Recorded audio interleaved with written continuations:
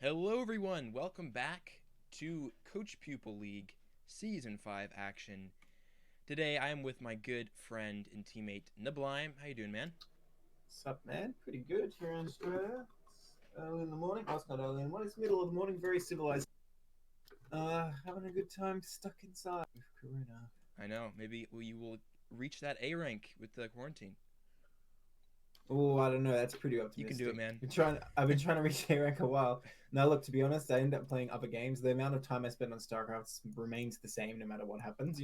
Right. So I end up just spending the time on other stuff. Interestingly. Yeah, well, I mean, I tune in. Check your profile every season, and the amount of ladder games you play is insanely impressive compared to what I play. So you'll get there eventually.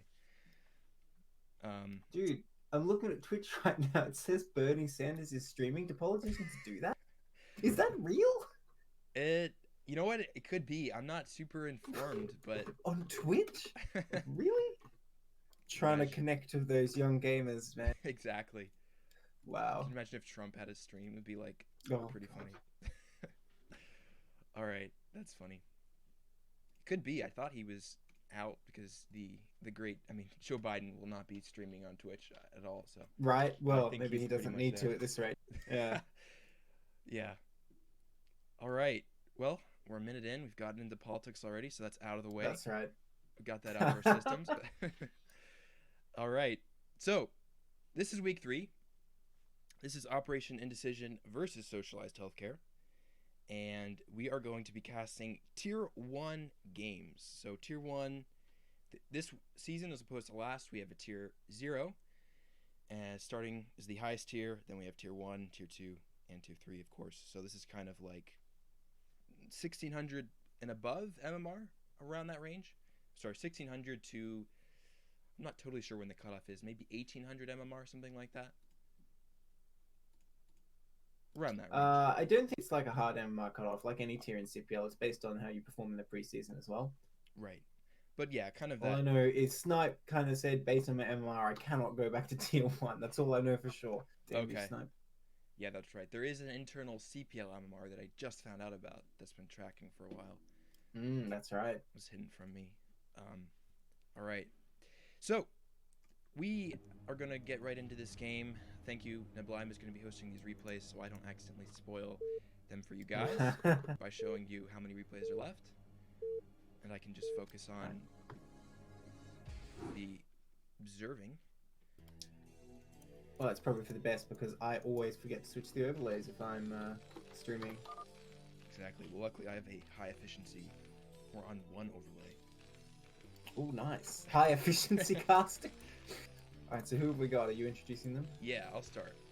All right, in the bottom tier, with the in the in the bottom Wow. left corner, we have the I can't magenta believe you said Terran. that, man. It is Death Star, and Death Star. Oh, actually, I'll let you introduce the other player.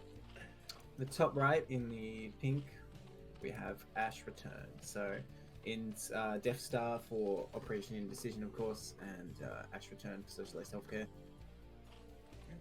Both players picking pink, which is Yeah, another although shade I of mean, pink. Death Star's being a lot more assertive about it with that magenta. I think Yes, it's, you know, if you want to assert dominance over your exactly. opponent, that's the color you go with. Like, yeah, my units are over here. What are you going to do about it? Like, you're not going to miss them, you know? I know these are two players comfortable with their masculinity and their boldness colors. All right, so Death Star, Team Drag player. I think no, I don't think he was on Team Beast, but I think he was on Team Drag for at least 1 or 2 seasons. Good Terran player, solid macro. He's in that 1500-ish range.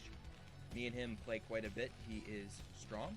I know his TVP is fairly good, and I'm really excited to see how well he performs at TVZ because has been practicing a lot recently and is a strong player. Don't know too much about Return though. Yeah, so I mean, I don't know Return specifically, but I know a lot of very good players in the Ash clan. Uh, so I expect great things. It seems like they have a lot of Zergs. Is it just me, or do they have a lot of Zergs? In Yeah. any case, we're here on match point. That's going to be the first map for all the games today, right? All the matches today, I should say. And I think that's a bit of an interesting one for ZBT. I feel like Zerg has a bit of a hard time here. because the bases you can take are extremely limited. Yeah, Match Point is a very old map. It's been in the ladder pools for quite a long time, and has been in CPL for quite a long time as well.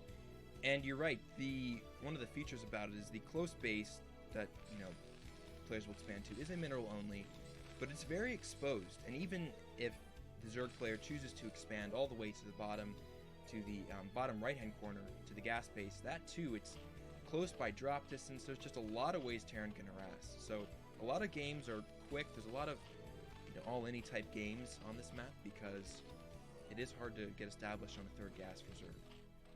Yeah, I'm thinking even beyond that as well. Like, it's not too difficult for Terran to secure 4 bases, and like, how many bases does Zerg even need in that scenario? Exactly. But they're not going to secure much more than 4 on their own. Like, it seems almost impossible for Zerg to take even half the map here. And we do see it's a factory opening here. So in the long run, if Death Star's going for mech here, I think it's a great choice on this map compared to Bio maybe. Yes, mech is one of. We've actually been seeing mech on this map for just a super long time. Even when SK Terran, I believe, was more popular. I think there was an epic Flash vs. Jaedong game on Match Point, where Jaedong was actually going Hydra versus Flash's mech. But yeah, you're right. Because of these areas, these angles that the Terran can abuse with mech, it's very good for that. And also, Terran likes to get some pressure out with vultures, different things like that. It's quite good. Now, recently, one of the most popular things we've seen is type of Goliath builds. We used to see 1-1-1 quite a bit more. But we'll see if Death Star goes into the Goliath build. Right now, he's building some vultures for early harass, which I think... Well, yeah, with this command center, it's almost inevitable that he will be going for the Goliath. That's pretty much the trademark thing. Look, all the army already started. Because if you're going 1-1-1, you haven't started the command center yet. Ash's return is going for the 2-hatch play here, though. And I think if you can't get any early damage in, that makes it a bit tricky for Zerg. Okay, looks like a return. Okay, he's building his creep colony. The vulture is finished. Yeah, it is a bit late. He actually had it building, then he canceled it and decided to move it up forward. So, but it will still be finished in time. Dude, he's making a lot of lings, and Death Star isn't coming out here with the vultures to really assert map control and hold the lings back. Because what you want is you want the vultures right at the Zerg's base. So if lings start running at you, you have all this space to kite. But he's still just sitting in his base. I'm a bit worried. If these things run in and get a good engage against the vultures before Death Star can react, he could be in a lot of trouble. Then again, that is 3 vultures. Like, that's not... Well, that's a lot of lings, though. My god. Yeah, return has been... He cut a lot of drones to get this. There is one SCV that will see the lings streaming here for Death Star. Luckily, that will give him a few seconds to react. The vultures are in the middle of the map. They can kite a lot, but this is still a very intimidating force of lings. Yeah, I mean, well, luckily, like you say, he came out at just the right time. So now, these lings are kind of actually just a waste. I mean, they can run in the main and try to do what they can, but the vultures will be able to catch them easily. Well, here they are. We have some SCVs here. Good SCV pull there. Yeah, but not microing the vultures properly. If they get taken out, he is in a bit of trouble. Okay, now he's microing them. Oh my gosh. Nice cut-off Ash return. Kills one of the vultures. Only one left suddenly. I don't know. Is Death Star in trouble here? There's not that many lings left. Only 7 Zerglings left. Yeah, he needs to micro these vultures a bit better because it's Goliath's coming out. Goliath's will do... Yeah, okay. Goliath's coming out. They will clean this up, but luckily for him, he didn't take it too much SCV damage. Yeah. I mean, other than killing those vultures, I don't think that really did anything. So I think Ash's return is in a very tough spot right now. Only with 2 hatches and 13 drones, that's not a great spot when you're up against 2 base mech. Yeah, that was a very aggressive play to cut that many drones to go into lings. And now we've got Goliath production started, and the Spire's done, but there's going to be plenty of Goliaths by the time the first meters come out. Well, I'm not sure he's even going to make any mutalisks. That might just be to fake out the Terran, because I saw you already made some Hydras. Oh, the Death and I Star would have scan. thought if you're going to make any mutalisks...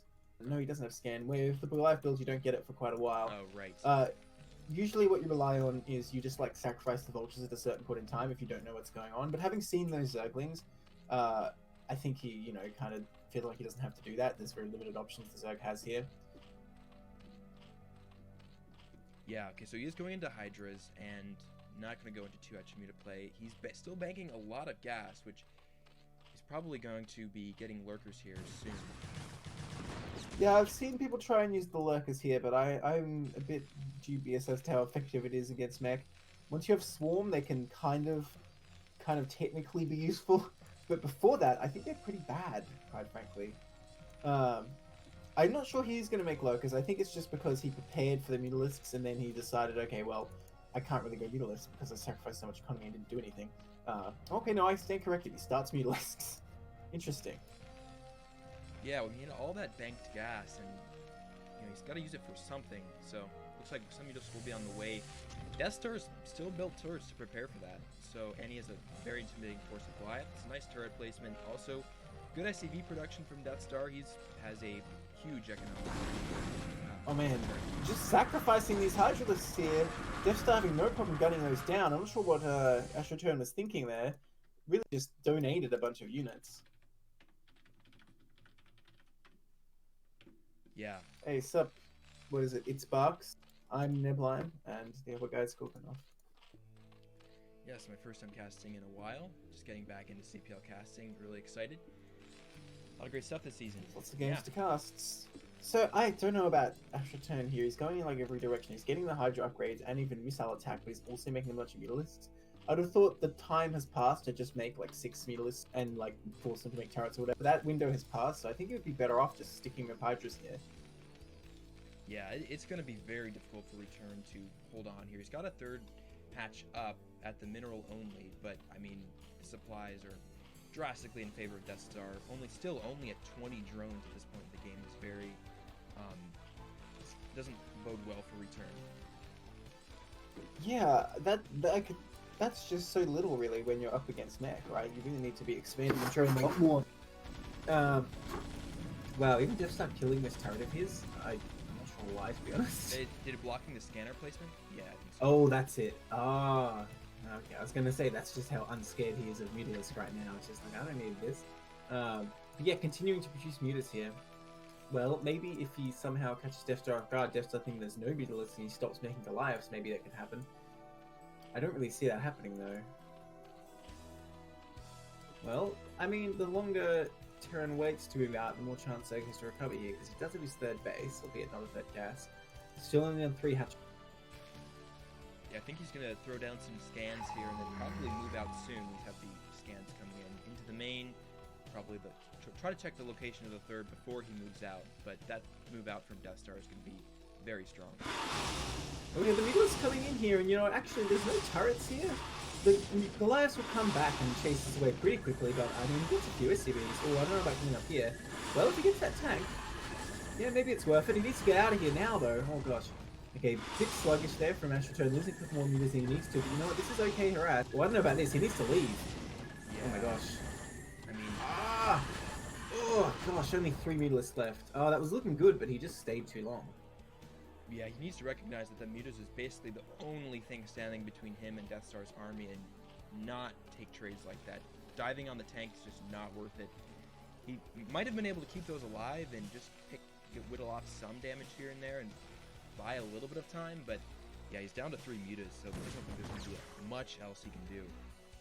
Yeah, I mean, I think it would have been good if he went in, did what he did, got out, and kept them alive to menace the Terrans. So Terrans making turrets, keep big lights there. But now he's kind of traded those units away for some value. But now Terran just coming out here with impunity.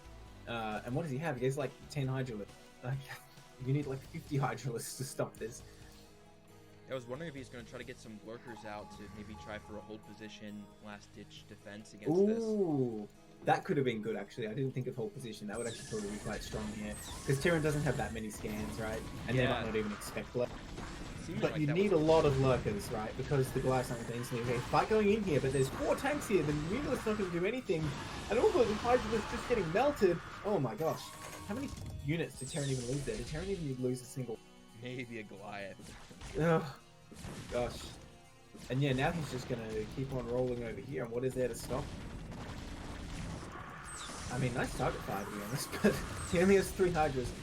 There's no worse feeling than when your opponent has 20 Goliaths and you're just sending in a few units at a time. Goliaths are amazing at picking off small numbers of units. They just don't even touch them. Well, now we've sieged below this natural. I think this is the end for Ash Return. See what we can do from here. Yep, that'll be it. So interesting play, trying to go for Lings to catch Death Star off guard. Now, if he was going for... See, did Return have much scouting of the... Did he have a overload in Death Star's main beginning to see that they was going for I did not see. I don't know, he probably just had it behind the natural, right? Yeah, okay. Speed up, Interesting, speed because up. going that many Lings, he should... I'm guessing he I didn't know realize about you the left. Vultures. Well, yeah, I don't know if he actually drone scouted there, so maybe he was expecting a bio opening, and I guess because Gorgonoth didn't actually send his vultures down the map, he didn't know. The thing is, you can win with speedlings versus mech. You just need more, basically, because the vultures are so good. And if your opponent is like microing his vultures well, it kind of actually doesn't matter how many lings you have. Yeah. Seems like that was timed more for, bio opening there. And we saw even the ASL, the player against Flash, almost caught Flash off guard. And Flash was going for vultures, though. Well, he did lose to a lot of linger lanes versus effort. Yeah, it's true.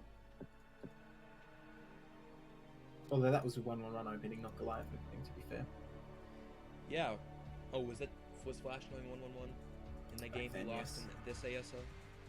Not this ASL, but the previous ones. Right. The ones was effort. That was a while ago, so I actually maybe it's not that relevant. Yeah, that was the one thing I was forgot I'm thinking about TVZ is that, there's a lot of sort of play styles that Alright, game's up. produce. Oh no! Oh no? It gave me the invalid password thing at first, but then I got in. Well, don't be too fast. You gotta wait a second. Okay. Yeah, so TVZ, there's a lot of play styles that are just really well established. 3-hatch Muta versus +1/5 racks, things like that are just, we've seen so many games of those things. We kind of know what to expect, or we know the basic blueprint. But then there's things where Terrans especially can innovate a lot. We see Flash doing Valkyrie builds. A while ago, we saw the 1-1-1 was everywhere, the Goliath build. So there's a lot of unexplored territory in TVZ. And there's also, some really established games, and players can, do what they want to based on their play styles to try to mind game their opponent. Yeah, so in the top right, magenta again, we have Death Star. And in the bottom, in the, I think, olive color, we have the Zerg Return. So we're on Tower Cross now, and to be honest, I think it's difficult for Zerg again. Yes. Difficult for Zerg and difficult for Protoss in ZVP, I've been finding. Yeah, Tower Cross, very old map though. I'm sure these players have played on it a lot. It used to be, I guess in the first 2 years of Remastered, Ladder was on the ladder map, I think, a lot. Yeah, I think you're right. Yeah, even then, look, to be honest, I think it was slightly questionable, but Blizzard has put a lot of things in the map pool, including like Trespass and Destination, so, this is hardly the worst thing they've ever put in there. But yeah, I think it's not like an imbalanced map, I'm not saying that, it's just that there are some factors that make things a bit trickier for Zerg than all map, like Fighting Spirit or something. Right.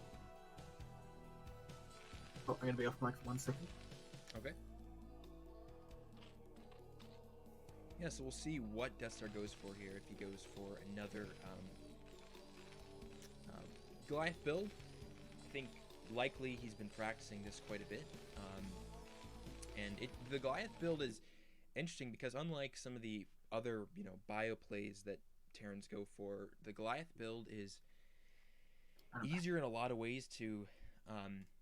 it's safe against a lot of aggression that Zerg does, so I like it quite a bit. So, what's this, like, TVP Sim City right now? Death Star's base. Did you forget which race he's playing in? He's preparing for proxy gates. Yeah. Well, I mean, if you're Zerg and you manage to make some Zealots, it's probably pretty scary for Terran. I mean, would he wall the front normally, or just put that closer to his CC normally, right? Well, I would say the depot, if you're going to be defensive, you put it, like, behind the minerals. And the barracks just generally put it close to the choke because you want to be producing units forward, right? Or just really close to the CC if you're expecting wings in your base. So I don't know. It's very TVP when I'm looking at this. Okay, but he does scout. Hopefully that snaps him back to his senses, and he's like, right, third. So he's gonna be a two-hatch play again. Yeah, I wonder. After playing that game with Ash Return, is saying to himself, you know, should I be expecting mech? Is there an adaptation you can make? Because yeah, I just really don't like the two-hatch plays with the Goliath build. I think it's almost impossible for Zerg. SCV of Death Star staying alive in the main, and return looks like the SCV did not see 6 lings coming out here. Oh, Doesn't that's seem a like big there'll mistake. be a bunker in time. You really gotta check that when the pool first finishes, because Yeah. you need, that's 8 Zerglings. My god, you need a bunker against this, right? Like, it's perfectly safe to get this CC, but you have to have that scouting info so you can get the bunker in time. And Death Star actually going for bio here. It might have been actually slightly better if a factory was coming up for a vulture to come out, but as it is, it's going to be only Marines, and I don't think he has any idea. Yeah, this is a big God. mistake here. Needs to be scouting with the SCV on the pool. Would have probably had enough time to throw it out a bunker, but as it is, there will not. There will only be 4 Marines out here, and those will likely get jumped on as they're very close to the front, Okay, he does pulling see it. them. He does see it. That's pretty huge. Oh, but he stops to shoot. I think he just needs to run there, but the Lings will get right on top of the Marines. Oh my gosh, they will go down. Yeah. I don't know what Death Star even does from here. Like, oh my gosh. That's a lot of Lings having your base as well. And Ling speed is almost finished. You actually got Ling speed before Lair committing to this circling play. Oh my gosh, that's going to take that Marine down as well. No more Marines left right now. Nice drill, though. I think if Death Star had been Ooh. going for a factory, and he should have run those Marines back all the way to the mineral line. Because, Yeah. as we see here, SCVs are great at blocking. They are. Okay, so he cleans it up, but some SCVs were killed, and more Lings are on the way, and there's only like 1 Marine at the moment. So what's he going to do about the second wave? Here it comes. Yeah, he didn't have minerals Oh, for a bunker, 2 but he Marines needed out. to get one down. Yeah. And once you lose that natural location, it's hard to take it back. The Marine's just taken out instantly again. It's so hard to block these Lings, they're so small. Yeah, down Wow. 7 SCVs. This will likely be GG for Death Star. Yeah, I think this is over. Well, Ash Return just sending Lings and saying like, alright, hope you're ready for Lings. Oh, you're not? Game over. Okay, Death Star choosing to fight this out. I mean, he's lifted his natural CC. The lair is still on the way though, so it's not like Ash Return is totally all in here. He still has 9 drones behind this too. The rest of the SCVs will probably die here. Yeah, I think Death Star should have prioritized GG. getting a bunker in his mineral line as soon as he saw those things coming in. Might have been Well, able to like you hold- said, you just need to scout with the SCV. Probably. Right. That's I mean, what you need to do, right? true. I'm saying crisis management. Once he saw Ah. those, once the Lings popped in the vision of the Marines, throw down a bunker in the mineral line right away. Most likely to deal with that.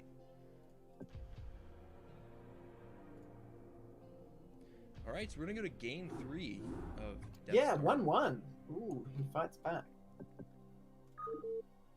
And we're going to a large map this time, Clayfields.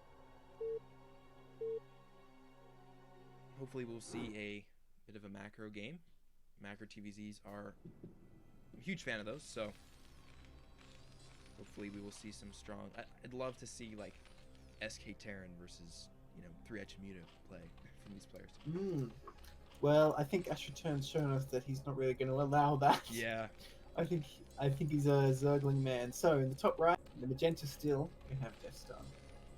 And at the bottom, as the gray Zerg, we have Ash's Return. Okay, so like you were saying, will we see something a bit different out of Ash Return? It'll be a bit crazy to just go for early Lings 3 games in a row, because surely Death Star's like thinking about that now. We do have the Overlord going, and I'm just going to scout the main first, though. So we're going to scout, Death Star is going to scout him first, so if he wants to go for early aggression, he might have the opportunity. Yeah. Well, I think based on the last 2 games just saw, he probably does want to do that. Oh look, he's doing the TVP SimCity again. Oh, I don't know. I think having the Stigma here is a bit of a liability, but I guess I'm just nitpicking that.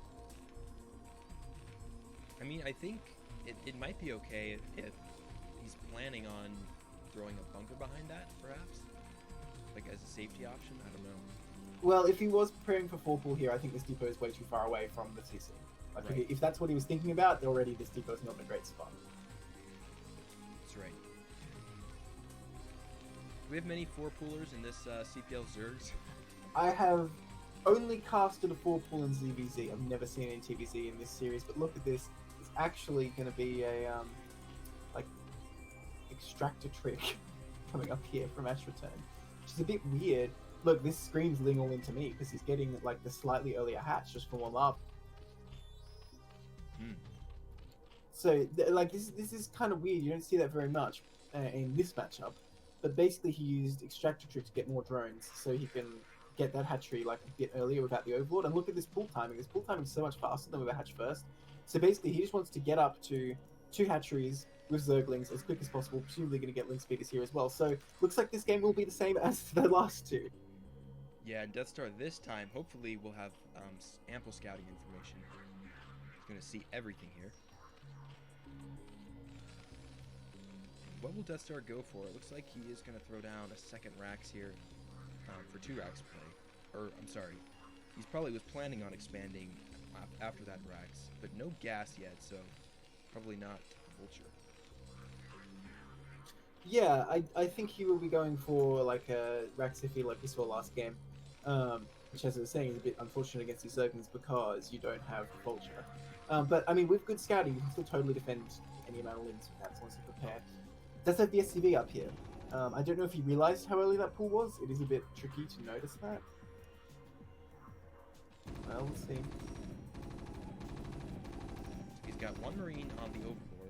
Going to send that other one to try to snipe that, I think. This could be a bit of a bait, to be honest, because if the Marines are out, oh my gosh, this SCV going to go down. Ooh, that's huge. Oh, that's huge. Yeah, because now he has no intel. He doesn't know how many links are being made. And like I said, this Overlord might be a bit of a bait. I think he will lose it, but it might even be worth it if the Lings just come in here and kill these first Marines before they're in like a good position. Yeah. It might actually... Oh, well, they killed it so quickly, actually. Maybe he can just get back. And now, that's actually really bad for Ash Return because he can't make any more Overlords. Does not send his Lings across the map. I don't understand why he would not do that. Because you made these 8 early Lings really fast, and Terran doesn't know about it. Why would you keep them at home? Yeah, I think those Lings mop up right now. But the SCV is going to make a bunker. So that the timing of this, how efficient it will be, is limited. Is he maybe hoping to get a larger number of Lings and then just run by? Okay, an Overlord's producing, but he's basically waited that entire time just for an Overlord egg to produce. So that was wasted time. And now there's 5 Marines out. And now the bunker's up too. I mean, I don't know if Death Star realizes what's going on. Okay, well, he knows now. But yeah, this bunker's up. This reduces your chance of success a lot. But the Marines are not blocking that gap there. But Ash Return chooses to turn back. I think he's waiting for link speed. But unfortunately, I think he might have missed his chance here. Well, here we go. Oh, he can get around that bunker, but that's just not enough Zerglings. I think they're not going to have any chance to get that bunker. Look at that, they're almost all taken out. Great block with those SCVs, really well done there. And he'll clean that all up. Yeah, the 2 reinforcing Marines cleaned up, no Lings into the main, so that's not going to be annoying for Death Star. With the SCVs he has at the natural, he should be able to just block this out and be just fine against more Lings. Yeah, so... It is non-stop producing of Lings, though. This second wave is like not even as many Lings as the first, though, is it? So I don't think there's much chance of success. Going for that bunker, but I don't think there's enough. Oh, it barely holds. That's really unfortunate for return. I like how Death Star only pulls 2 SCVs. Like, nah, 2's enough. 2's enough here, that's fine. Oh my gosh. So, Ash Return in a terrible position. Had not even started the lair. Like I said, he just wanted to go up onto 2 hatch Ling here, and that's all he's got. Death Star saying, not this time. He's prepared this time. He knows Academy's already almost done. Once Sim and Medics come out, and even especially Firebats, like, Ash will just have no defense. Sorry, not Ash, Return. I keep calling him Ash. Return will just have no defense. Yeah, it's still on 9 drones here, so this is as all in as you can be, and even we see the Minerals of Return is banking quite heavily, only producing Lings. Yeah. Would like to see maybe a depot in front of that bunker, try to block out the Lings. We'll see.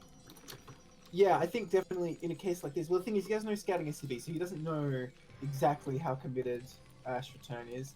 And, you know, he's not Flash, you can't tell just from the number of Lings, right? Right. So, I don't know if he knows that it's just going to be Ling coming at him, or if there is a backup plan, like a layer on the way, and maybe Mutalisk are coming. So, or it could be even 2H Lurker, say, and if it's 2H Lurker and you put that depot, it's actually kind of a bit of a liability. So I think he's fine as he is, and with this amount of bio here, with Firebats out even, I think it's going to be okay, but here we go. Ash Turn coming in here, and there's still a gap on the left. Really need to block that with a Marine. With these Firebats in the back, are going to clean up anything that gets on top of the Zerglings, and the Bunk can make a short work of the rest. Oh my gosh, that was a slaughter. I think he killed one Marine. Yeah, that did not go well for return. Those Firebats were clutch. I love that from Death Star. A lot of players do just make Marines, so that timing for 3 Firebats here, there's nothing that can stop this. He's trying to get a sunken up, but he's going to need 3, maybe 4 to stop this. And that's not going to be anytime soon. All 2 links get in the main. I mean, that's not going to make Death Star turn his whole army around, though. He does just continue. And look at this, like, what's Ash Chang going to do? He hardly even has the money for a sunken. And that's so many Marines and a couple of Firebats as well. There's just nothing to stop this. Oh, he's trying. Go, Death Star. Okay. Is he going to skim? There we go. Sunken finishes just in time, but actually not just in time. It gets taken out. I think that's it for Ash Return here. GG. Death Star does it. 2-1. Nice. Very well played. Death Star will not fall to the cheese of return. Good to see Death Star win. Teammate, practice partner of mine, so go Death Star. Yeah. So that's one for Operation Indecision. I have a quick start today. Yeah.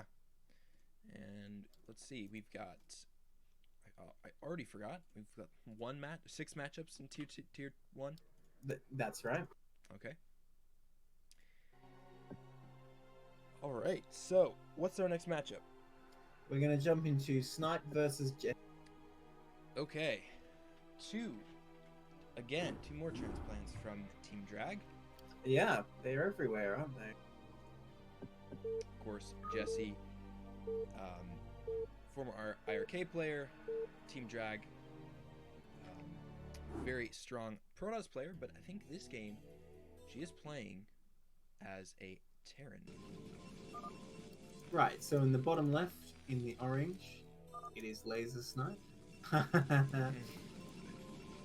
And at the top, we have the ID Sailor Zerg, but it is the Polish player Jesse. This is the most misleading name ever. Not Zerg. Exactly. Voice threats? Yes. Oh my gosh, some drama going on. Jesse's been threatening tonight. What has she been saying? Jesse has been posting audio clips in the Team Drag Discord leading up to this match. I forget Nice. what exactly they said. Yeah, Snipe not able to pick his favorite color, green. Snipe. What already chance down. does he have without green? I know. Recently I've been playing a lot of red just because I like. I don't know. It's very. I like it in PvZ. It makes the units pop very nicely. You though, you just go random. I noticed that. Yeah, I don't really care about the color, to be Can't be honest. bothered. Yeah, pretty much. If it's something obnoxious, I can just press Shift Tab, of course. That's right. So I don't really pay much mind for that. And that way, I'm not weak like Snipe is, where someone can deprive me from my source of power, you know? Yes. Because Snipe's been like cut off here, and he's destroyed. All right, so PvT, my favorite matchup, and we'll see what Snipe does. Snipe is a good PvT player. Jesse, very strong Protoss. Like I think tier 0 territory. I would Protoss. definitely agree with that.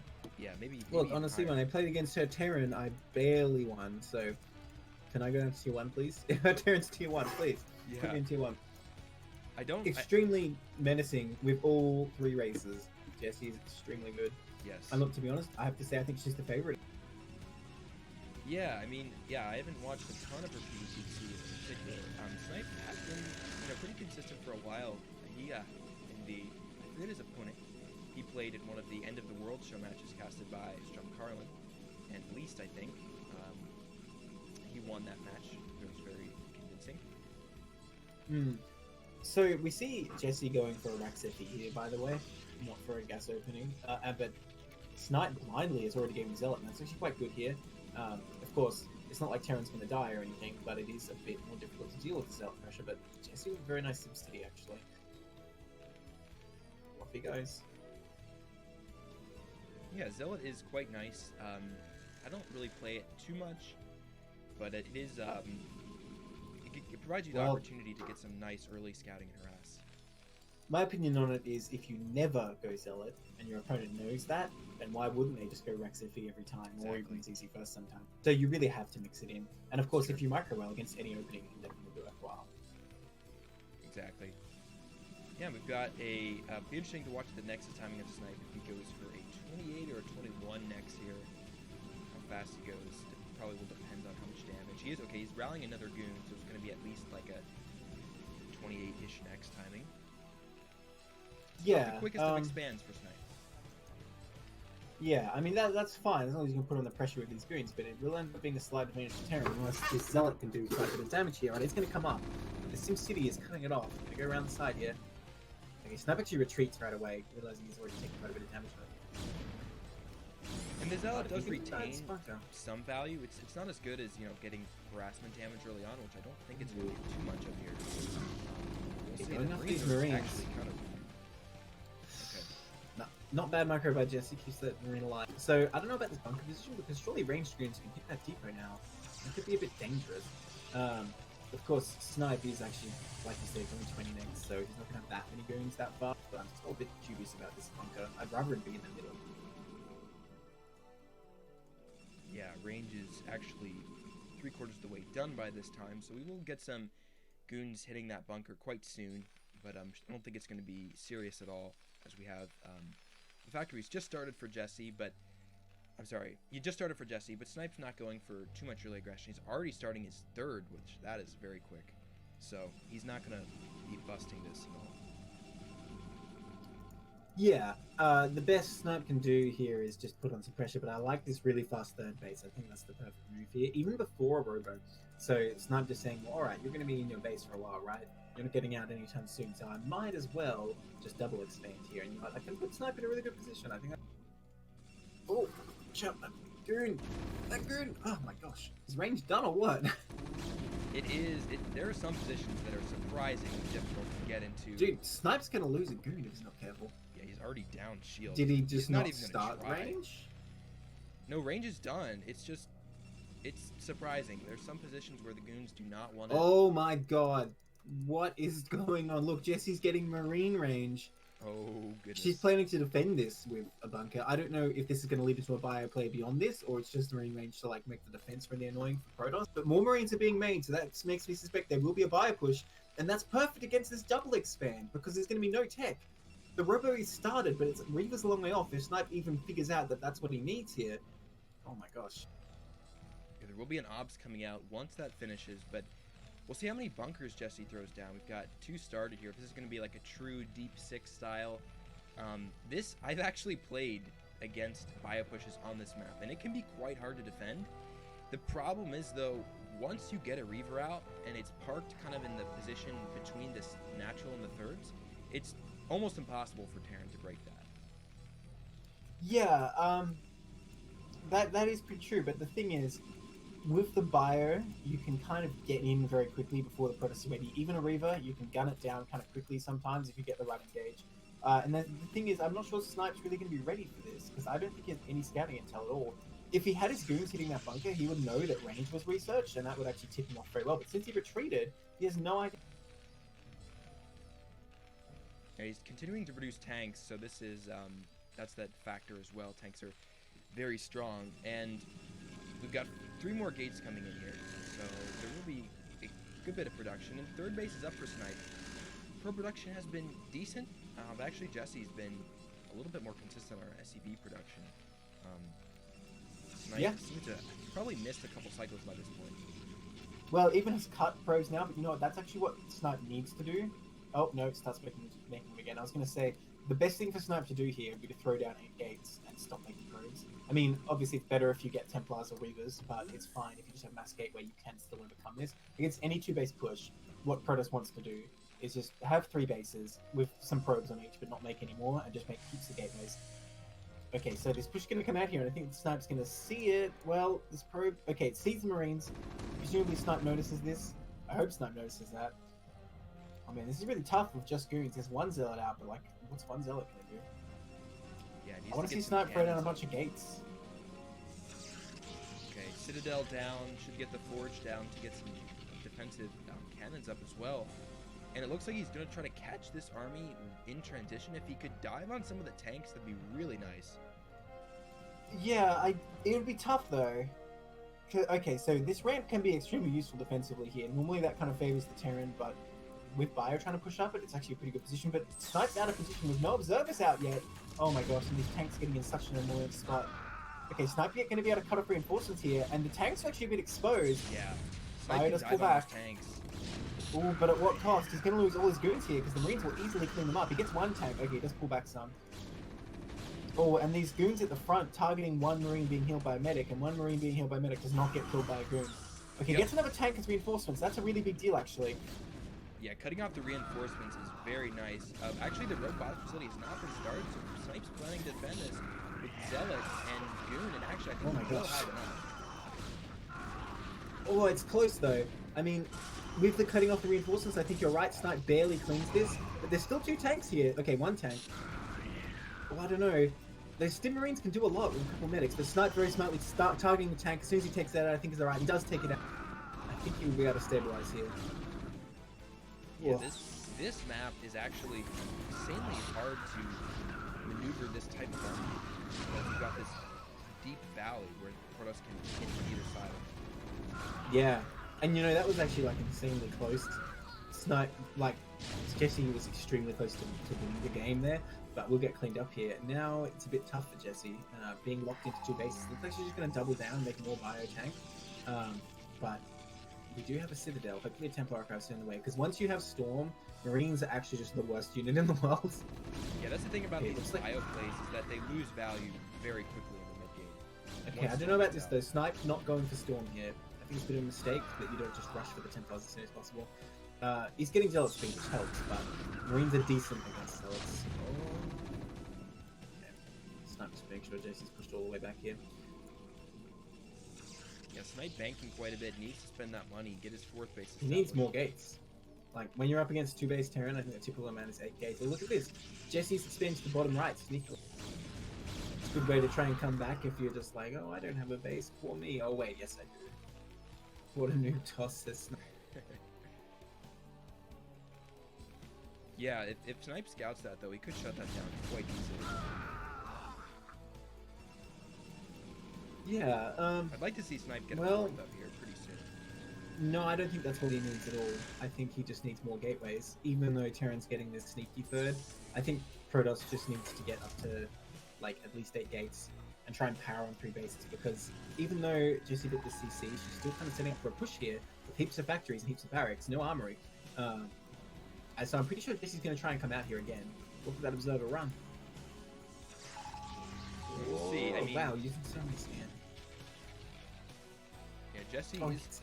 We'll see if the Observer scouts that 3rd base from Jesse, then Sniper needs to deny that. If he's going to go on power on 8 gates and not going to take a 4th, then he needs to deny that 3rd, because once Jesse starts mining from that 3rd, it's going to shift the power very quickly. But the thing is, Terran doesn't have an armory, so there's no mech upgrades coming out, and she's continuing to make bio. So the longer the game goes, and if Protoss is able to tech up, then it's not going to be to the Terran advantage at all. Yeah, unless Terran gets Oh the 3rd my base up, gosh, which these actually Snipe's in STVs. position to deny this. And Are he's you got kidding me? 8 gates now, so he's good. Oh, so close to seeing that. That was like a couple of seconds behind seeing those SCVs with that Observer. Oh my gosh, that's so unfortunate. Now he's going to see this 3rd and think, okay, she's just taking the 3rd. Oh, that's so unlucky. Okay, but Snipe's going to come down here, and you know what? The defending force for Terran does not look that powerful. There's only 4 tanks here. Vultures just come out, but no mines. So I think Snipe will at least be able to deny this CC, probably. Well, a couple of goons coming in on their own. I don't know about that. See, if Jesse gets strongly positioned here, that bio can actually wreck the goons. Yeah, but there's a bunch of speed bots as well. Well, I don't know. More reinforcements coming across the map for Snipe here. Still no storm started. Honestly, this is just a critical mistake. I don't know which way this game is going to go, but if Snipe loses this game, I can definitely say that it was because he didn't get storm. 4th base on the way for Snipe. That's good. He's also got Stargate, so Arbiter Tech is started, even though it will be slow. Alright, here we go. He's going to come down this ramp here, and you know what? Like I said, that's not that much in this location. Some of the other forces getting baited by a single Zealot. I think Snipe will easily be able to cancel this CC. Yes, Jessie was strongly out of position. She needed basically everything at that location to try to defend it. Great little move by Snipe here. Going to try and dive on top of some more tanks. I mean, he gets one tank push trouble, but does lose a lot of zealots. I guess so. Denying that base is nice, but of course, this hidden third's still a problem. But it's a good thing that Snipe was able to keep a couple things there. Okay, Storm is on the way now. Okay, probe count So, starting soon to be enough. strong. Almost going to be nearing 60 probes here soon. Once we get that fourth base established. So I like Snipe's position a lot here. He basically, it's going to be very hard for Jessie to push out ever with the composition she still has. Right, because you need like a lot of tanks to get up here, but because it's this bio composition, it's actually like a few less tanks. Okay, the armory has finally been built, by the way, so I suppose Jessie kind of admitting, okay, I'm not going to be able to just push at some point. I do have to prepare for the late game here. But the thing is, Snipe already has Arbiter Tech almost done, so it's going to be pretty tough for Jessie, I think, the longer this game goes. Oh my gosh, how did he know about this base? I didn't He was look. just sending units to check it, and Oh well, lucky. he found it. Nicely done. Okay, that puts Snipe at a huge advantage suddenly. Look at these Marines sneaking around though. That could be a big deal. I think they're going to try and go to the top left. But there's 3 cannons there, and you know, cannons are actually extremely good against Marines. Oh, these mines. Where's your observer, Snipe? Oh, Snipe just charging Mines through are here. huge. Not the greatest angle for Snipe. Well, There's a lot of mines. actually, I think he kind of has enough, to be fair. So, I think he would have crushed through this, even without an observer. And I think he can come down here into the low ground too. And only a few zealots get invaded on their own at the moment, unfortunately, so never mind. Takes out quite a few tanks there though, and Jessie has not restarted this third CC yet, so Jessie in a terrible position. These Marines coming out to the top left though. Can they deal with the 3 cannons? I'm thinking they probably can't, because they're coming in a bit piecemeal, unfortunately. Not Steam Devo. GG, says Jessie. Wow. There we Cool go. game. Storms at the end. Finally got some Biostorm. And what's funny is that Death Star actually did a bio play almost exactly like this to me in practice a couple weeks ago, and it beat me. And I did have Reaver, and I did have Storm, but I ended up losing so many probes to defend it. And I remember telling him afterwards, like, I feel like Match Point is kind of one of the worst maps to do that type of play because of that value. Yeah. Yeah, I suppose you might be right there, actually. I mean, I like bio plays a lot, but it just some maps it really makes it harder for the Terran.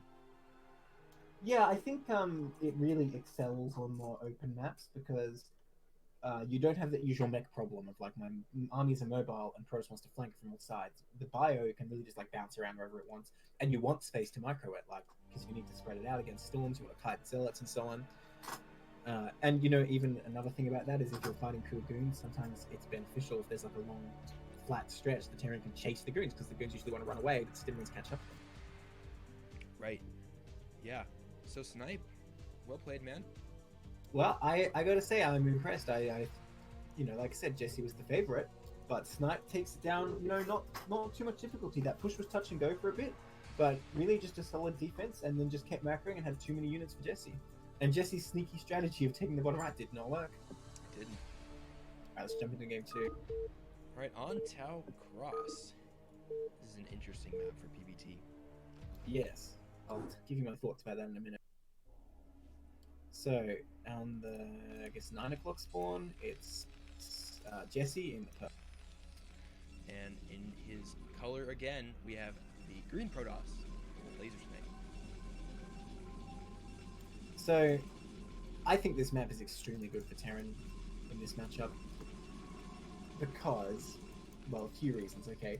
The biggest one probably is that freaking ledge over the natural, which Protoss doesn't really have any avenue to abuse, but obviously Terran dropping tanks up there is extremely annoying. And besides that, the main, especially where Snipe spawned, is so big, dropping vultures in there is extremely effective. So if you open with a drop strategy, dropping tanks on the high ground and vultures in the main, it's very difficult for Protoss to defend. The second factor, almost equally as big, I think, is the fact that with the base layout, there's only one other main, and the bases Protoss can really take are very limited. So I think it's not hard for Terran to secure more than half the bases on the map in a long game. Because there's that mineral only just south of Jessie's main, right? But Snipe can never mind from that because Jessie can just put a tank inside her main and shoot over to the minerals. So that's like a no-go for Protoss. And that just leaves him with the other half of the map. And presumably Terran's going to be pushing to the right, trying to secure that main as well. So all Terran has to do really is kill the natural of the other main, and then they have enough bases that they can win. So I think that makes it quite difficult for Protoss. Of course, the third kind of counterbalances that because it's quite open and a bit difficult for Terran to take. But I feel like that's Protoss' only real advantage here. Yeah, these older maps with fewer number of bases, I think, do help Terran out. I think a lot of Protoss have become accustomed to playing on maps like Fighting Spirit, Circuit Breakers, where it's quite easy for the Protoss to be like one or at least 1-2 bases ahead because there's so many bases. But on Tau Cross, there's not as many avenues to expand. Yeah, exactly. Of course, Protoss can take like the kind of bottom right only pretty easily. That's a nice like pocket base, and maybe the 3 o'clock gas expand, but it just becomes difficult the longer the game goes. But we'll see if the game does go long. I mean, anything could happen. There could be cheese coming up. Snipe already positioning for an aggressive Zealot, so anything could happen. No Rex FE this time, by the way. Yeah, forward gate is nice. Is this SimCity going to hurt him? Because it doesn't look like there's much of a SimCity here. Can a Marine go back and forth and not a Zealot between the Geyser and that barracks? Yeah, I'm not sure about barracks. I know if it was a depot, it would work, but at barracks I really don't. It might work, but either way, I know it does block a Zealot. Like a Zealot definitely can't pass between the Geyser and the barracks there. And as long as she puts a depot to the right, oh no, she's not doing it. Maybe it does work. I mean, the fact that she didn't put a depot next to the barracks as well makes me think she knows what she's doing, and this is actually a spot. Okay, there it goes. I guess the Marine can fit there. Okay, cool. Now this is actually a decently long travel distance for Snipe with the Zealot. If Jessie did spawn in the other location, then would be The even top faster. Right? Yes, that's the top right. Factory coming down though, so this Zealot is not a proxy gate that we have to worry about the SimCity that much. So Jessie should be able to defend, but Snipe might be able to get a Marine, maybe ICV kill here, which would be nice. Yeah, just do a pretty good setup here. The fact the factory is so close to the SimCity is quite nice. I mean, the probe can assist as well, but Jessie went for 3 Marines straight away. Even going to get a 4th one. So I think she's pretty well prepared. Oh, what's the probe doing? Probe has still got no duty. Oh, that Marine getting stuck a bit. Oh wait, can a Zealot go through there? Ooh. Oh no, it can't. Okay. I thought it could for a second because it went so far down. Oh, taking out that SCV is quite nice. Oh, it gets a Marine too. Yeah, not bad, not bad. This is efficiency. Jessie being annoying, blocking the gas mining of Snipe. I mean, it's not like Snipe really needs a lot of gas right now. Look how much he has. Wait, what supply did Snipe take gas? He has so much. Dude, it's the 1 base robo. Just like standard. I think this is going to be a 1 base robo. Oh, no, that's a gateway. Oh, I got so excited. 2 gateways. So I think seeing all those Marines, Snipe realizes it's going to be like an FD style play, but Vulture first with that? Oh, I don't know about this. I do not know about this, because you need that tank out to push the goons back. If you go for a Vulture first here, you're kind of limiting your push potential. I guess she can bully back those Vulture Zealots with that Vulture at least. Where's the goon? Well, yeah, Snipe went for 2 Zealots. I didn't see that. So this goon is just making his way across the map, and the Vulture is actually gonna it's gonna work out for right now. It's gonna kill these 2 Zealots, which was nice. Yeah, I suppose. Well, one of them gets away. As soon as this goon is here, I think the chase has to stop. Well, careful of that Zealot though. Wow, actually like a Marine Vulture push coming up here, but I don't know, as soon as there's like 3 goons out, this is gonna end, I feel. And mines aren't anywhere on the horizon because it was Vulture before shop. Snipe's really got to watch his production here. He was banking about 400 of each and did not have one of his gateways spinning on goons. If you're going to go all in like this, you got to make sure both those gateways are so Jessie knows she can't really do anything here, and she just turns around before the goons even show their faces. So I don't know, now that there's like 3 goons out, or 2 goons I suppose, 3 about to be out, I think Snipe could actually just push across the map and counter pretty easily. Because there's no mines and no tank on the way, and like Vultures without mines can't fight goons. Jessie coming in with her SCV did not see did not get into the main, but she did see the Nexus. Did she see the Nexus? Yeah. So she should know that's a late Nexus timing. Yeah, but It it's is the bunker. possible she thinks. I mean, it could be Robo also. Which there's Yeah, Robo I anyway. mean, you don't know what to think when you see that, right? Like, my reaction would just be getting an engineering bay. I don't think she's going to react, though. I don't know if she realizes it's late or just, knows more than we do and knows that she doesn't have to do anything here. And with that bunker, she'll probably be fine to defend for now. As long as the tank comes out sooner or later. Okay, there we go. Okay, so this game's probably going to normalize a bit after that bit of early fighting. I think Snipe's gonna try to go and dive on something. Because you don't get 2 gates right off the bat for nothing, because his Nexus is so delayed. Yeah, well, I think it was defensive. I think Snipe, seeing those Marines continuing to be produced, assumed there was going to be a push, and there was a little push, but not quite the push I think Snipe was expecting. But I think this is fine because, Jesse's CC wasn't all that fast either, so I think it kind of evens out. Probably maybe slight advantage to the Terran because you see her CC is actually done first. Yeah, I'm wondering, because even if Snipe isn't gonna dive, I'd like to see these goons up here, at least wailing away on that bunker, getting some damage. Well, the problem is, if you send 2 goons across the map, what if Jesse just put her 2 vultures in some random corner and just runs them? You can try and block, of course. I mean, if you just leave 2 goons here, you can probably block this off, that would work. But I think that's why Snipe instead was just nervous about that. Yeah, I mean, I'd like to see Snipe do that, and the goons should be always making, so you can just wait for those reinforcement ones to pop. We'll see. Yeah, Snipe will probably move out with an observer here, I think is what we'll see. Jesse ahead of him in SEV count by a bit. That's pretty serious. Even the supply is so similar, which is not what Protoss wants.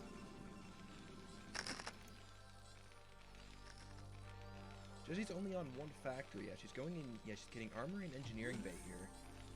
Ooh, look at this shuttle. I guess Snipe is going to go for a bust here. Are there only 2 gates? That's interesting. I'm really not sure because, this is a nice map to do Bulldog style, but I would expect to see a few more gates down already. Right? But look at this main though. There's a lot of space to elevate units in. I'm not sure how strong that's going to be at this point in the game though, because Jesse has quite a few units right now. Maybe Snipe is anticipating a 2-base push again, expecting a 4-fact to come out here. Just wants that shuttle to drop Zealots. Citadel coming up. No, Snipe's totally going for a bust here. I think what he wants to do is exploit the fact that the 3rd is so wide open, and when Jesse moves out to take her 3rd, that's when he's going to pounce. I think that's what we're seeing here.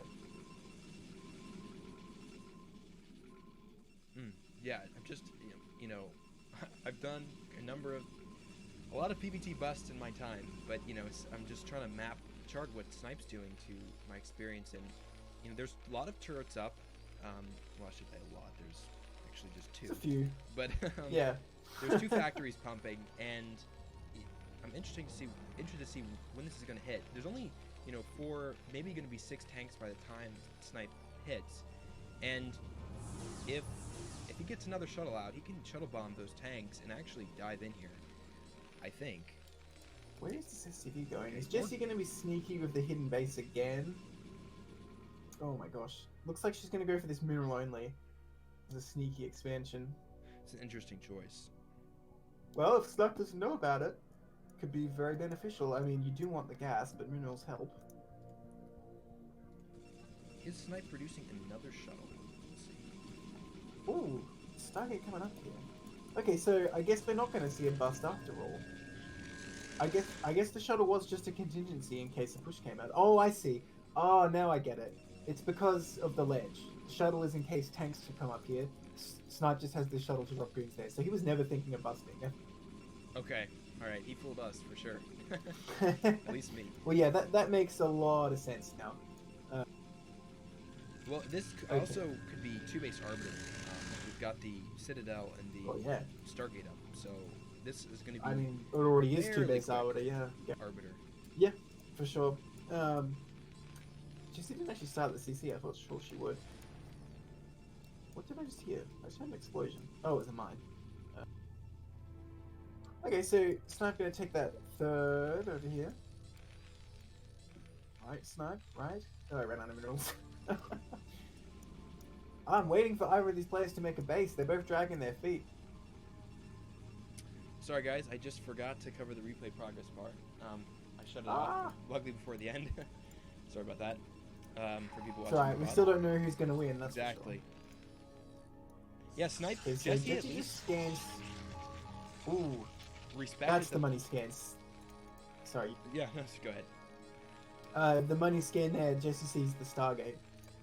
Yeah, so she knows this is 2-base Arbiter. And the thing is, Jesse still respected the possibility of a push. You see all those tanks on siege, turrets up. So she was Look playing at that tank in the 2-base. natural. Look at that tank in the natural. He's just spinning around.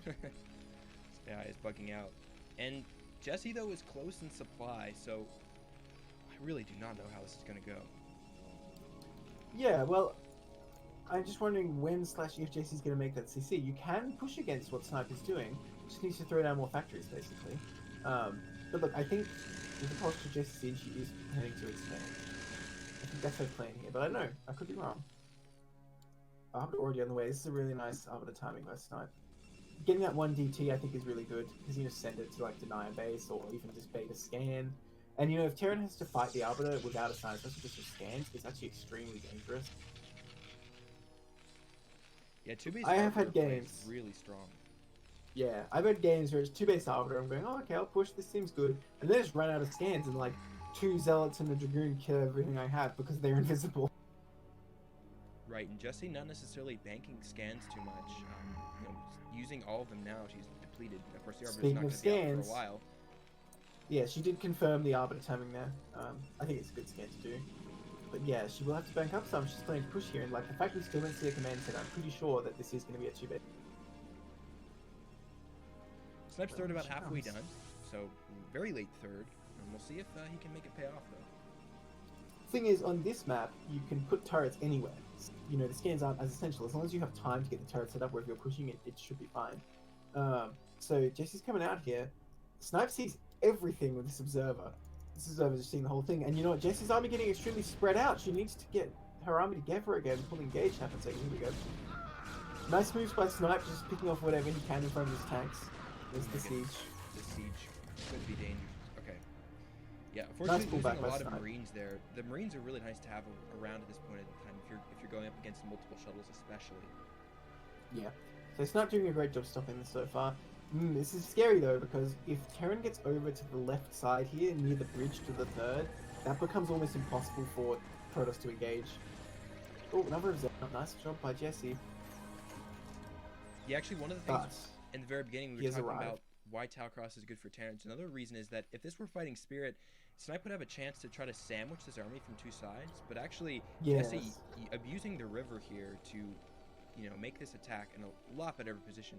If this were open map like Circuit Breakers or fighting Spirit, this would be a lot more difficult for Jesse to maneuver.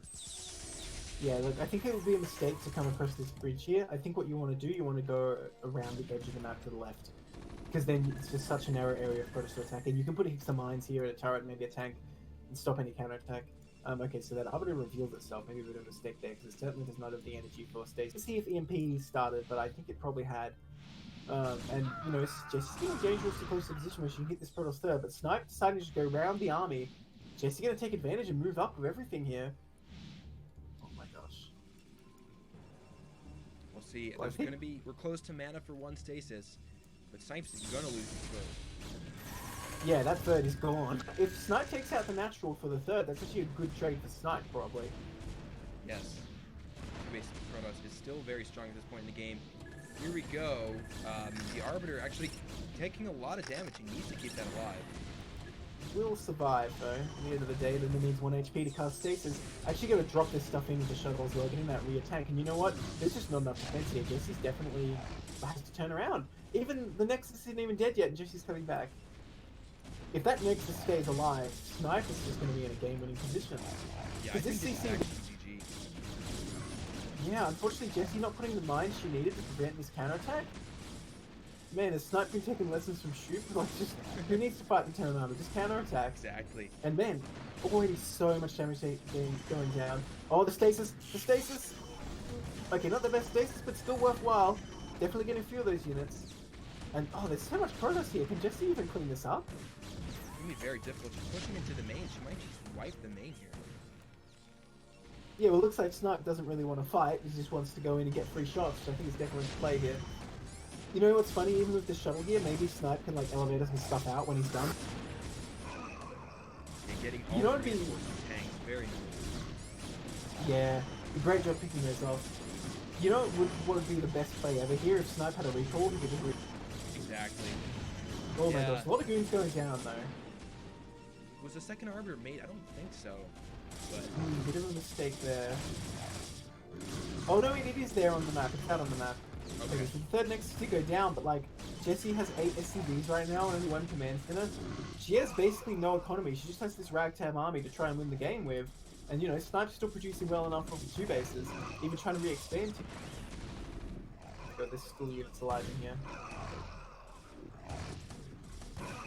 Oh my gosh, tanks getting taken out of the map. Jessie really can't afford to be losing any units because, quite frankly, she can't afford to remake any. Yeah, Sniper reestablishing a third and getting a fourth on the way. Has another arbiter out with mana for stasis. A lot of gates. Yeah, this is most likely a win for Snipe. I love this 4th base by Snipe as well, because Jessie can't be everywhere. Like, the only hope she has is to push across and just kill Snipe with the army she has, like, completely kill him. Even if he has, like, gates in another main, Jessie still probably loses. So here she comes, she's gonna try that, spending her last minerals on vultures. These vultures do not have speed, right?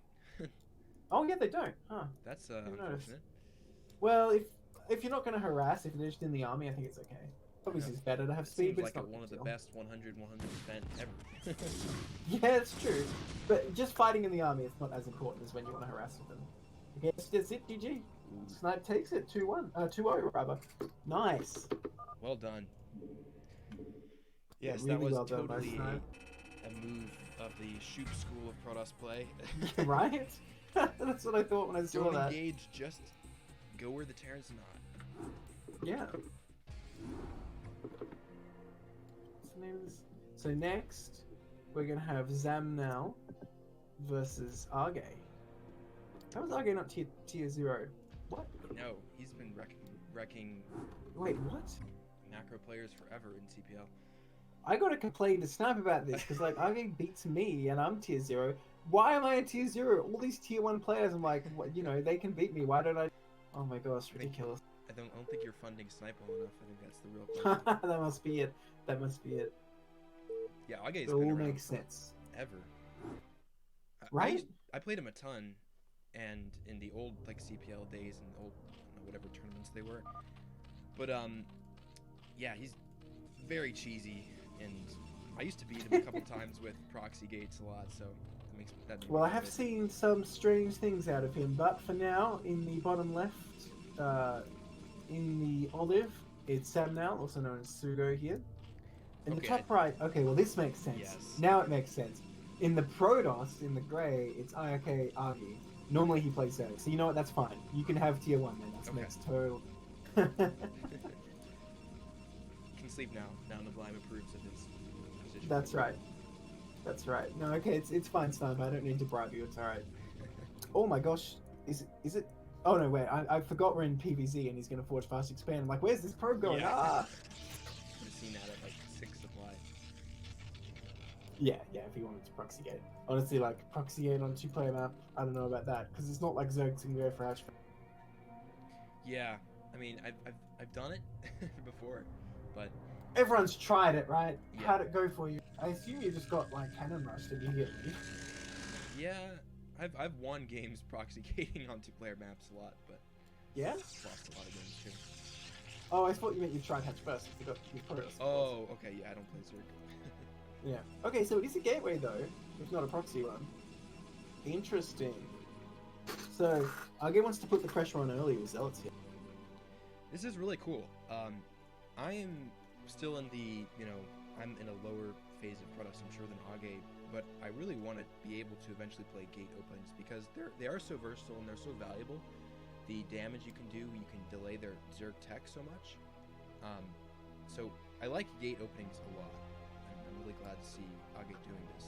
I think they're Yeah. better overall than Forge Open. I mean, Forge openings you can be insanely good with, but I feel like gateway openings, being able to do gate, it's like you were talking about with the having the Zealot PVT. If you're able to do gateway openings in a series play, that adds a lot of value. Absolutely. And it puts Zerg in a very awkward spot because it's you don't want to overmake Zerglings, but if you undermake them, then you just get like damaged by the Zealots as well. So it's not kind of as simple as did Zerg do the right response. It's actually a really tricky thing for Zerg to balance. I don't want to lose that probe. Okay, just went away. Got Oh my gosh, that probe taking a lot of damage. Yeah, 2 links being made here. The Zealot is moving out here. So this was Yeah, I think Sugo or Zamnel did see it, so more links coming out. I think Zamnel's perfectly aware of what's. Okay, we're gonna see a forge coming down. Or no, looks like we're gonna go right into the Nexus. Yeah, I mean, I think it seems that Age can get away with that. I mean, if the Protoss is cheeky though and just counters with the lings, they might be able to get in. Okay, Yeah, well, it comes is the kind of Zealot. gutsy on a 2-player map for sure. Zamnel's still going for the third hatch, by the way, not even delaying that till the Zealots. In fact, Zamnel's build looking extremely normal, except for the few lings he made. Oh, letting that Zealot go, though. I'm not sure why the lings turned around there. Bit of a misplay from Zamnel now. The drones are exposed. Those 2 Zerglings doing a decent job, though. A nice pull. Oh, he does lose a drone. That's pretty... So many lings sitting idle right now. Yeah, this is a bungled defense for sure. Wow, that egg morphing on top of that Zealot messed it up a bit. Okay, the Zealot will be clean, but still, 1 drone and that much Oof. scouting. There's actually a second Zealot as well, just parked by the minerals. This is good gateway play. Good gate first play does this, where it's just they get the Zealots in really annoying positions. They're not still making Zerglings. No drones are being made right now. So, like, I feel like it's at the point where Zonar's going to have to counter, or he's just going to be screwed. Because look at that, there's only 9 drones. Kind of Oh, a looks like that. So, odd wall here for Age. well, you have to put the forge below the gateway to make it link. Yeah, tight, but I mean, so. it's 3. There's 3 slots there. It's big. The gap is big. If he dives on that probe, Right. he'll be sneaky through. Maybe, but like, Third how do you Zealot out get that here, broke? 'Cause- Yeah, and the cannon won't be too far away. Oh, well, that Zealot is actually in a really tough spot now. He does run back to his buddies. Yeah, I don't think Zendel's going to get through there. Right? Oh my gosh. Oh my gosh. Why do cannons take so long? Are you kidding me? Oh, 4 lings get into the main. Oh, maybe only 3. Nope, it's 4. Oh my Nice. gosh. That overlord is getting beaten up a bit. Okay, so now Zeno can do counter damage. This The fact that all the Zealots got taken out there is huge as well, because normally with Gateway Expand, if Lings sneak past, you have the Zealot already out, so you can kind of clean them up a bit easier. But there's no Zealots left at the moment. Okay, cannon started in the main. He needs to get that up. A few probes going down here. The probes and the cannon will be able to shut this down. Of course, once the cannon gets up, it's going to be more than enough. But Age needs to get a... Sorry. Sugo needs to... Wait, is that his real CPL name? Sugo? It's both. Samuel, Sugo, it's, Alright, it's fine. Sugo still getting some damage here, so these lings are valuable. But he did make, like, just another wave of Lings. Oh, the rally. Oh, you hate to see it. Okay, he does pull it back. That's pretty good reaction time. But yeah, that was a bit of an unfortunate rally. But yeah, he's just made so many more Zerglings here still, and no layer or anything, no Ling speed even going down. So he, like, his options are so limited. I don't think Aga's in a bad position at all, because he didn't take that much damage from these Lings in here. Stargate him down. Okay, the late just on it too. So Tsugo has to get Hydralisk down here just to defend the Corsairs. Yeah, and Age, Sugo, producing that many lings, his tech is so delayed here. That even though this is an insanely late, Stargate, like, normally the Stargate starts between 4:15 and 4:30, still, is going to be able to do a lot of damage here. At least going to put some pressure on and force out a lot of Hydras. And actually a Zealot from Age making its way into the third, kind of bugging out there, but still reducing the mining time even more. I mean, if he manages to get a drone, that'd be huge, but they will. And Tsugo does have some Zerglings out. Used to Age being the Zerg. I get the Zealot turns around. Yeah, no, I'm used to Sugo being the Protoss player, so I'm like really confused. Yeah, still rallying drones, unfortunately. Oh no! Oh, this rally is costing him so much. Really needs to pay attention to that. Oh man, did that Zealot get a drone? No, it did not. Yeah, it's 2 hatcheries. It's unfortunate that just rallied those in one location. Alright, 3 Zealots moving out here. +1 and Oh, for squad. miles away from being done, but they can still do stuff. And another drone! No, please. Well, are they not even making a Corsair here? Did you just make the Stargate to like make Zerg make Just like Hydras? a- Oh my gosh, those drones! Oh, Ultra late. jeez, Oh, a no, lot there's of a damage Sarah going here. down. Oh right, he just made one, I guess. Oh my gosh, this is serious damage these zealots are doing. It might be unrecoverable. Oh, here we go. A bunch of lings here to defend at least. And the drones will do their best. Oh my gosh, he's gonna get another drone though. Oh, that Too much gets value. 2 more drones. Yeah, this is crazy. Oh my goodness, the Wait, is it- Zerglings were targeting the hatchery. Oh no, Sugo. Yeah. Oh, that was brutal. Okay, so that's what we cleaned up though. Corsair has only got 1 Overlord so far, so I guess Sugo stabilizes, but not in a great position at all. Okay, don't lose that Sarah, please. Oh no. Oh no. Okay, that's a big mistake. Because yeah, 1 Overlord costs considerably less than 1 Corsair, so that Corsair was not worth. Producing more stairs, interesting decision. If he would, optimally, he would have kept that Corsair alive and then not built any more if he was going for transitioning into, Templar play. But he needs some scouting, so he has to rebuild at least one. Yeah, I mean, you never know, the Mutalisk switch can happen, right? Right. Of course, if you only have like 1 or 2, I guess they don't even matter anyway, depending on the Mutalisk we're talking. Definitely but- buy you time. I guess he's taking up to 10 tech here. And there's still just so many Zerglings out for Sugo. Like, how many Zerglings has he had to make this game? Okay, so Eco, Sugo's droning up here, but Age's probe count not bad. He's about 40 on 2 bases. And this is the phase of PvZ where Protoss gets really strong on 2 base. When they get full saturation, Protoss can really get up to like 8 gates and bully the Zerg around on 2 base for up to like 13, 14 minutes even. And then they Protoss need to get is a third like- base, but they're so strong. Protoss is like the nerdy kid in school, and like the Hydralisk jocks are always like spitting on it, like, Exactly. hey, nice wall, nerd. Nice I know. wall just like kills your cannon as it's warping in. Oh, you're trying to make a cannon, were you? And then they get zealot speed, and like, they're suddenly growing up, and they're like, all right, you're not gonna mess with me anymore. I know, that's a perfect analogy. There's so many things that Zerg can do. They can build so many lings, they can go for fast mutas, but once Protoss gets 8 gates and they have Storm and Corsairs, it's very hard to deal with. For sure. Okay, taking on the Overlord here is nice. So is Argo going to try and expand to the top right here? A bit sneaky, really. It does give you a gas though, and then once you get this set up with cannons and hopefully Storm as well, it's almost impossible for Zerg to get in that narrow area. Like, it kind of just won't happen. So I think if Argo can secure this properly, it's just his base for the rest of the game, basically. Yeah, that's going to be very nice. And at 10 minutes, that's a good time for a third base here. Sure is. And with the amount of pressure I think Argo can put on with these zealots, I don't think Sugo's going to have a chance to be looking around for this. A lot of DTs being made right now, but the Overlords are in position. Even a Spore here, I think Sugo well aware of what Argo intends. But is there enough defense for these zealots? It looks like there certainly is not. The Ling's out of position, only a couple Hydras here. Oh man, gonna lose that Corsair again. Argo very careless with his Corsairs. All the Lurkers are done though, just in time. Oh, that's so close to something on those. Gonna have to respect those lurkers, unfortunately. Is Robo on the way or not even? Yeah, it's not even being made right now, so he will have to get that up. It's a real shame that Argo just threw his Corsairs away. If he had 2 or 3 Corsairs right now, he could easily kill these Overlords and send the DTs in again. So, really kind of disappointing for Argo there. He just let that die. Yeah, and this is where I really like lurkers, as opposed to this more popular 5-Hatch Hydra play, just because they defend expansion so much better. Oh, look at these Zerglings. How did he know?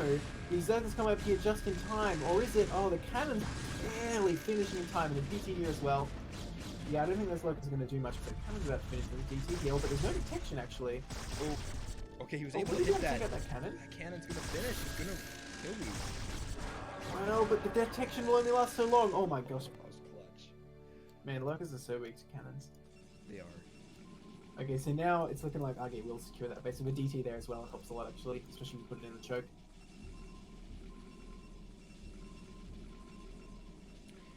Sugo ideally should add. Sorry, wow, I've been listening to names all game, haven't I? Ideally should be adding more gates. I'd like to see him throw some pylons down and get up to like 6-8 gateways here. It's only Yeah. I think a lot of players underestimate how many gates Protoss needs on just 2 bases. I mean, even with this third coming up as well. Reaver coming up surprisingly early, unless it's just going to be shuttle speed for now. If it is Reaver, I'm not sure how I feel about that because it's quite early. I mean, maybe what RK does here, it takes this mineral only and just kind of defends on 4 bases for R, because same as TVP really, the number of bases Zerg can take is kind of limited. So if Protoss gets up to 4 bases, that's kind of all they need really. Well, there's DT trying, but there's an Overlord there. But kill it. Kill it! Okay, we'll kill it. Okay, do we have an observer out on the map? I don't think so. That I needs don't to be made. No. One is being constructed right now. Okay. But yeah, I assume there are none available at the moment. You have to prepare for snipes as well, so. This third Nexus is very nice, but there's no probes over there. Alright, let's see some storms Okay, being comes an landed. Come attack. on, Sugo. Okay, nice storm. The hydras are burned, and there's no protection yet. The observer just came out. I don't know where it is right now. Where's the robot? Oh, it's just sitting at the robot. It wasn't rallied anywhere. So I don't think it's going to be a big deal. I think Arge will be fine. Honestly, a bit of an overly aggressive attack from Sugo when he really didn't have that much. Yeah, definitely. I think he was hoping to maybe abuse Protoss before he had detection, because he noticed that he didn't send an observer up. He had to wait for Ken to finish, possibly. I'm not totally sure. But Yeah. Age's in a fantastic position here, even though he needs to add more gates. Getting his fourth. He needs to add more established- probes to that third.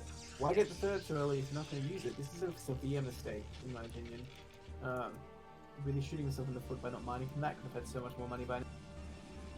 Yeah, needs to transfer probes from the main, definitely. Reaver's up as I mean, well. he needed to do it like 5 minutes ago. Maybe like 3 minutes ago, but still. Okay, he's adding in gates at this kind of middle area, which is interesting. Ooh, look at this. Much- Mutalisks coming out. Are they going to be able to take out this base? There's only one Corsair. I think they're gonna shut And them like, down. a couple cannons don't do much. Wow, I think Sugo can actually take out that base. And the pathing to get units up in like units up in here is so annoying. But are they saying, okay, you're going to spend your money on Mutalisks, are you? Well, let me come and kill you. Just going straight for the cannon attack. Because the thing is, Argy does still have this third. And you know, 3 bases is enough for Protoss. Sucks he doesn't have a third gas, but he can continue just with this mineral only. So if he can kill a base of Zergs in counterattack, that's actually great for him. But Argy just sitting there right now. Okay, here we go. Zealot's coming down. Well, there's actually no defense here, so he doesn't need to be so organized. Oh my god, Muta's going into the main. There's a very minimal defense here. I don't think it's really enough. Well, Muta's not really being microed there. Okay, the fourth of Sugo is dead. That was the mineral only. That was only morphing. Yeah, that one was just coming up. It wasn't a complete one, so... So he's going into the natural. The SimCity at the third was insane. It's not so great at the natural. Yeah, the locals are out in front. This is a big mistake. There's no smoke spawning here. This is actually an easy attack here for Age. Yeah, I think he just crushes through here now. Because there's only like a little bit of units coming from the third to help. There's not much available. And the Mutalisks in the main have been basically stopped now. Unfortunately, Sugo wasn't really microed when they came in, so they weren't very effective. Oh, Storm on the drones. Classic. Only gets one somehow. That was the least effective Storm on drones I've ever seen. Okay, the Miracle's coming in from behind from Sugo. Can he clean this up? Yeah, Age's getting so much damage there. Well, you know, Arge actually has +2 here, and Zerg only has +1 missile. So these Dragoons actually doing heaps of damage. Oh, he's going to take out the natural. Yeah, +3 is actually almost. Wow. Yeah. +3 against no armor would be huge. Oh, it just finished. Wow. Oh, now these lings will melt to this Archon that has +3. Oh my gosh. Oh, but the Archon gets taken out. Unfortunate. Oh no, but when this gets taken out, I think that's it for Argy. Not for Argy, for Sugo. I think that'll be the end, especially since Argy reclaims his fort. His economy was so good, and Sugo is just looking so bad right now. Yeah, Age had an insane economy and a really strong army, but you can see, even though the natural, it broke easily. I was looking at the third base, and that's a really nicely situated sim. That would have been hard to break as well in some ways, with the amount of lurkers he had. Well, Argy choosing the right location to attack, I suppose. Yeah, well played. That was it was game 1, right? Yeah. So match one. Yes. Just give me 1 minute. Okay. Okay, so let me pull up the list.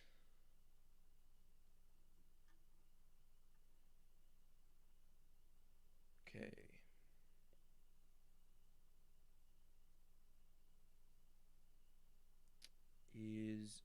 Wait, is this tier 1?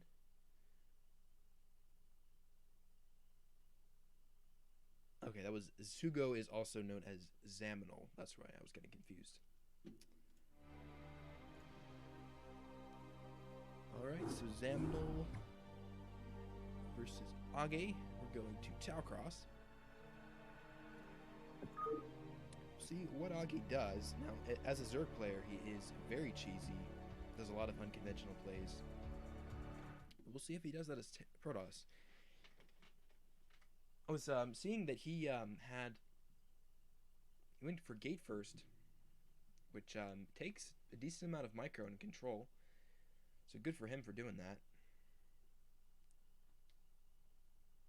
Yeah, Zaminal. This is not the famed Sugo of Naz, of the clans formerly known as Naz. If this was Sugo, I'm pretty sure the replays would all be corrupted. I guess. Okay, so PvZ on Tau is going to be interesting. It's another map that I really like to see Protoss power up on 2 base and be really strong. Depending on what the Zerg's opening is. But yeah, it started out Zaminal, from the Zerg perspective, made a ton of lings and possibly didn't react to the gate first really optimally, in my opinion. So, yeah, he was set up to prepare it pretty well with the amount of lings he had in the beginning, but then let the Zealots slip through and get more damage than they should have. So, this game, he's got another opportunity. Okay. Another opportunity to defend that a bit better. I think the real problem was when those 3 Zealots came in and just did so much damage.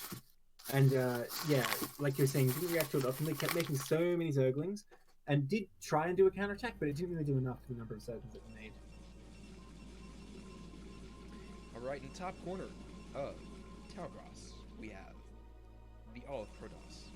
It is Age from Sweden. Alright, 6 o'clock spawn in the black, it's Super. And I got a correction. Also known as Zaminal. Yes. Sorry, what did you say? No, I was just going to say that I got a correction from Snipe. It is Zaminal, not Sugo. Sugo would be a, 2200 MMR Protoss. So. Oh! So why is he stealing that username? No, I'm not. Oh, as in SUGO. Oh, yeah. I didn't make the connection. It's like a homophone. Because, you know, that player is just spelled SUGO, not TSU. Oh, okay. But now I get it. Yeah, well, the Sugo always plays under different ones. Like, he's Bard and also Batusai. So, it's almost rarely you see him as Sugo. Batusai, I think, is the most common one. Yeah. So I've got some pauses going on. Doorbell. Oh, how unfortunate. But that's alright. They seem to be back at work now. So, the wall on Taucross can be a little tricky. I'm sure Age is prepared for it, knowing that this is the map, but some locations are kind of weird. It's the gateway. This location is actually one of the nicer ones, because you can, if you're getting Hydrauland, you can get a lot of cannons up behind it. For instance, if this was on the other top corner base, that's really hard to get cannons stacked in the right location against something like a Hydra Bust. But this gate first. Well, yes. So I'm thinking that went pretty well. Going to put the pressure on again. Now, like you're saying, the walling is very tricky for Protoss here. I believe even to the right side of that gateway is still open. Just because this map is annoying as hell. Interesting. I bet that it isn't, but we'll see. Okay. Any Protoss in chat can confirm? Look on broodwall.com. Although do they have Taucross? I don't believe they do. Pretty sure. They do? I would be shocked if they didn't, because that was when Broodwall, that website came out. Talkross was still played a ton. Oh, you're right. They do too. Okay. Let me see. Let me see. How dare you get that information? So, King Well, first. Oh yeah, I guess you're right. I guess you are right. Yeah, that Overlord's seeing everything. Sneaky probe hiding in the main. Presumably it's just going to come out and help the Zealots fight. Zemnal is going straight for a bunch of lings. Yeah, and 8 lings being made. Hopefully, should be all the lings he needs if he micros them correctly against definitely the first Zealot. And hopefully Well, the if you can second. take out the first couple of Zealots efficiently, you can kind of get on top of the situation, not need to make as many tokens. Probe coming in here. I wonder if he'll try and snipe a drone. Oh, he is. Ooh, great That's round. interesting. Wow, really well done there.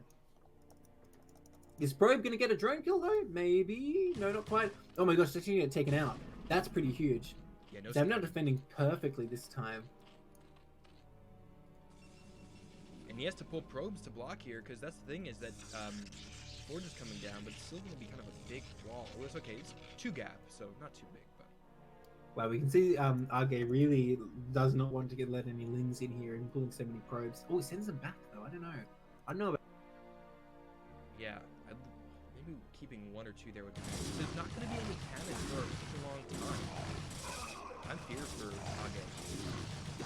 Yeah, did Arge delay the Forge here, trying to get the next 3 Zealot before 4. Well, you should be able to produce Zealots constantly and get the Forge, but oh my god, suddenly it's open. And no cannon to stop these lings. Can they just kill this Forge? Oh my god. I think Arge might actually lose here. This is like... Because they're not just rallying lings. Yeah, this looks like one of my games when I try to go game first. This always happens.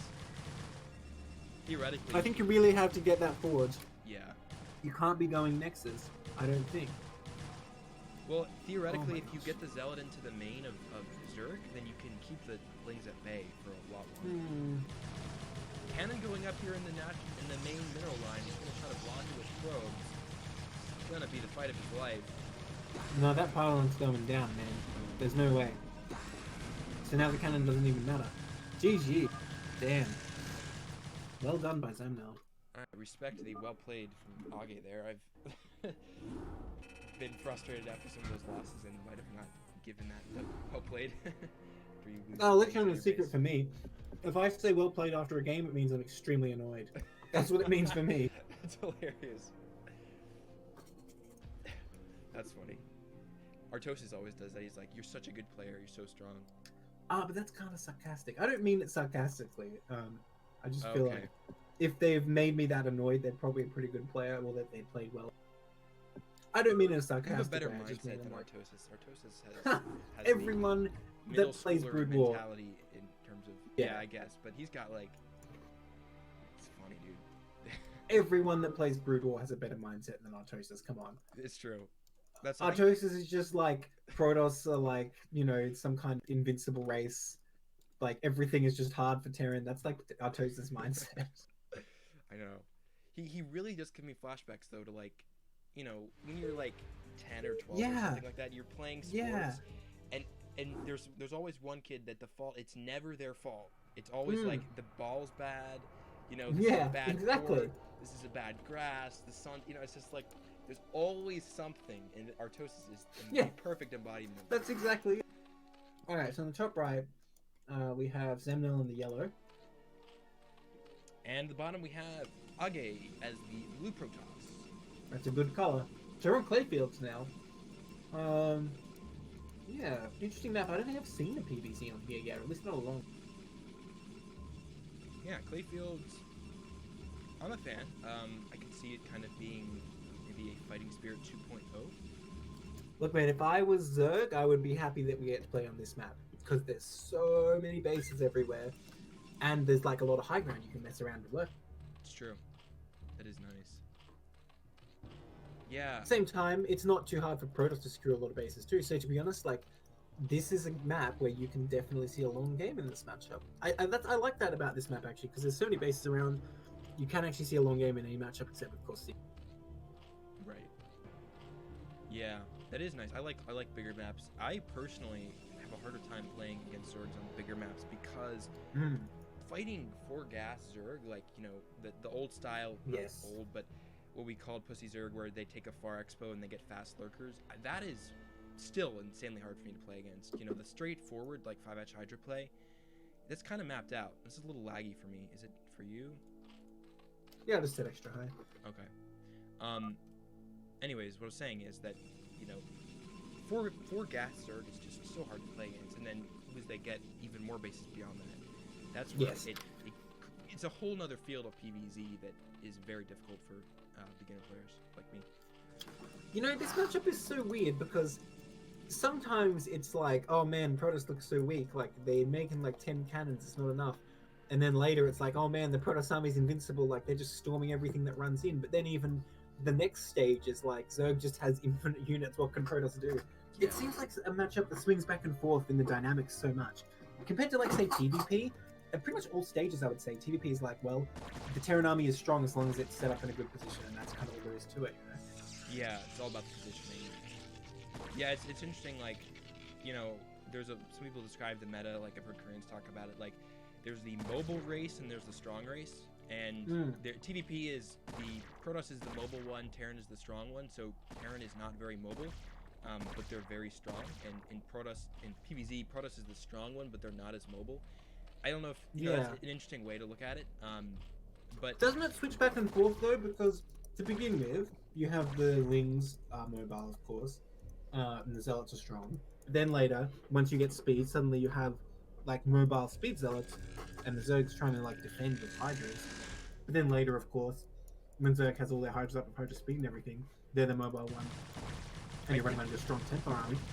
I think that the speed lots are never, like, truly the super mobile. Like, they are for... There's certain windows of times where certainly speed zealots can crush Zerg. Oh, huge pylon block. Oh, was it? Yeah, there was a pylon block for Age that was very strong. Nicely done. Yeah, Forge for once, actually, by the way. Oh, dude, he killed a drone naturally. Yeah, quietly, Age's just been getting himself in a very strong position. Yeah, so anyways, it does swing back and forth, and there's certain situations. The way I play, I feel like Zerg's really intimidating early on, and then once I get comfortable, I feel strong. But then the late game, Zerg's back to being that kind of unsolved for me.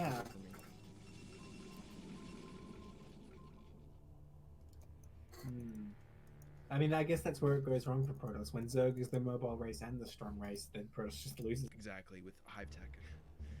Got Plagues and Dark Swarms. Okay. Nice probe block here. Stops any shenanigans. Honestly, with 2 cannons, I don't think 4 Lings can get past. No. Yeah, this is we're back to nice walling maps. The match point's pretty good, but power cross, very frustrating. You know, if there is additional Hydra pressure later on, it's just very easy to continue adding cannons, which is very nice. Isn't this like 1 hex larger than the Choke on Fighting Spirit or CB? Yeah, depending on the circumstance. So I think it is. Age, of course, he invested. There was a lot of little things that were going on that we didn't talk about too much, like the pylon block and whatnot of the probe aggression. So Age's timings are delayed a little bit here. You know, we see the Stargate's going to go down at like 450-ish, something like that, if he goes for Stargate. Yeah. Dude, this is a 2-hatch meter. I mean, just noticed. Yeah. Okay. Is So that that Stargate you know? being delayed is going to matter. He's sending a probe. Well, I think he has time to get a Corsair out, and unless there's a cannon or 2. I mean, I really want 2 in this scenario, I suppose. On the Stargate, I think he'll be okay. Well, he needs to get good information with this probe. If he scouts, he sees no third, and he sees that the ramp is being blocked. That should tip him off that something's going on. Likely Muta, potentially there's something so at the edge. many places the third could be. It could be here. It could be at the I guess at 1 o'clock. It could be at either of the other True. naturals. So I don't think Ugly can really eliminate the possibility of a third here in time. If he scouts with his Corsair to 11 o'clock right away, and then he sees that the other third's a location, that will be a big tip-off, and he might have time to throw down cannons. But the mutas they're queuing right now, so the window of time is very short. Okay, Citadel cannon on in the the way, main. so Archons are still a way off. No cannon in the main.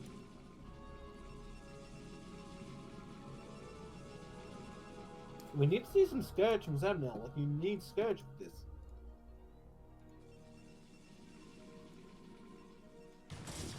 Okay, You know, these 3 Zealots can put on a lot of pressure, though. They can. There is a creep colony. I'm gonna have a sunken, maybe 2 sunkens up here.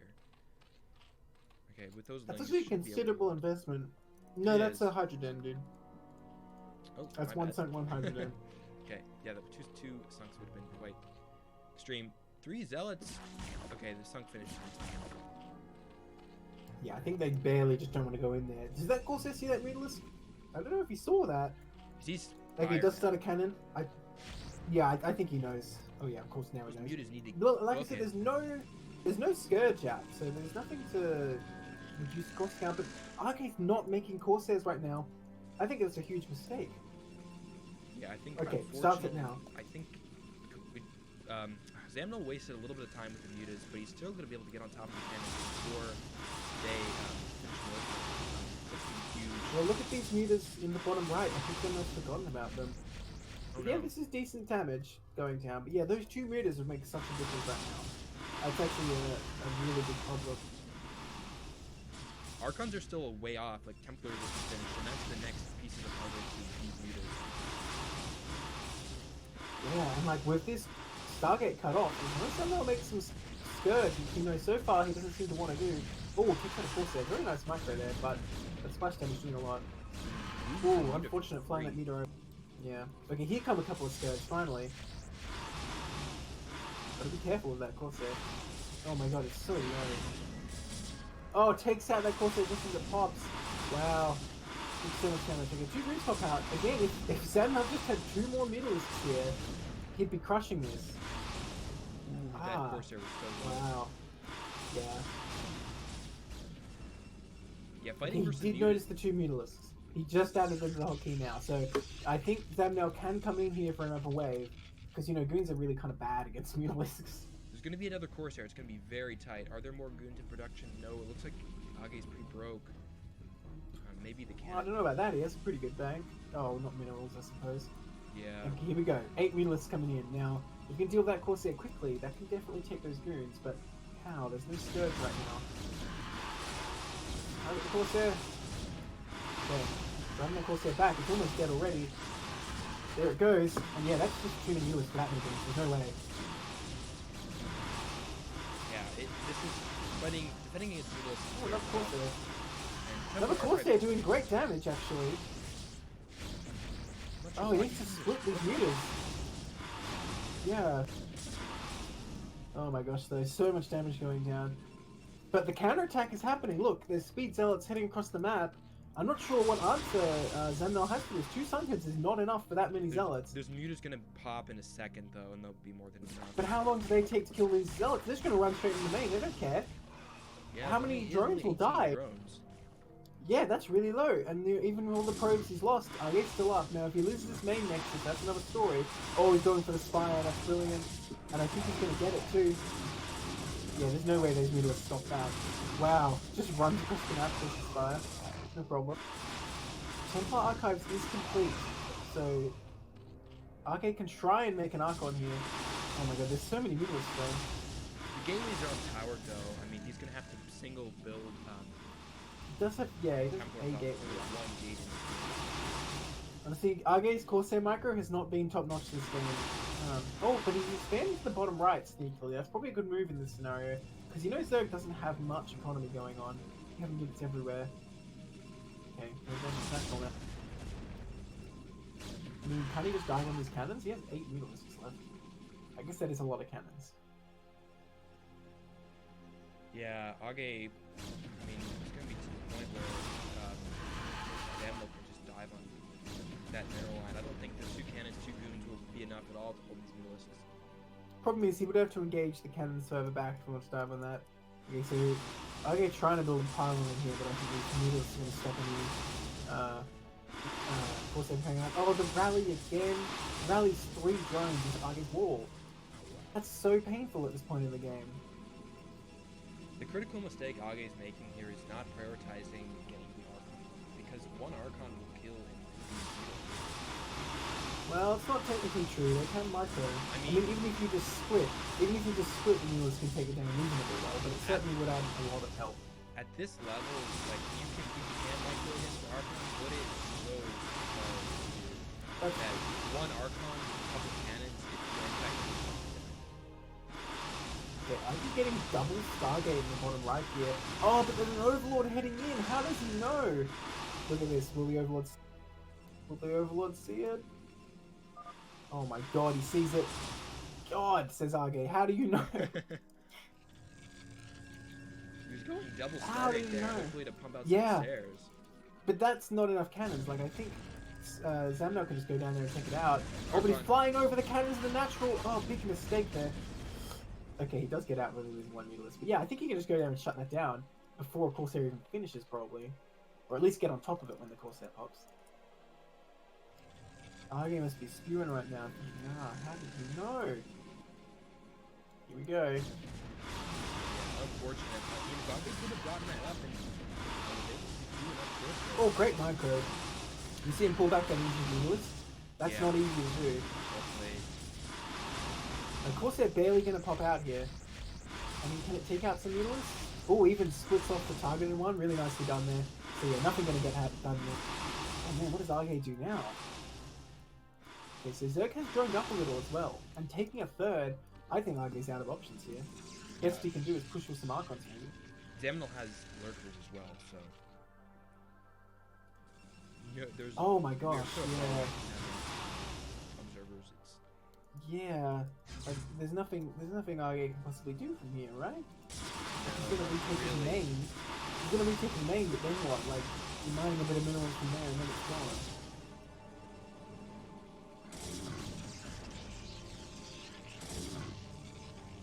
Gonna get the lurkers in position to start seizing these cannons. Arge still not gonna quit. Oh man, that Archon. Oh man, if that lurker wasn't there, maybe he could have barely saved this without Archon, but yeah, that Archon is tanking it right now.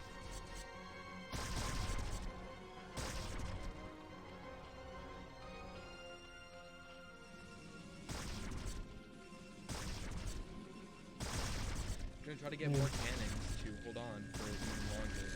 Yeah, there's a decent amount of probes at the naturals, but the problem is, it's just never has enough space. He reestablished power to one of the gateways in the main, unfortunately not the other one. He just finished that. He hasn't even started a robo though, so like, he's never gonna be able to leave his base.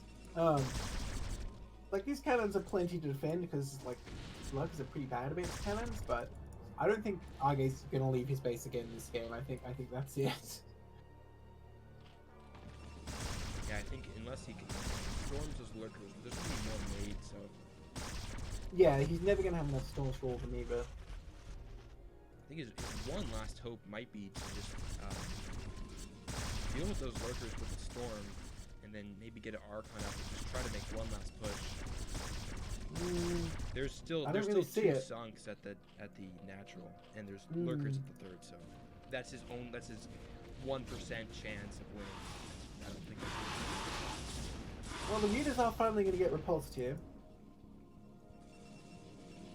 What's with this forge Arge has over here? Is he gonna try and expand to the like 7 o'clock now or 5 o'clock probably? That's an exposed forge. And it's gonna get shut down right now. See it? Oh, they don't quite see it. Oh wait, yes they do. Okay, he sees it. He instantly turns over there. Oh, there's an Archon up there. Yeah, everywhere he tries to expand, the Zerg just shuts it down. But the Archon can actually do a lot. Oh, so much damage. Nice micro by Zamnel, really. That was actually really, really well done. Oh! Get him, Archon, get him!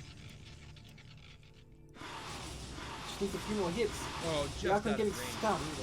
Oh, and here's the lurker to ruin everyone's day. But the Cannon's gonna finish. Oh, he will, he will! Oh, it's gonna get out of range and injure him. Oh, he just needed one Use the more probe. Archon shot, and it Oh, but he doesn't can't use the probe because he needs that there, right? Oh no. If he loses his probe, he can't expand here because he can't get one out. Feel bad for Age. He's made a couple moves that Yeah. have got him close. Oh my god, just that one lurker there just shuts this whole thing down. That's so sad. Wondering where his Robo is at this point. Okay, he's just building one now, but Yeah. I think he was expecting Zerg was going to come in a lot more aggressive, but Zerg has expanded.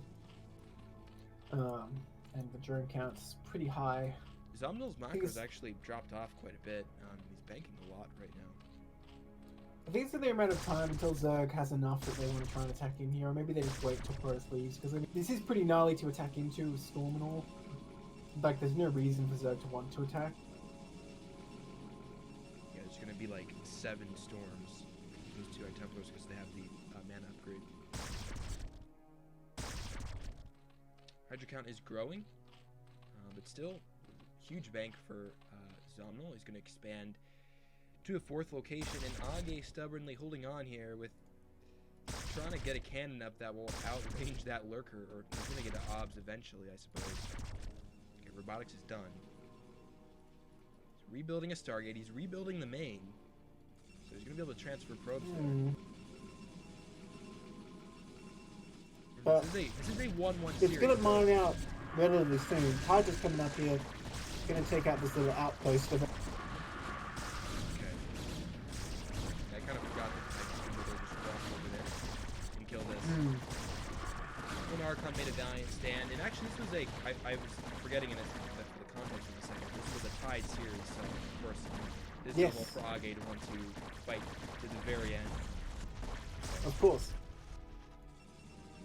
And he will hopefully get some very fat storms on Hydros, I hope for him, for his sake, to have some consolation. Yeah, I mean, that's all we can hope for here, right? Yeah, if Zerg overextends here, Storms can definitely melt him. Sneaks a DT out. That can...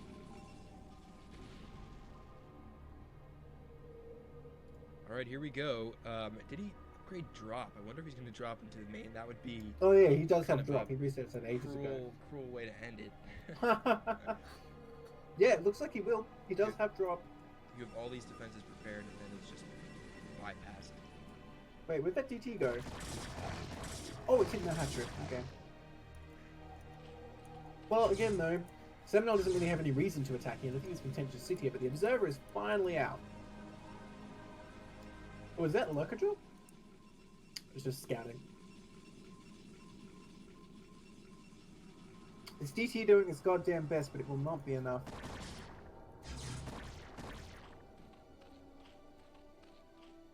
Alright, we'll see. Come on, Somnol. No, I think he's just gonna chill, and I think that makes sense. I know. You don't have to attack at all. You can just sit. Oh, I'm wrong. Here he goes. Looks like the Natural's basically mined out here for Age. Yeah, I don't know about this for Sam now, because look how well defended this is. I mean, like, the cannons are just finishing. He can take out those cannons with costly. Hydras, though. But there's 2 storms available here too. Age- Oh, the Templars go away at the last second. Can Age see this? Oh yeah, he sees it. Oh, he sees it. Oh, nice storm. Another pretty nice storm. TDT is going to help clean this up. Yes, he already somehow just going down. But he can load more. And I guess there's only a limited number of storms at the end of the day. It looks like Age busting out. Do I try to kill those lurkers? He might do it. Well, it's a good time because all the Hydras are being sacrificed in the main. Great storms going down those Hydras. That was so juicy. Oh. And now, suddenly Cyril's lost all his Hydras, been a bit complacent with his macro. Look how much money he has. Can Age come out here and do something now? I mean... Well, I guess he doesn't really have any units, though. That's the problem. Yeah. I mean, his army is great at defending right now, but once he moves out to the map, it's not as good. Zomnol's macro has not been amazing during this. I'm okay, he's got a ton of lurkers morphing though. It's still been decent enough. Yeah, that's a lot of lurkers. Oh my god. Alright, we got a shuttle though. He could try for some storm drops. Trying to get in here with these DTs again, but Overlords will easily see that off. Oh, 2 Corsairs do beat 1 Mutalisk, but how injured are these Corsairs? Okay, just turn around. Oh my gosh. And that DT trying to run with the Hydras, that's a very dangerous sport.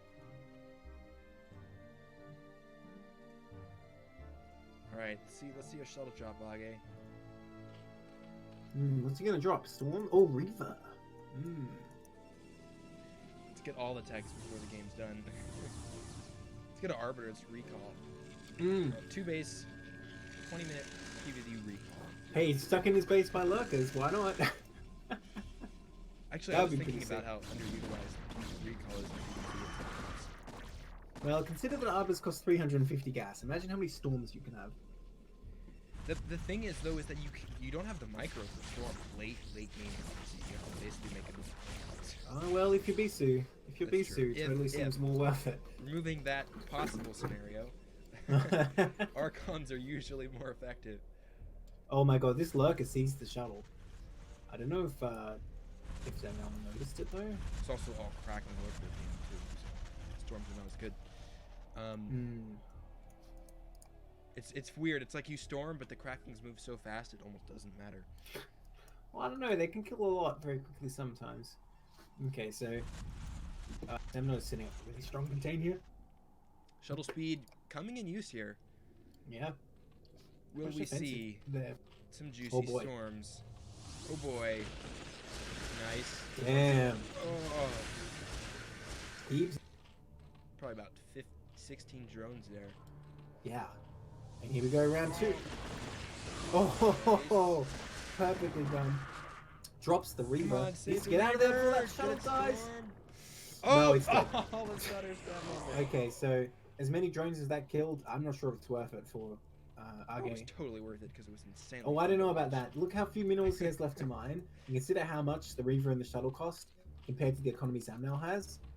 If you like killed all those drones and then got out scot-free, that'd be a great move. But as it stands, I really don't think he can even afford a trade like that. Yeah, I think it was worth it for the style points, though. You feel like you're doing well, something okay. if you drop. Okay, that's true. That's true. Style points, very important. I think that's what Agi's Hive. playing for right now. Hive on the way here. I think once Zerg has Dark Swarm, we'll probably be able to get his way in here. Well, the Reaver's gonna try and clear out these Lurkers, though. Oh, that Templar. Oh, gosh, that was a bit unfortunate. Oh, that Reaver's gonna die too. Oh my god, brilliant Storm, but still does lose the Reaver. And the Observer. So I'm trying to make something happen here, but Zamno just pouncing on every move. Age still mining in the main as we enter the 23rd minute of this game. And yeah, wow. Gonna run out Not soon. for long though. Yeah. This is the Weird to see Zerg take like double expand at this point because you know Protoss can't come out yet. I gotta say, Clayfield's one of the things I don't like about it is getting lurker contained. Yeah, with that high ground. Yeah, that's super tough for Protoss to break, and that's just another factor that makes it good for Zerg here, I think. The supplies have remained, I want to say, competitive-ish for Age. I mean, he's macroing as hard as he can, and Zomnal doing not quite that, but you know, at this point it won't quite matter. It will take so much supply to break out of these. Oh, he's gonna have a go. He's only got a couple storms available here. That's a really good storm though. And the storms have been on point. Oh my god. Mounting so much Zerg units. But they do jump on top, and ultimately there's just not enough here for Argot. Beaten back again into the natural, and how many minerals are even left now? Well, he's gonna keep trying. Picks off that one lurker, it's nice. But the contain holds for now. Oh, that one zealot does not want to be over there. GG, well played. That's it, 2-1 for Zam now. Wow. Alright. Very good series. Amazing series. Crazy last game too. Oh, that last game did not disappoint. Yeah, and actually, I mean, theoretically, you know, sometimes I even forget, even though I play Protoss, how good Protoss can be with their high efficiency units. You know, if the Mutalisks or that Overlord actually didn't scout that base on the Yeah, I What think was he it? would have come out with like 8 Corsairs or something and crushed. Yeah, or it it would have put the pressure on Agate. No, sorry, Zomnal for sure. Mm. All right, let's jump into our next series. All right, taking the score. Operation Decision is 3-0 right now. For Nice. Socialized Healthcare. Not Sorry, gonna Bernie hide Sanders. my bias here. Let's go Operation. Yes, All indeed. right. So in the bottom left for Socialized Healthcare, we have Yenta in the white circle. And the Orange Terran, it is IRK's Royal Blue. Why is he never blue? That's a great question. Every time I cast him, he's some other dodgy color. Come on, dude. That's funny. Yeah, I mean, I guess he could even be navy. Is royal blue a specific? That would be fine. Oh, maybe it is. Because there's like a bajillion types of blues. Yeah, apparently it is. Okay. Do you What does want it look its hex code? It's kind of dark. Just Okay. a relatively dark blue. It's not that fancy. Think like cobalt, but slightly darker. Okay, I don't know what cobalt is, but I'll take your word for it. Like I guess a vibrant dark blue, if that makes. Okay. I'm not good with colors. Anyway, I have like a slight color blindness on one of the colors, so it's like they kind of lose their shades. Oh, Either way, we have a TVZ on match point. We do. Guests get hyped. And it's not the match point. Another deception. This game is just lies upon lies. Will Royal Blue be able to fit a barracks there and make a nice wall? Right? Yes. Okay. It looks like a big Limbo gap. Fall. No, you put it underneath. It goes I underneath. see. I'm sorry. Remember, depot above fits like a glove. Okay. I did Remember not know that. that. Depot below, however, the units will flow. You know what? That's funny. I feel like that's an innuendo. What's that? What was that thing you were always taught in school, like about snakes? Red touch I don't black, know. kill a fellow. Red touch. I can't think of it, but it's like. Well, it's... here in Australia, it's like brown kills you, black probably kills you, lighter brown extremely kills. That's so true. I mean, even platypuses have the venomous spikes, right? Right? Yellow and black. Oh my god, you're so dead. Don't even think about it. That's sea snakes though, not land. I'm trying to think of the less deadly snakes. The green ones are okay. Do they have like? So, it's water like moccasins? traffic light. Green, good. Those are brown. If your traffic light is brown, something's wrong. Right. Yeah, well, anyways, there's like a form of like, there's one snake that's a nice snake, and there's one snake that's venomous, like a milk snake and something else. Oh, yeah. Anyways, there's a mnemonic with those things, and I can't remember it. But I think I've got to think of a rhyme. Snake is brown, you will go down. I don't know. It's like that. surprised I haven't died already because I do not remember it. There's a factory being built here for Mr. Royal Blue. No more gas being mined, however. So it is just going to be the factory here. Could it be a 1-1-1, which we haven't seen in a long time? No, actually, you know what? This is still the Goliath build, because what you do is 1-1-1, you leave 1 on. Goliath build, you leave 0, because you only get that CC build. Because if you get a factory, right, and you pull off gas when you have 100, and you leave 1 there, you will have exactly enough gas to get your starport as soon as your factory starts. Fun fact. Okay. So 1-1-1 can be very smooth like that, but this is not 1-1-1. We are going to see that dreaded Goliath build again, and it is 2 hatch again for Yenta. I feel like Zerg's stuck in a rut where they keep trying to go 2 hatch muta, and this Goliath build, quite frankly, I think it's just too advantageous. Yeah, I think it's the map. They want to be more aggressive. I don't know, but I feel like 3-edge play is just a little bit more robust. You know, one of the things I about... think. I'm sorry, go ahead. I think just like my kind of stylistic way I'd like to play Zerg, I would rather, just be like out expanding the mech player and have hordes of units than trying to be technical and be like, I have just enough mulas and you have just too few Goliaths or whatever. Right. Yeah, one of the things about this map too is that I really like it for Mulas Karas. It is quite difficult to Sorry, there's a lot of ledge space by the natural. You know, we used to see Guardians being built there quite a lot back in Oh the day. gosh. Well, with ranged Goliaths coming out too early, that's definitely not going to be it. That's true. Guardians, they've been phased out, eh? But who did Guardians just in the last ASL? Who was that? Oh, I don't remember. I can't remember. You mean in ASL 8? No, it Or do you mean just recent? happened like last week, right? Oh, well, I'm not caught up. Oh, on I'm sport. sorry. But it was probably Queen? Okay. I don't know. Probably. Chose some, I don't know. Okay. Anyways, we Well, got those are the Goliath only built. two Zergs, so what are those two? Yeah, Flash off raced. Alright, we got a Vulture coming out here. Man, I And- don't know about this SimCity for Yenta. This is a bit dodgy. Like, Yenta has enough buildings here that he could have made like a sort of wall off against vultures, but opted to only just have this like gap. I guess the lings will seal it up easily enough. And this is only one vulture here. Oh, sorry, two vultures. Sometimes with this build you get three vultures. And you know, if you don't actually block, you can run past the second of three vultures pretty reliably. So, after all, we will see 3 hatch. 3 hatch Spire. Well, it's like a 2.5 hatch build. Okay. Getting 2 hatch layer and then adding the 3rd hatch as you go into Spire. So definitely not as economical as a 3 hatch meter. Okay. Great. So, Engine Bay on the way. And, you know, I unlike... mean, typically against this with Goliath build, you're not really that well. It's going to be pretty smooth defense for the Terran. But the point of conflict, I guess, is when Terran wants to move out. Right.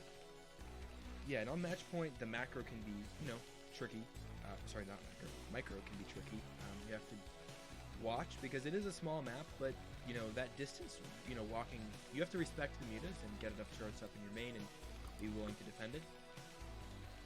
So, Yeah, I mean, thing is, there are 2 paths that can go here. They can go just like mutas, and more mutas, and just be like, okay, well, technically Goliaths are good against mutas, but the mutas actually scale better when the numbers get really big, because the mutas can all compress in one location, of course. But Zerg can also choose to make like mostly hydras and just keep the mutas there as a menace. And if they go with the pure muta option, that is when you've got to worry about attacks a lot more for sure. Nice micro there, taking out that vulture. That's really well done. yeah, I denied the scout of the 6 o'clock base from Yenta, so So I'm thinking here, Yenta's going to be going for hydras because he's not getting a mutalisk upgrade right now. That's what. alright, let's see a macro TVD, baby. Oh, he just started mutalisk armor, so never mind. He's making mutalisk, and more mutalisk. Flashing in and out. Oh, that one Goliath choosing the worst possible time to try and take out that overlord. Does get taken out. Yeah, these mulas getting chewed up. Hasn't lost any yet though. Oh, I stand corrected. He hadn't lost it. I think the rule of casting is never say anything definitive because, like, it always goes wrong. Never talk about anything that hasn't already happened. Exactly. So Yenta had made a layer this game. That has happened. No one can take that away from me. Okay, so this 3rd base came up at a pretty good time, by the way. Yeah. There's a 3rd gas. Unlike if you had chosen to take 9 o'clock. Yeah, it seems like Robley knows what's going on here because he's not getting any tanks here, just powering those Goliaths. And you know, it seems scary when you have like 50 meters in one place, but I don't think I've actually seen a Zerg succeed with it. Well, one thing is that this 3rd base is, I mean, I don't want to say it's a lock, but it is hard to maneuver Goliaths in this passageway. Especially once you get Sun Guns up and once you get mutas that they can, you know, run back and forth. That's going to be, I think, should be a good spot to hold for Yenta. For sure. Well, There's a lot see of this, Goliaths. the Mutila's just going to come counter. I mean, Roblue, he does turn around. I thought he was going to keep going to attack. Why he doesn't try to get? Yeah, there's only one turret. Yeah, for sure. And there's only one turret on the factories here. Okay, 2 over here. Looks like Yenta doesn't really want to commit there, actually. He's trying to be a bit annoying. So Roblue's continuing to come across. You know what? This actually looks pretty good for Yenta right now, because there's not that many Goliaths here. A few more reinforcements hatch. I think Yenta could pick off this army pretty easily. Oh, no, He's taking some not free you shots there. commanding! Unfortunate. A lot of free damage. Oh my god. Oh my gosh, like these meters are just AFK or something. Oh god. They finally pull back, but the damage has been done. I take back what I said. I think we're just going to crush through now. There are 2 Sunkens at this third, though, and you know what? I don't care how many Goliaths you have, you're probably not going to get in there with 2 Sunkens for that choke. That is a pathing disaster. Yeah, that's a good way to put it. Yeah, this base is a pathing disaster. Like, in TVZ, when I play, if they have, like, 2 Sunkens there, I'm like, alright, well, I guess you're going to have 3 bases. Exactly. I guess I'll take my third and try and drag this out. The same thing PvZ, it's like 2 lurkers, it's like, okay, that's uncontested unless I get a drop. So, the thing is, you can make a tank here. If you have a tank, all problems are solved, but because it was Mutalisk, the tank's only just starting to come out now. Which makes sense, I think. I don't think it was a bad move from Royal Blue, but Yenta really is taking advantage of that fact pretty well.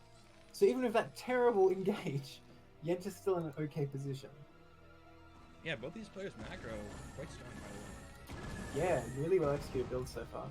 Oh, that Overlord, are you kidding me? Don't Get him. Man, I was worried. Okay, that's not that many meters. Did he kill a Goliath with that? I think it was 1 Goliath, 1 meter. Okay, so... I thought he got 2. Yeah. Okay, just... The thing is, as this game continues, Zerg really needs more bases here. Like, 3 bases is okay, it doesn't really cut it. Against 2 base Terran, like, you really need 4 to fight back, I think. And if Terran skew is the 3rd, then you start worrying. Yeah, and just to note, guys, if you're watching the VOD, sorry for the notifications. I turned off friends presence notifications, but a lot of people like to just slash friends message, so sorry about that. If you put Do Not Disturb, it should block that. Oh, really? Yeah, Just so slash DND. Okay. Yeah. Nice, thank you. Yeah, so supplies are pretty close. I mean, it's normal for Terran to be up in supply a bit. So yeah. Thing is, the starport is quite late. Because really what you want is a radiate here, right? That would just counter these Mutalisks pretty hard. So, like I was saying, the Zerg... Well, there's a lot of Mutalisks. Like I was saying, right? He attacked right in the middle of the column. The Mutalisks do scale better in this scenario, right? But there's so many Goliaths, he does have to retreat. Look at the supplies before and after that. That was not such a good engagement for Zerg. He can totally take the natural. Just there's 2 turrets there. Yeah, I mean, I think he's gonna go in the main here, which is fine too. The thing is, Terran's taking the 3rd base and Zerg doesn't have a 4th. Assuming that these Mutalisks aren't gonna outright kill him, which, you know, seems unlikely, then I think Terran's in a really strong position.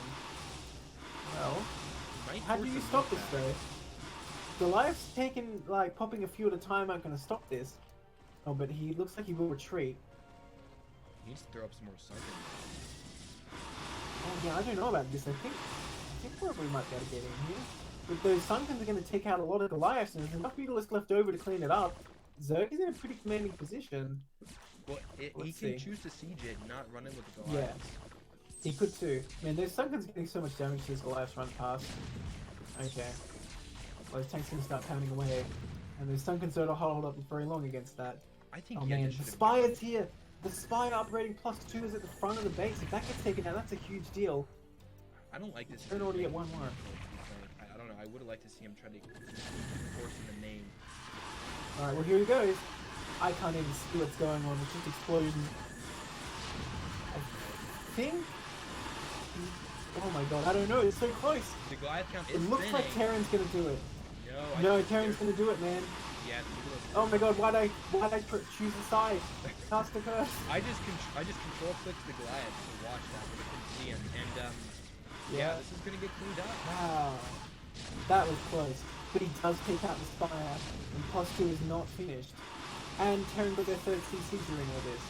Didn't actually lose any factories, despite the fact Zerg picked off some units there. So I don't know. Zerg has survived, but losing that Spire is such a blow. Yeah. I mean, is there a reason to put it at the sim? To wall for vultures. But again, like I said, he didn't really set up a proper wall anyway. Couldn't you just throw an additional creep colony there? You don't want to do that though. That's a drone that dies if you build a creep colony. Yeah, but is it worth having the Spire that exposed? Well, I mean, ideally it's kind of back in like a diagonal wall here. Like, say the Sunken is 2 to the left, and then the Spire is below where the Sunken is now. To me, it just seems because, like yeah, putting your where he had it, it archives was on like... the wall. Yeah, it was like the frontmost building, right? Well, like I always tell people, the Fleet Beacon is very good to wall with, right? Because on a lot of sides, it's going to be linked tight. But Exactly. do you really want that in your wall? So yeah, Royal Blue has his third established with pretty good saturation. No turrets there, though. Yeah. Oh, wait, no. I'm completely wrong. You're right. There are turrets there. Yeah, I think there's such a retreat from here. I mean, it's Yen's enough economy defense. is strong. It's true, but the fourth base is very late. And like now it's kind of even bases right now until that fourth kicks in. I feel like Tyrion can just reconstruct a superior army, especially with a Radiate. And Zergony just now branching out into Hydralisks. I'd like to see Yen to just throw down another hatch, like, you know, even if it's Yeah. not used for mining, just like for extra larvae. Well, especially if you're going into Hydralisk, right? Yeah. You're going to need that. You know, you might as well take a mineral only here, right? Because if Tyrion pushing across to that spot, you'd probably... Even if you you can- could put any drones in it, if you just have the hatch there. Yeah, it takes time away for the you know, the time the Terran spends to kill that you can use to get reinforcements and all that stuff. Yeah. Vulture's trying to sneak across now. Vulture speed is not done, so they're easy pickings for the Mutalisk. Oh, if they get to this top left. Right, okay. Like, this is only like 2 drones there that are morphing into buildings, so I just think that big a deal. These mines can be nice though. Fortunately, now Yenta is aware of them, so he can It's true. get an Overlord out there. Doing a good job of controlling these Mutalisks, really keeping them active, trying to hunt down everything you can. It's really painful with me to see no speed on these bitches. It's coming. It's coming. Thing is, because earlier it was just Goliath tanks, no reason to get speed so fast.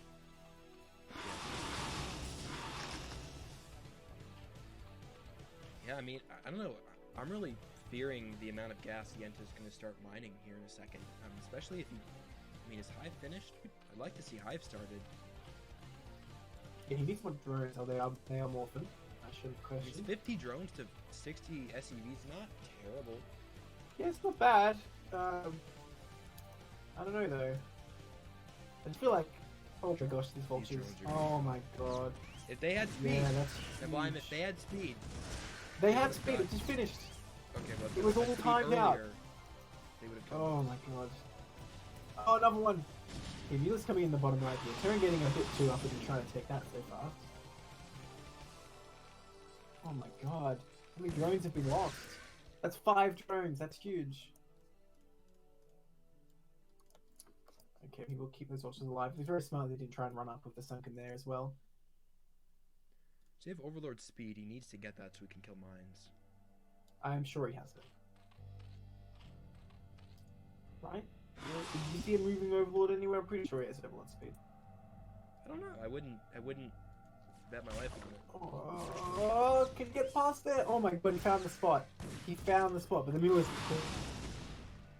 Damn, extremely efficient vulture use by Blue there. I think he just needs one more sunken in that base.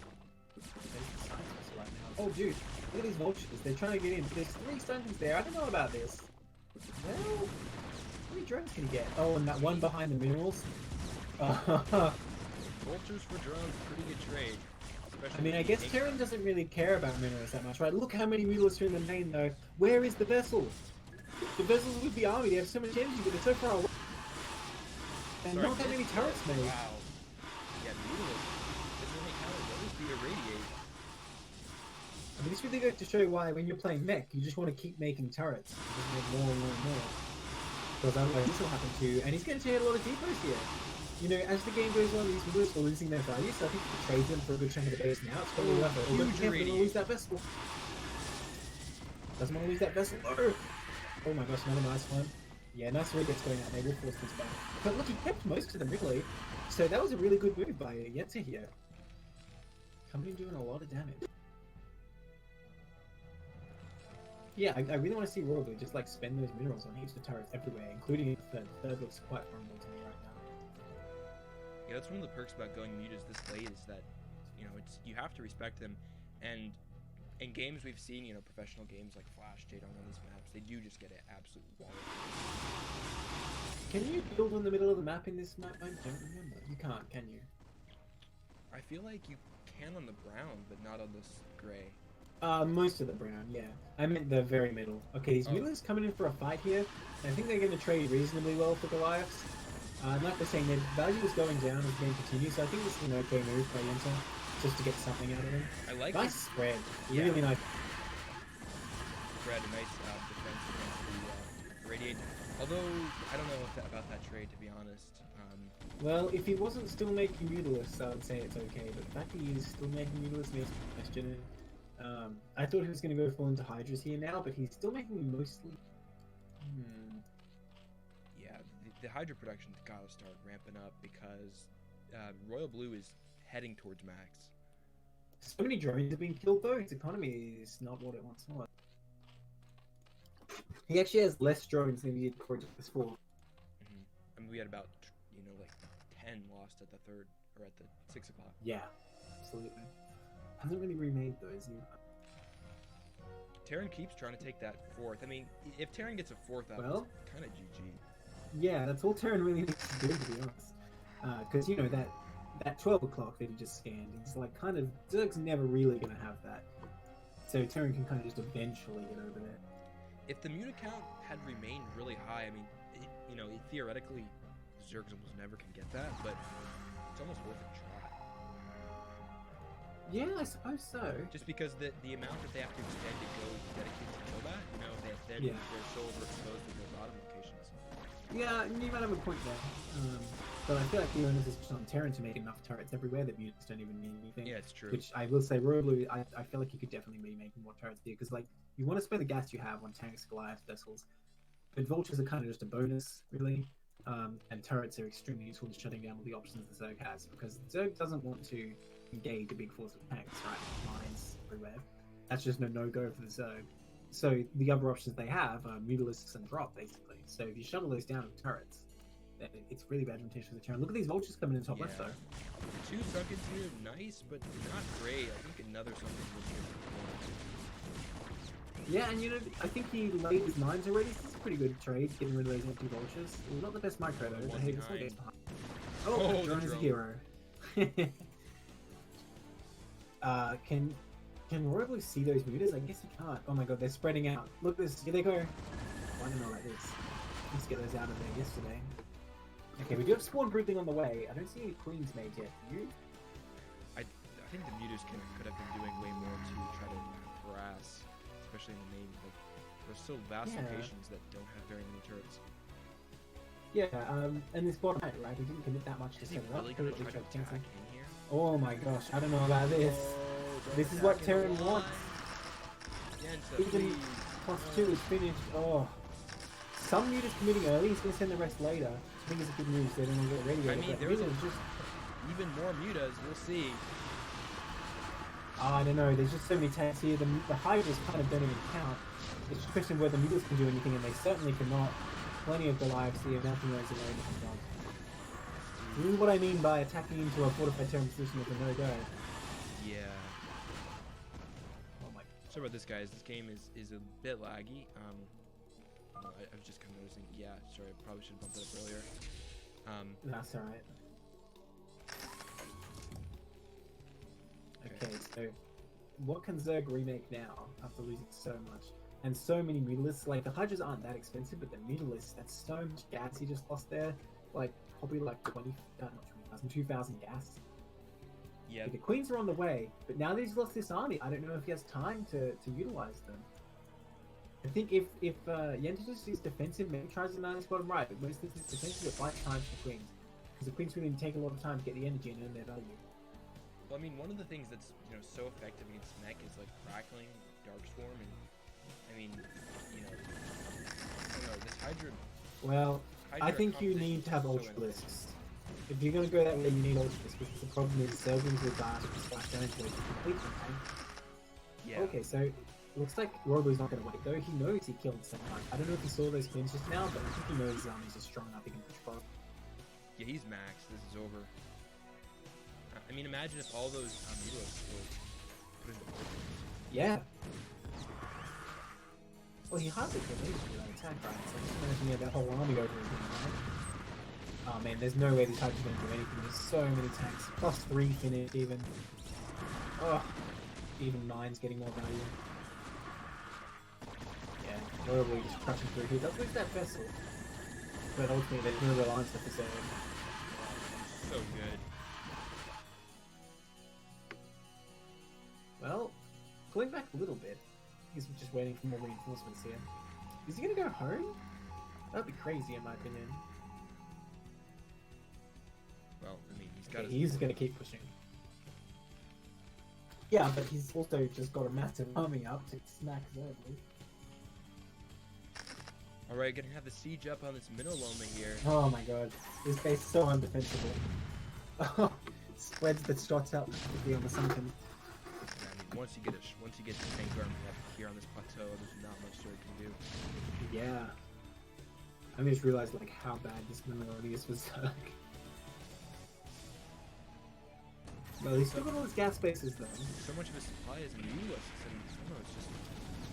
Oh, did he remake even more of them? Yeah, it really hasn't been working out. I mean, okay, the Goliath count is not what it once was, but I don't think he has enough resources right now.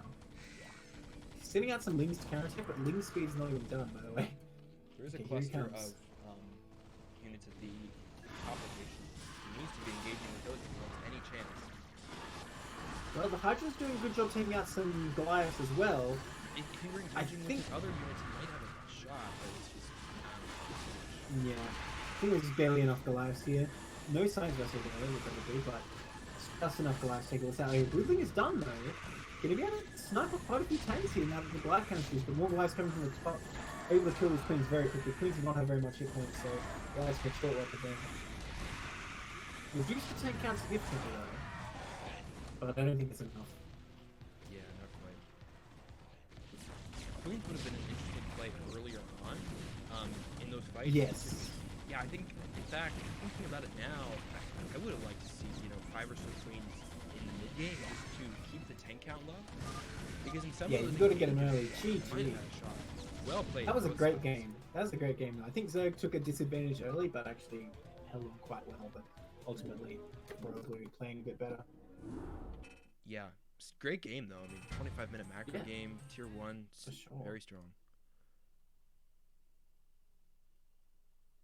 Okay, so that was just game 1 of Royal vs. Sienta. We've got 2 series left after this, so we'll see. I think How those much are time you got? 2 more ZVPs. We have a ZVZ at the end, so if you just hold out for the ZVZ, it won't Okay. take long. Casting strats. Here. Alright, game's up by the way. Can you Wait, see we it? have a ZVZ? At the end, yeah. Jojo versus George. But JoJo is listed as a Protoss. Oh, well, never mind. Huh, I thought it was Zerg.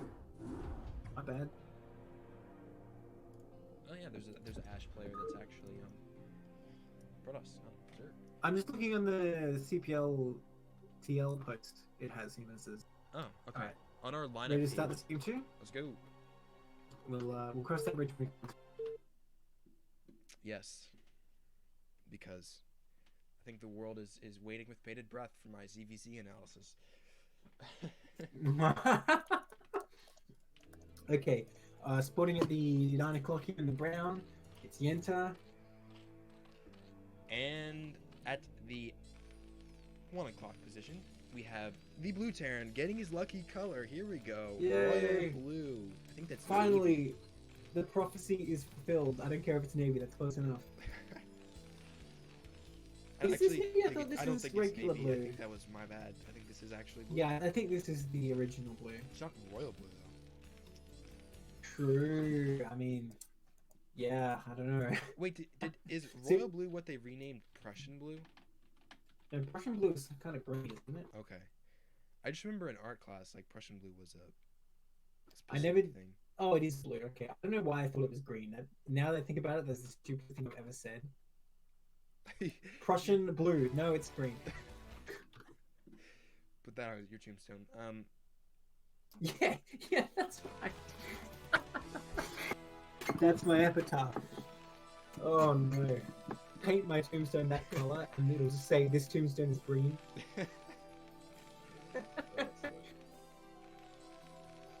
Okay. Actually, well, I'm just gonna look up because I've been dying to see. Sorry, everyone, about.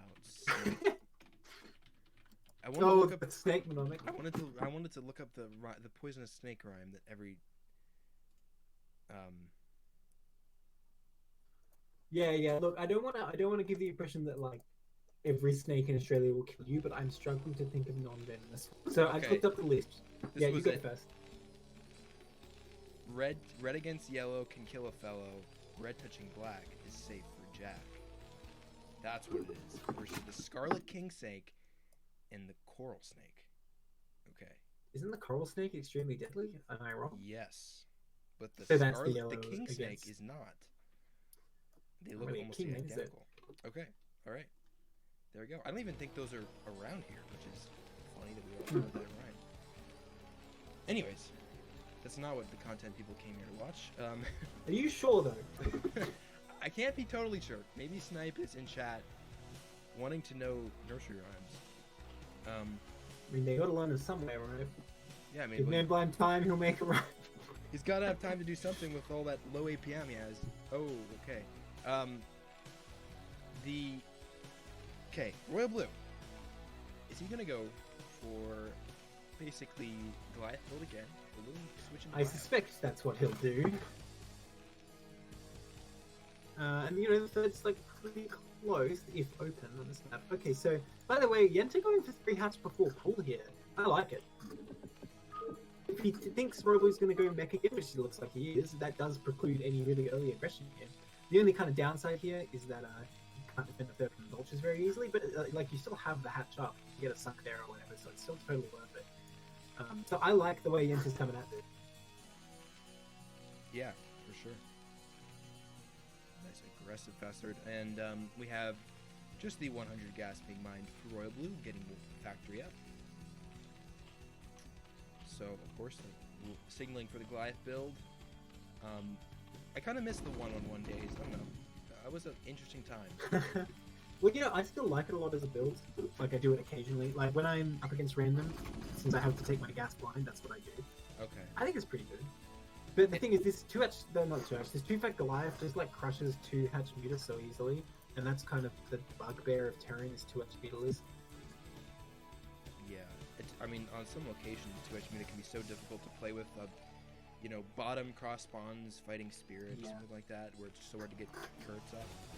I guess if we look at the 3 options, right? So we have, like, Bio Opening, 1-1-1, and the Goliath build. If you're up against 2-hatch muta with Bio, it's kind of like, you know, a straight up kind of fist fight. Maybe the micro goes wrong and your Bio dies, maybe you can do damage to Zerg, you don't know. If you're using 1-1-1, it's extremely technical to defend any possible thing Zerg could do, because Zerg has a lot of options they can try and punish. And you have to know exactly what you're doing. And you're doing very minimal defense a lot of the time, recurring bunkers, for example. And then with the Goliath build, it's just like, okay, versus mutas, you just have to like A-move some Goliaths in your base. It's not hard. And any all-in the Zerg could do, basically just you have to make sure you have a bunker, and if you need to, get siege very quickly. So it's just easier. I don't know if it's that much stronger per se, but it is just a lot more straightforward. Okay, nice sunken placement does it. So I want you to scout that creep, by the way. So Royal Blue, I think, will know what's going on here. The sunken already going up, and it's not that easy to harass with just one vulture with the sunken there. Yeah, Sunken is quite strong for a long time. If Royal Blue was going for a bio-style build, like 2 racks, he would be able to punish that third pretty heavily, right? Yeah, the thing, if you go for 2 racks Academy, say, and you can't hit, Zerg can make enough sunkens to defend this, but, well, the first problem is you've got to make sure you defend all sides so the Marines can't just kind of sneak in and shoot the drones.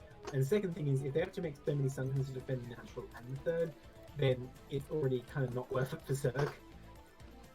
Right. Yes, But I think it's a good anticipation if it was going to be mech, because all you really need is sunken, and like he's going Hydra first, which I think makes perfect sense here, because as soon as you got some Hydras out with speed and range, they'll just be pushed away from the set very easily. Okay. SCV was in the main, got a lot of intel, so that's nice. Royal Blue is totally aware of everything Yent is doing, except for he didn't scout that third, right? Not officially. Oh, you know, he saw this creep. Okay. Yeah. I mean, he's still getting Goliath range here, so I don't think he's figured out that no mutas are coming. But he should know fairly soon that it's going to be Hydra, and then you just get tank and siege mode. The Goliaths are like good enough at fighting Hydras that when it's 3-hatch build like this, you don't have to panic too. There's so much fakery Zerg can do, you know, where they look like they're going Hydras, then they come out with mutas and stuff, so.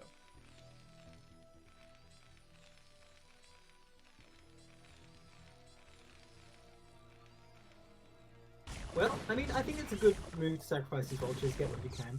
Oh, unfortunate with those shots. How did that drone not die? I thought those shots hit at the same time, but it seems StarCraft says they did not. You know what? Those missed chances. It seems like they happen more. Whatever. No, it's because the drone regenerates, right? So if the vulture shots hit one frame apart, then the drone's fine. But I thought they hit at the same time. I guess it was just that little bit of time. But yeah, I like that move. I think it's fine to just like sacrifice the vultures like that, get what you can. But now Zerg with a free hand kind of transport the drones over here. So his economy's looking great.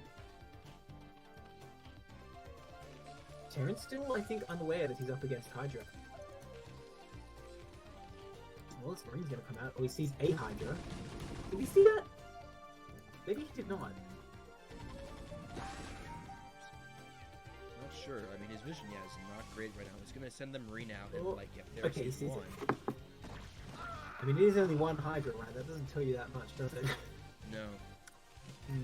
I mean, Yeah, this is one weakness with this build, actually, is the fact that you don't have scans for so long makes it, you know, a bit awkward to figure out what Zerg is doing, especially if you already lost your vulture.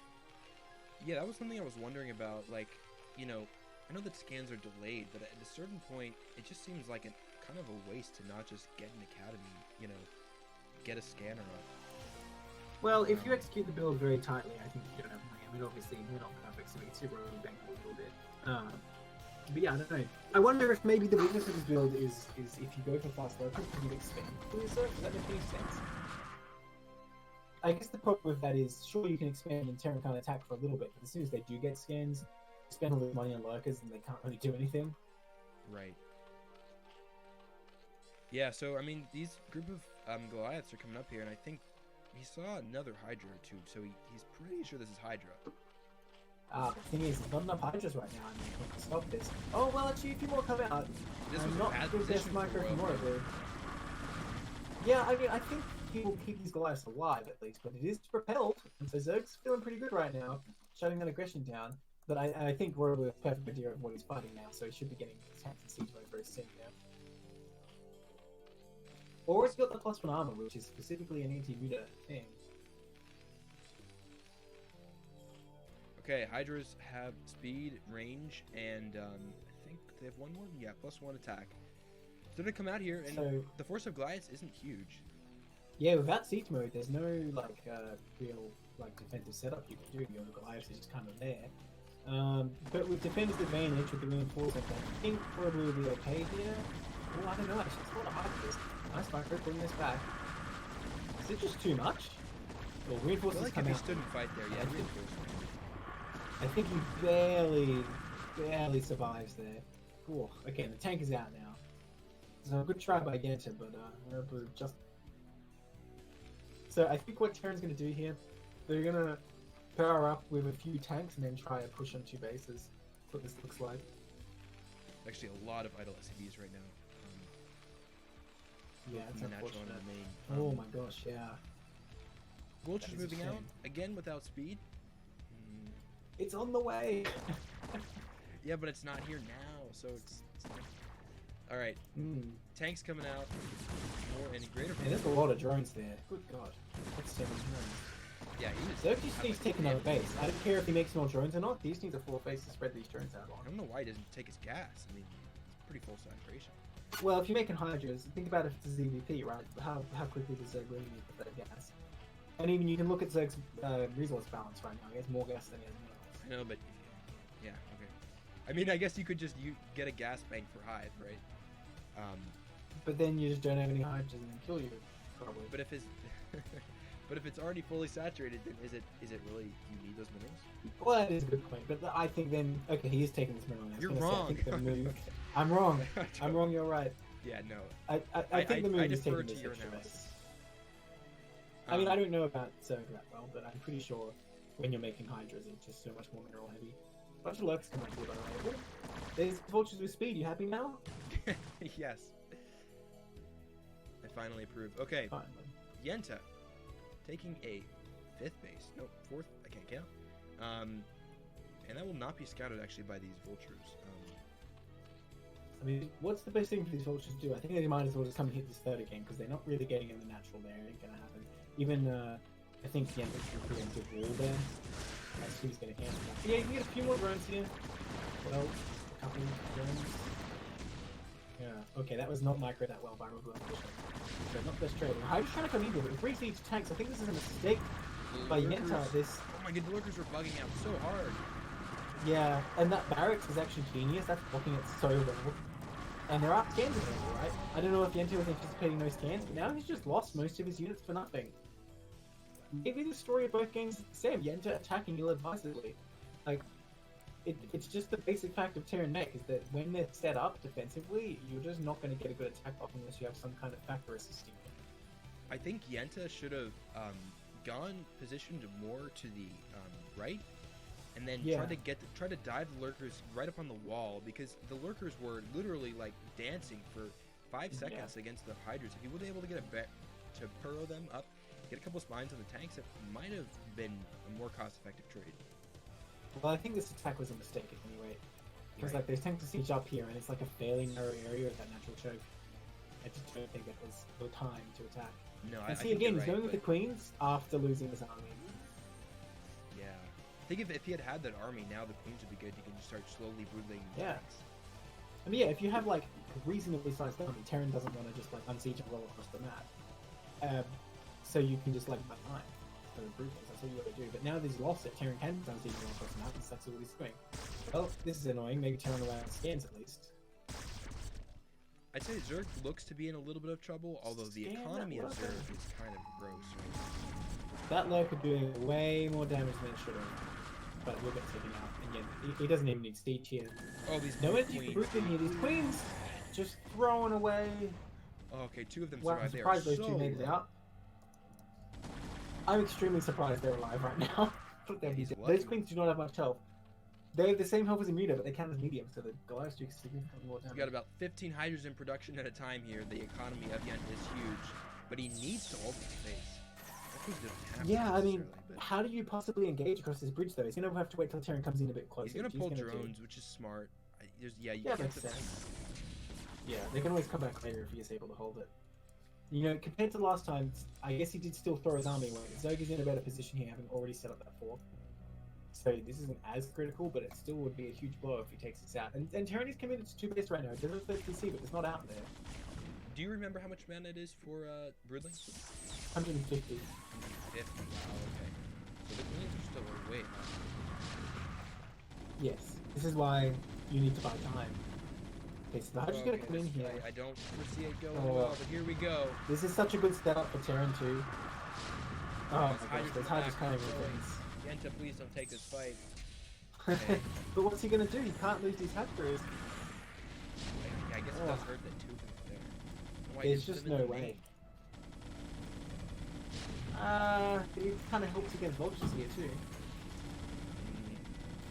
I think it makes sense taking that here. It's just unfortunately there's no attack. Okay, looks like we'll have 1 group. Oh, if he doesn't lose the queen. There is just one there. That one doesn't have energy, so he loses all the queens for 1 group. I mean, if the queen gets 1 grouping, it's technically paid for itself. But not 3 queens. On a tank, I'm assuming you're moving a tank.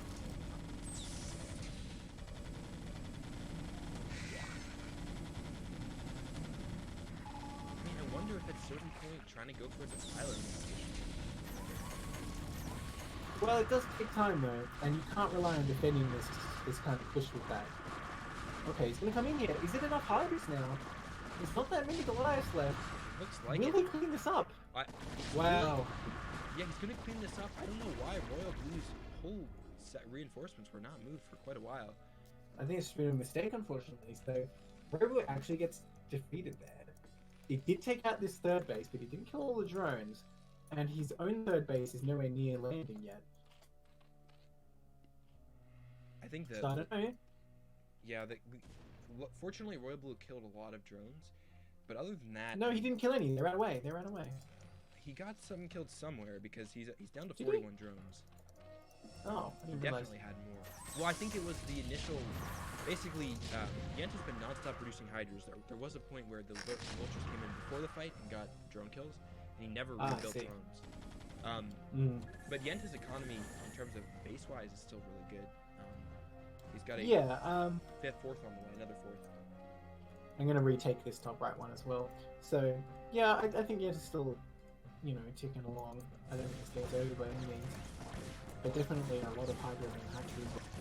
And the queens. I mean, losing those queens is really not ideal. You've got to keep them alive and get a lot of value over a long period of time. That's the main way to get a win with those, really. He still has 2 alive, and they're going to do for Brood. All right, this is shaping up to be quite a macro series, though.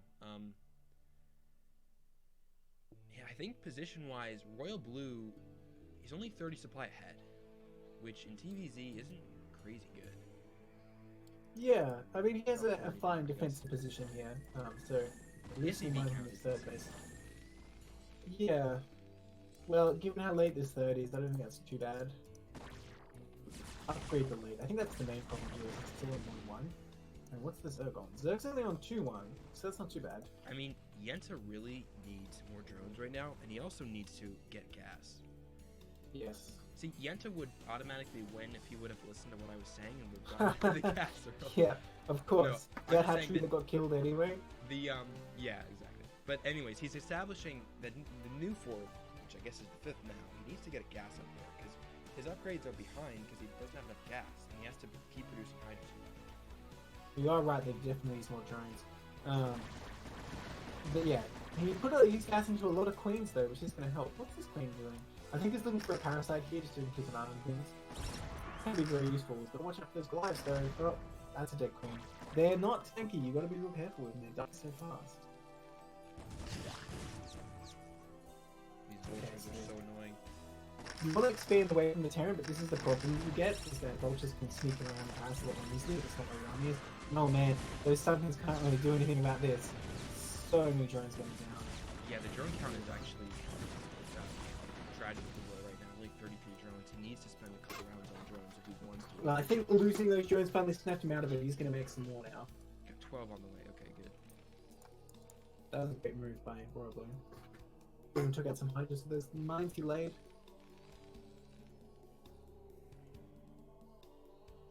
All right, reestablishing the 12 o'clock base.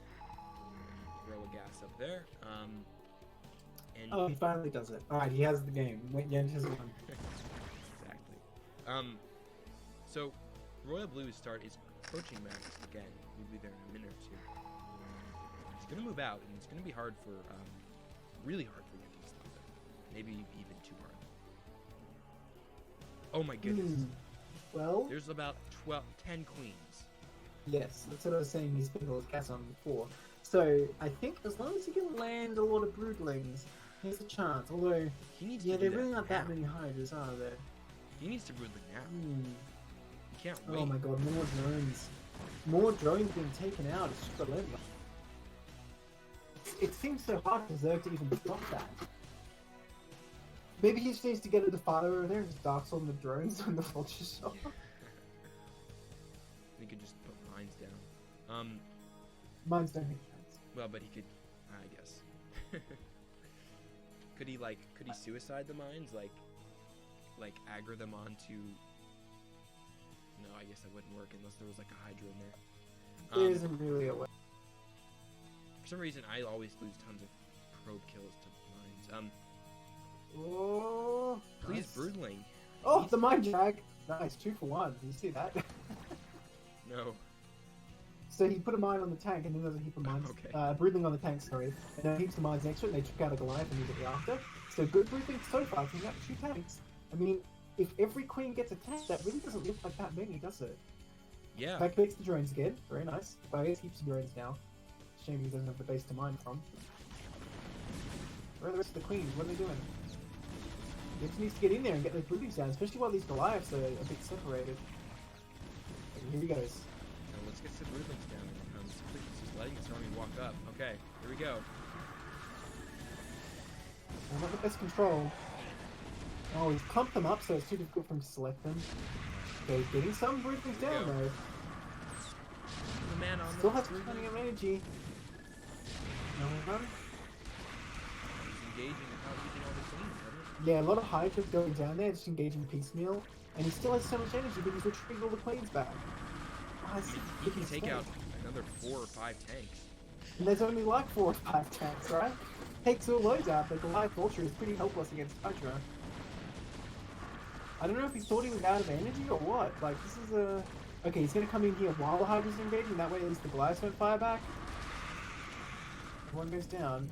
Okay, I think he has spent all his energy now. So that's just these Hydras. Still engaging piecemeal. Did he use all his queens that have energy? Yeah, that's all his energy. Oh no, he has like 3 full energy Yeah, ones that's back what I'm here.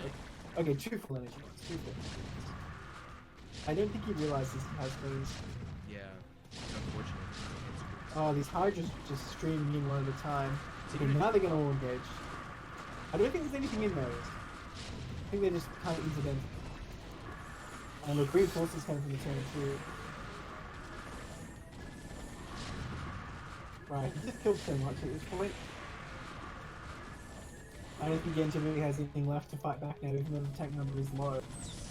You know, I wonder if it's the composition which she actually used for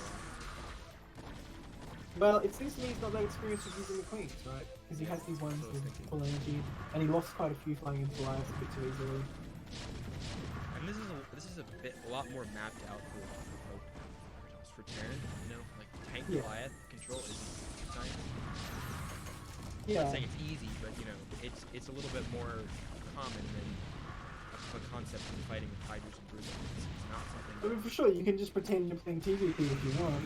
Yeah. Just with a lot more Goliaths, Exactly. basically. Nice broodlings there. But I think it's too little too late now that all the Hydras are dead. You really need to just and then attack with every Hydra. That's how we need to take this out. But now Terran's gonna just put this phalanx of tank Goliath. It's just gonna be more and more efficient. The less Zerg has. Fortunately, he's got 2,000 minerals. He's got a good drone. Well, I don't know if it makes a difference. Yeah. I mean, Oh, more queens going in. good. Alright, 4 tanks there. Nice. Well, that's good. But what does he have to back it up? He has like a few You living Hydras Hydra. being annoying at the Pokemon base for So I think another mistake Zerg can do is not producing trees out of the map. If he was producing a bunch of Hydras there, he'd probably come in behind and just into the fort. Ooh, there's a lot of drones trapped in the main, unfortunately, not mining. Ooh. Loses another queen.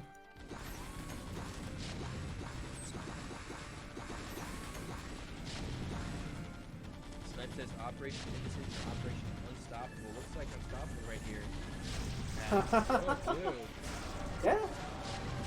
Smashing through Yenta. Yenta, macro, nothing to sneeze at. Sure. Control is I mean, good. Yeah, Yenta looked really scary halfway through this game, but I think, you know, we're just slowly building up an army again. The queen micro just wasn't quite there. This guy's gonna sacrifice himself for nothing now. Well, Yenta seems to sort of continue the fight from the bases he has. The Vultures already know about these, and there's really no defense. Once this small force of Black Hat comes over, I think that's gonna be it. GG. 2-0 for Royal Blue. Nice, well played. Crushing it. That was a Yeah. hard fought 2-0. Yeah, great game. Let's see. Alright. 2 more series. Hopefully we can see. Yeah. 2 more ZVPs, I think. No, let me check. Yeah, they're definitely Zerg vs Zergs. Okay. But we're gonna do a ZVP first. So we have Sheep versus CPL. Let's see. Who was it? Who posted that thing on Discord that I was reading? Maybe it was like a June. sub or Go something. ping June, on how dare Discord. you. Flame him, please. Ban him from CPL. Well, was he saying this in CPL or in Team Drag? This was on the CPL. The CPL Discord, the signups page or no, whatever lineup page. Uh, They were yeah, listing yeah, yeah. toss. It's all good. ZVZs will go faster, but we'll have ZVP less. first. Okay. Well, you're kind of telling me different things. All right, good. ZVZ at the end. Yes. All right, let's go. By the way, JPack posted on CPL some match point Protoss walls, and we can see the way Arge did it. His pylon was safer, but it was wider gap than it could have been. All right. So in the bottom left, in the pink Zerg, it's Sheep. Also for Indecision, seems like with all the RK players except maybe Yenta. And at the top, the green Protoss, it says Inkler. This isn't green. This is teal, man. Don't you know your colors? Is it? Don't you know your Prussian blue from your Cobalt? Is it really teal? Okay, I thought teal Yeah, was this lighter. is teal. This is what called teal. Okay. Well, Inkler is a bit of a character in the scene if you're not familiar with him. That's one way to put it. Is this Sheep's first CPL? I believe so. Ooh, I don't know. He's definitely played before. I played him a bunch. Oh, good. I actually played Sheep a ton. Yeah. So, okay. To answer your question, I don't know exactly, but I think it is. Is it best of 3? Yes. Yes, it is Sheep. Oh dear, so Sheep showing that he's not really that prepared for this. Oh yeah, I think I was. There we telling go, you- it's all the same. Yeah, it's funny. I was practicing for Sheep, and he was like, "It's like, what? Who's your guy against?" He's like, "I don't know." I'm like, "Do you want to check? Like, do you want me to check for you?" I was like, "Yeah, it's a pro." It's like, good, okay, yeah. So Just Sheep, as well. So he was just practicing with you incidentally, and then it's like, oh yeah, turns out it is pro. Yeah. So Sheep is a strong Zerg player. That's good macro. I'd say has a tendency to be a bit greedy. Not a very super. Okay. Well, I the should build not he's doing say right now, based I on think is the practice. opposite of greedy. This is kind of crazy. One hatch gas? What is he doing? 9 pull speed. No, it's not 9-4, it's an overboard. Oh, okay. Whoa, dude, did that drone have its claws open for you? It did. That was That pretty was sick. kind of cool. Yeah. It was like a praying mantis being like, "What's up, bro? You want to fight me?" That's what it looked like. That's funny. Okay, so like, is he gonna go like one hatch Muda or something? Like, what's he doing right now? I guess he's gonna get another hatch pretty soon. Oh my god, he needs to kill that probe. Dude, can't be losing this drone. Okay. This is interesting. It's an interesting play on a 2-player map. There's no possibility of it catching Protoss off guard. Yeah, I mean, I don't even know what to make of this. Like, he did make Ling, so he's not going to make a hatchery, right? He's going to have to go for a lair? No, he did get Ling speed. So it's like 9 pull speed, but it's actually over pull speed. Not sure what... Because, yeah, this is getting quite late not to have a second hatchery. Yeah, and I mean, this has to be respected by Zinkler. There's 2 cannons, and again with this wall, you know, I don't know. This is huge gap. Yeah, so what people posting on CPL Discord, it looks like the pylon should be to the left of the forge there for the minion gap. Obviously, against the Hydra Bus, that's going to be a bit unfortunate, but you can just bring another one behind in time, I think. Right. So I yeah, wonder it is quite a wide gap, like you say. I even wonder if I think I've done pylon sort of in the middle, and then forge gateway, kind of one on one side, one on the other, so it's more like a 2x gap. Yeah, the problem with that is though, is your forge and gateway set up in such a way to be linked up, or do you have 2 holes? Pretty sure that they'd be linked up. Okay, so she's going to be repulsed pretty easily here, and you know this opening is just super weird because like she's kind of behind now, and what for? Just to have like 6 speedlings at this time when Protoss is kind of ready. He pulled drones off of gas, but now he's putting back on. I don't really get. Yeah. Well, he got 100 for speed, then he got his hatch, so now he wants gas for land. That's why. Because like he needs minerals for the hatch, right? So he stops mining gas, Okay. It seems odd. and then he gets the minerals for the hatch, but he starts getting for the land. That's Starting what this another is. hatch? Oh, he's Okay, starting so a I hydro- think this must be Lurker Drop. I don't know what else you can do here, because I don't think a Hydra Bus is really going to be very effective with this economy. Okay, let's don't see it. Oh, nice intercept. Oh, he's going to get in though. Okay, with speed, because he can shut that down pretty quickly. Okay, then again, no, wait, this can't be Lurker Drop because doesn't have a body lair. Is it just gonna So be like a never mind. 3-hatch Hydra just delayed or something? What third hatch? It's a 2-hatch Hydra. Is he gonna throw? You thought 3-hatch Hydra was scary? Have you seen 2-hatch Hydra? It's like Oh the my same, God. but 2/3 of the Hydras. the Oh, so scary. Yeah. So Zinkler's tech is delayed here, but he still has stuff to deal with it. Well, I mean, this is kind of scary because, like, what the hell is Berserk doing? So that's fair. He's being very diligent of trying to get a scouting probe back out, but he's not quite able to. So I think it's gonna be 2-hatch Hydra. Yeah, that's pretty weird.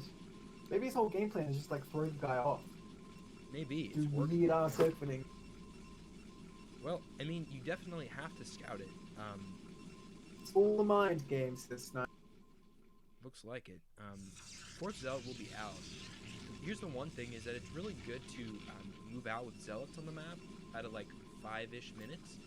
Problem And- is there's speedlings. Yeah, and he there's can't like do that 10 with of this them. wall. If there was a 1-hex gap and you can, send 2-3 out. Yeah, that's a good Yeah. point. Well, I'm thinking though, even if you did send 2 or 3 out, they are just going to die instantly to the speedlings. It's not going to be a good trade. That's true. I mean, you can try to micro a little bit, but this Cyber Core is one of the latest in the world. It's Well, 530. it's not like he needs tech right here. He just needs enough cannons. That's all he needs. No, So they're still going to try and head out. I mean, he needs cannons, but you also need Templar in production at a point.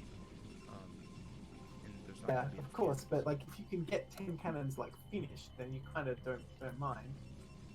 Because he's only on 2 hatches, right? So he's not going to produce that many hydras. He only has 11 drones. this is the is an easiest odd game. build. There's also Well, that's This a is a- considerable number of hydras he has. kind of a vulnerable number of vulnerable. There's only one pylon there. Yeah, he does have this one to the left. He's getting another one to the right, which I presume he's going to put more cannons near those minerals. So I think, he's still got a good setup here. I don't know about that cannon. Is that like an anti-muta cannon? Oh, dude, he's expecting 2-hatch muta. Look, he's getting a cannon in the main too. Yeah, he's expecting muta. I mean, that's the one other thing it could be would be like a fast lair. Well, that's what it looks like, right? Because you're going like, okay, he's got 2 hatches. Like, what else are you going to be doing? 2-hatch hydra, that's not a thing. Sheep, like... So well, here we go. That front cannon is extremely vulnerable. That was the case back it up. And so now, Sheep can take out this wall pretty easily. Actually, could he just kind of run past and ignore the natural? I mean, I think the number of hydras here is going to start to climb to a real scary point. Zinkler needs to throw cannons up right now. Well, look at the right side. It's so vulnerable here. Okay, he needs to hit that gateway. Okay, he's going to go in anyway after the cannons. Oh my gosh, there's not many cannons here. Probes are pulled. Zealots are all dead. Yeah, this is over. These probes are not SCVs though. They can only do so much. Oh my gosh, I think we're actually going to die here. Well, not that many hydras suddenly. Reinforcements limited because there's only 2 hatches. He needs to keep getting probe kills. He's trying to. Oh no, because the forge is taken out, his second one isn't quite done. Can't build any more cannons yet. Yeah, that's huge. If he had a backup forge, he might have been able to keep throwing cannons. Okay, there you go. He does finish that cannon. But the hydras just step forward, take it out just like that. Oh my Zealots gosh. down so quick, and here we go. I think he's dead, dude. Yeah. I think this game is over. I mean, Cribs can try, but there's enough hydras to get gunned down pretty easily. Yeah, and he's under speed again.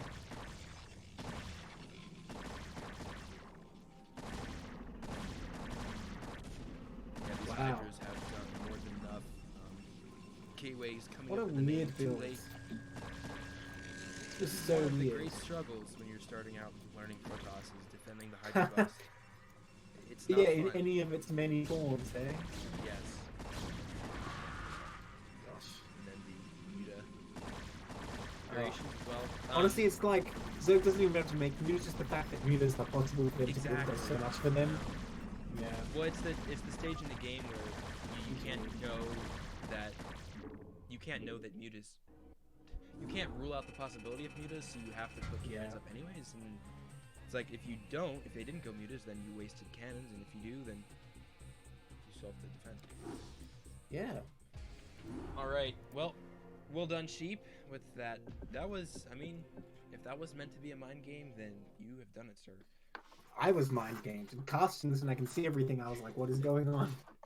So yeah. Okay. All right. So did you So, sheep. It's interesting. You know, sheep. Of course, some players do play very aggressively in CPL games, but sheep also has pretty strong macro. Yeah, so much for your greed, by the way. That was not greed. We saw just. It's funny because some of the games I practiced with him, he'd go like 3 base, like 40 drones on like 4 lings and stuff like that, and just like walk up with his zealots and hit a nice timing. Either way. So in the top left in the teal, Sinclair. And at the bottom, the gray color, we have the gray Zerg sheep. Currently up 1 game. We're actually 4-0, right? Yeah, Operation Indecision is up 4-0. Yes. And up in this series as well. Doing well so far. Yes, I think this was Sheep's first week playing for us. It's kind of a transfer. Yes. I'm sure he had contacts with people in IRK. Well, it seems like all the RK people heading to Indecision, right? Yes, they're got the finger in all the pies. Next season we should have a team whose name is just a combination of all the clans. We have like team like Ash IRK. What else is there? Dragon. I'm trying to think of any others. Yeah, Dragon. Yeah. What's the other clans? Nice. I don't know. Oh yeah, Nice is one. Yeah, that's right. EMG. Well, you actually forget. I don't know. What was it? DMG. EMG. DMG. Oh, There's DM, Disturbed Minds. Oh yeah. Okay, so White. we have Ash, Nice, DM. Greatest team. The greatest team. Well, I mean, this is kind of essentially like the transplants from Team Drag and then Team what's the other one? Samyang? MCMS, right? Oh no, No, MCMS. MCMS. Samyang still exists, man. That's true. They're still going strong. Okay, so we're not going to see a gas this time, much to my relief. Because I don't know what goes on when we see that. He's going to get a hat trick here. And Sinclair scouting last means the hat trick can go up without any contest, like for Sheep.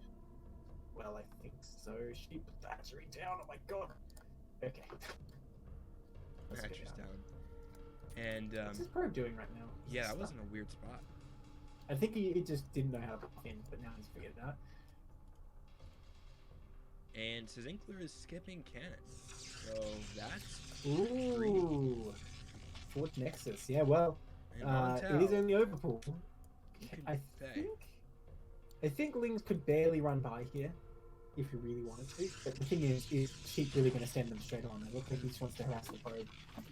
Well, luckily And for I mean- Zinkler, he got the rush, the base with the farther rush distance. If this was at the other base, then it would have been tough. Yeah, true. It's kind of weird the I difference think that it's, those two bases make. It's big. Yeah. I think it's perfectly reasonable to try and go for this when you've already scouted its Overpool. I mean, it's never going to be like game ending against Overpool. It's only when you're blind, I think this is super dangerous. Yeah. Because obviously it's 9 full speed, you're just going to die. On 4-player maps, you can't really do it unless you scout first. Yeah. I mean, you can, but So, you might pay. ooh, look at this third for Zerg. That's interesting. The mineral only over here. Do you reckon it's like so pros can't find it? Because I would have thought you just want to take the gas bait. It's interesting. Because whichever base you take, right, the SimCity possibilities are garbage because they're all out in the open unless you're going to take the other natural and play total style. Right, so you might as well take the gas one unless you're trying to hide it.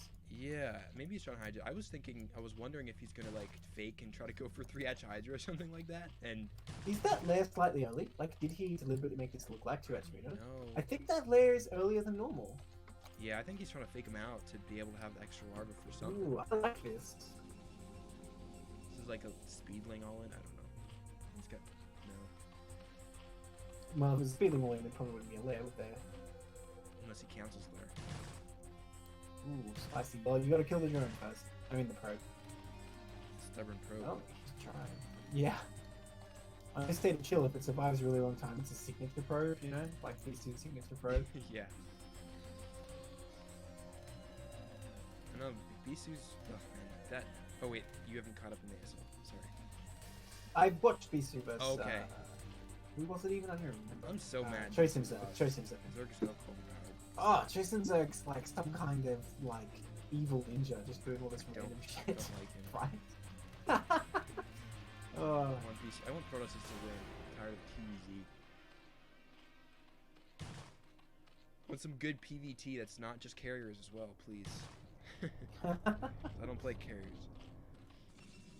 Carries are tough to use. Okay, so simply getting the Corsairs as usual here. No Citadel build coming up. So this is kind of just a 3-hatch Spire. Yeah, it's pretty normal build. I'm not even sure that lane was earlier. I guess I'm no VP expert. Oh, What's your okay, take so on like Probe 5-hatch is- Hydra versus 3-hatch Spire for ZVP? I mean, I think 5-hatch is actually pretty good. Yeah, when I play Zerg, I do struggle going the Spire build because I guess my overall the mechanics and macro aren't as good. Because this is obviously the economical way to take it later, right? If you're going 5-hatch Hydra, you want to pick a 5. So yeah, I think I do prefer 5-hatch Hydra because you just want to get in there and fight them. I don't want to play the game Zerg. Yeah, I mean, interestingly, like, as a Protoss perspective, when players go 5-hatch Hydra, it kind of simplifies the game. You know, you basically have to get a certain number of storms out and you engage. The thing that's really strong about like 3-hatch Spire is there's the potential for, you know, like some Hydras and Mutas as well, like Sauron Zerg True. styles and stuff like that. It is extremely difficult to incorporate the Mutalisk with the Hydras though. Like that's really tough in my throat. Yeah, To be able. I guess it's hard, but I mean, on ladder I face it a lot, and it's brutal because you have to have cannons up, you have to have Archons as well as storms for the Hydras, and then there's also other things besides the. Oh, look, he Muta fights the Scourge. third. No Yeah. problem. Also, the nice getting the Scourge up to beat the Sairs is also annoying. That's the nice benefit of Yes. Fire. Keeping the Sair count Sure. low. Okay, well this Sarah's in trouble right now. It's kind of on the wrong side of the Scourge. See if it can make its way back. Okay, let's see. We'll just get a cut behind here. The Scourge kind of overextending. Okay, so Sinclair just getting a nice scale. So we'll use this Corsair there, which is nice. It seems like probe count okay for Zinkler. Zealot count seems okay. All right, I missed this. So what Zinkler doing is essentially a speed lot timing, although Yes. it's a late. Well, it's delayed because he got these Corsairs, right, at the kind of making it But even fast then, timing. I mean, you can start if you're getting one. Oh, the Corsair, speed itself? Yeah, Yeah, that's, you're that's, right. That's one of the latest. That things is pretty ever. late. Wow. It's Well, not you can kind of start to move out without it, and they just speed up halfway through it. Yeah, but considering it's these positions in Tau, it's going to take forever. And also, +1 is kind of Ooh. late too. Look +1 at these should be double finished. upgrades, though. He's got armor going right now, too. That's kind of interesting. So, it says to me, Sinclair probably wants to play a long game. Yeah, I mean, this push could still be strong, like, later on. It's just, it could be at the third right now. And this is what I was saying about being greedy. Now, okay, Sheep does have quite a bit of forces at its natural. But if this was a really crisp Zealot timing, like coming in 7-ish, 7:30, could have gotten some drone kills at the third. Because there's the SimCity is not as good. It is really far away, though. It is like the furthest away base. And look, they are moving out now. So, like, I don't know. Maybe they'd only just be arriving now with the Sunken ready. But yeah, that's the thing about taking this third. It is a lot further away to reinforce. Yeah. Well, anyways, And he's that drone- got about 6 gates up now, which isn't bad on 2 bases. Pumping Hydras. He's got a good gas bank from got his gas on time. So, Sinclair's playing pretty well right now. That drone very key to see if this is coming. So, immediately the reinforcements from the natural can come over. And this is a pretty good setup for Sheep. Honestly, there's not that many drones here, which kind of actually impacts the defense. Get a lot of drones, it'd be easy to drill, but that will be pushed back pretty easily. Sinclair knows if he commits there, he's just going to lose every. Yeah, he needs to save some Zealots so that he can have some support with his High Templars. 4 High Templars out now. It's going to be a lot of storms in a minute or so. Storm finishing. The double upgrades is nice as well. Zinkler's playing this pretty well. He keeps getting supply blocked though. It's an annoyance. Starting to mix in some goons. He's going to have to kill something to get those goons out. Yeah. Gate. It'd probably the gate, right? Is what you could kill there. I'd like to see him add another gate or two in the main. Good little engage there, catching some lings, getting a bit too far ahead.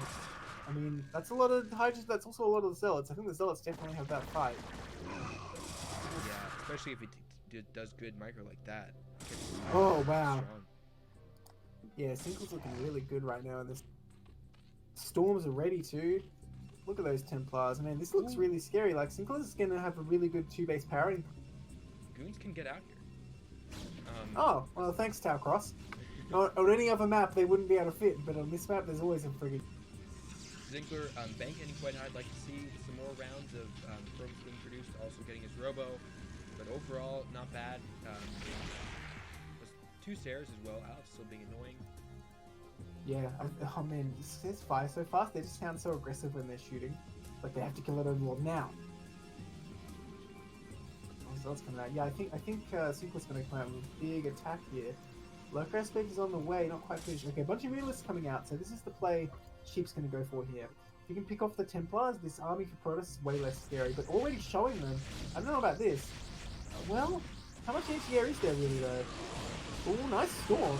Even though it kills the Templar, I think it's still worth it. Oh, that's a great Storm. Wow! That was so clutch. Yeah, actually, if they could have cleaned all the High Templars, it might have been good. There's still only 2 Storms with these High... Oh, well, look how weak this army is now, yeah. And like, he doesn't have enough gas to make a huge amount of Lurkers anymore, because he spent it on the Mutalisks, so suddenly this guy's army's looking real weak. Yeah, a couple of Storms here is all he needs, really. Sim is kind of annoying here. If he gets a couple Lurkers up, he can possibly salvage this. Well, as usual, that's the only saving grace for Zerg, isn't it? Their SimCity, but I mean, this third looks way weaker compared to... And there's no units here even. Like, there's a few Hydras in this box, but that's it. Yeah, territory just coming in now, but I don't think it's going to matter. There's no Lurkers at this point. The third. Oh man, did you see those Storms at the back too? These Hydras are trying to flank, but the Templars just took them out. Well, I mean, the drones... Steal a base up at the top, but... Yeah, Sheep's trying his best to defend you with the drones as well, and he did a pretty good job, but there's just too much. Even this, like, hidden base I don't think really matters in the end. Well, this Lurker's coming up. Will they be able to save it? Well, no, the Hatcher's already dead, so I guess not. He takes out that Lurker. If this were a map, like Fighting Spirit or something like that, and the Lurkers were up a bit earlier, you know, this Sims would actually be so hard to break that this Protoss army might not have been able to do that. Yeah, this is the problem with this map, right? These bases are just so wide open. Yeah. And Sheep did what he could with this Evo, but it's just like so much space. I mean, maybe it's better if you do than what I see the pros do, where you just get the 4 hatches, like in a block, and that can give you a lot more options. Because it's almost like you have a terrain element, because like no one's going to be killing hatches. Yeah, that's true. Alright, well we see Zinkler's macro has been decent. Still, he's banking a lot of minerals, but keeping his gas low, building enough Templars. Yeah, taking this third now. I think it's a good move now that he's kind of put the Zerg in the back foot and he's still menacing with his army here. I mean, I'm looking at this natural, I'm thinking, well, Protoss can probably get in there. He just needs to land good storms on the Lurkers, basically, and the task is almost done. Amazing upgrades here with 2-1. Thanks to that double forge. Yeah, very good. Double forge is probably underutilized. And Zerg's still just on +1 missile, by the way. +2 ages away, so here he comes. He's gonna come in here. Maybe he's still more right now.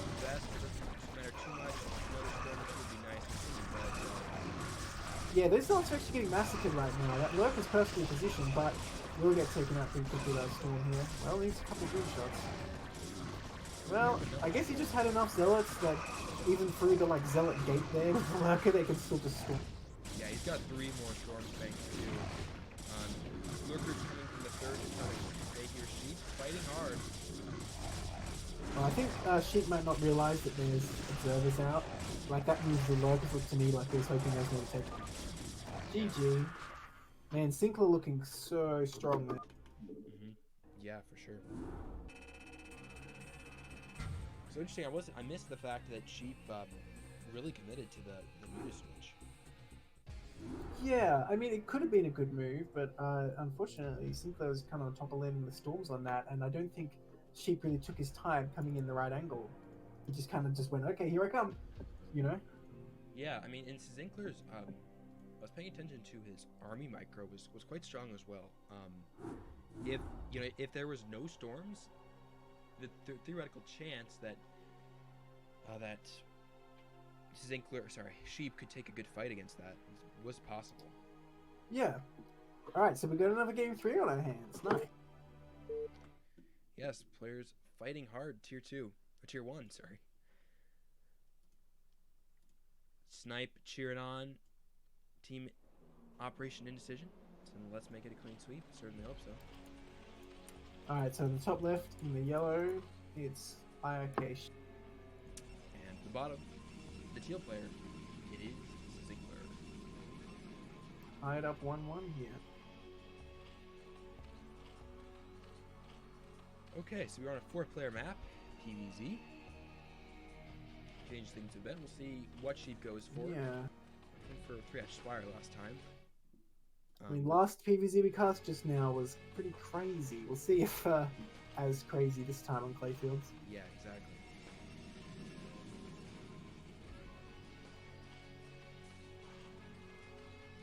So it is going to be closest spawns, but Clayfields is such a big map that it's really not that close. Yeah. Still, though, I think Zinkler will scout Sheep first, so that's just Correct. nice. 'Cause How did you know? There's cast a curse, then there's cast a blessing. well, I mean, he theoretically could have scouted across too. Mm. I guess I do both ways sometimes. I think it's actually just faster vertically, so it makes You to go like up the and rush across. distance is shorter. Um, Yeah, I'm pretty sure. I could be wrong, but I'm pretty sure. So yeah, Like just you give said. him opportunity. He sees the pool, so he's not going to be able to, or at least normally you don't try to eke out a Nexus before cannon when you see that, unless you're So able to see how annoying. many lings come out. So annoying with this probe. Look at this. Yeah, that's good. I've actually gotten drone kills Yes. with probes before. It's nice. Oh, if you get a drone, like it's just like, oh my god, you know you're gonna win. You know, Yeah. even if nothing. I had a game the other week. I felt like a god on ladder. I killed I killed a drone in the main, and then I went to the third, and I denied the third, and I killed the drone that was trying to get the third. I was like, yes. I can Speaking die of happy. denying, Sinclair could put down a pylon here pretty easily. But decides he doesn't even need to. I don't know about this drone going down here. Is he drone scouting? Is that what he's doing? I guess he is. That makes sense. I think he's gonna go Okay. for a. Yeah, he's gonna go for a next before cannon. So Wow. Yeah, I mean, this time I feel like Sheep might be a bit more in tune to that and just send his lings straight on. We'll see. Because, yeah, I think definitely if Sheep just rallies the lings right away. Oh, only made 2 lings, actually, so never mind. Sheep not going to punish this at all. I mean that gives So- you about I don't know the timing out of your tech when you get that Nexus up quicker is about 10-15 seconds. It's actually oddly when you play enough PvZ, it actually feels pretty big. Yeah, it's definitely a big advantage, for sure. So Sheep just going, deciding not to deal with that probe, just taking his third at the third location. Yeah, I mean, I feel like that's what you have to do sometimes when the block's that good. For sure. Zinkler only taking shield damage so far in his probe. Oh my goodness, replay progress. Yeah, really great probe macro so far. See APM for Zinkler around 300. Yeah, that's pretty high. Yeah. It's about 2 laser snipes. Is that how we measure APM now? Yes. Like, Jay doing about like 2.5 laser snipes. I'd be like 1.5 laser snipes. Oh my gosh.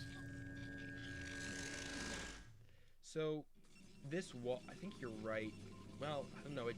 I'm trying to think of all the Protoss walls. I think Fighting Spirit, bottom right. This wall is an extra hex than that. Bottom Okay, I can't speak. Bottom left, circuit breakers. I think it's about the same. Yeah, like this exact wall in Fighting Spirit, it doesn't have that gap at the top. Is it true? I don't know. I'm pretty sure. I think you're right. I'm not totally sure. Really, same size? Well, off to Brood Hall. I'll go and... Well, because also the forge. One thing is the forge. I feel like I normally put my forge 1 hex farther back. Either way, Probe still alive here. Sees the spire. That's pretty good intel. Well, he hasn't started yet. Okay, this is big actually. So Ziggler's gas was very delayed. He Second gas, you mean? Or his first gas. He's only at 100 gas right now. Oh, I'm sorry. He doesn't come down. Oh. This is odd. Turns out you're right, by the way. This is the same move as Fighting Spirits. Am I? Yeah, it would seem like it was the same. Anyways, he dumped his first 100 gas into +1. So that's a big tell. I don't see that too much. So Citadel opening? Looks I like mean, it. this is the same thing he did last game actually. And he did go Stargate first. Well, he's just banging up a lot of money right now. Yes, Ziggler. Yeah, I don't know what he's up to right now. He's not a very he quick waiting build at to- all. Yeah, unfortunately, unlike last game, it looked really good. Yeah, he's gonna start a Stargate. Yeah, that Stargate could have been 40 seconds earlier. Yeah. With his economy. Well, nonetheless, he will have it in time for any unit shenanigans that we go on. I don't think we're going Will to he, see though? Sheep go for mutas. Nah, I think it'll just be the same as last game, probably. I mean, but if he chose to go Whoa. mutas, I'm timing it Oh. out. The first Crusader Is- might be barely there. These things trying so hard, but they don't even get the probe. Denied completely. Sheep droning up quite heavily right now. Spire on the way, gonna be finished. So yeah, probably not. Yeah, this is looking like a Hydra for sure. Getting that fourth hatch. Like, and he still only has one gas, so it's there's just the defensive Scourge.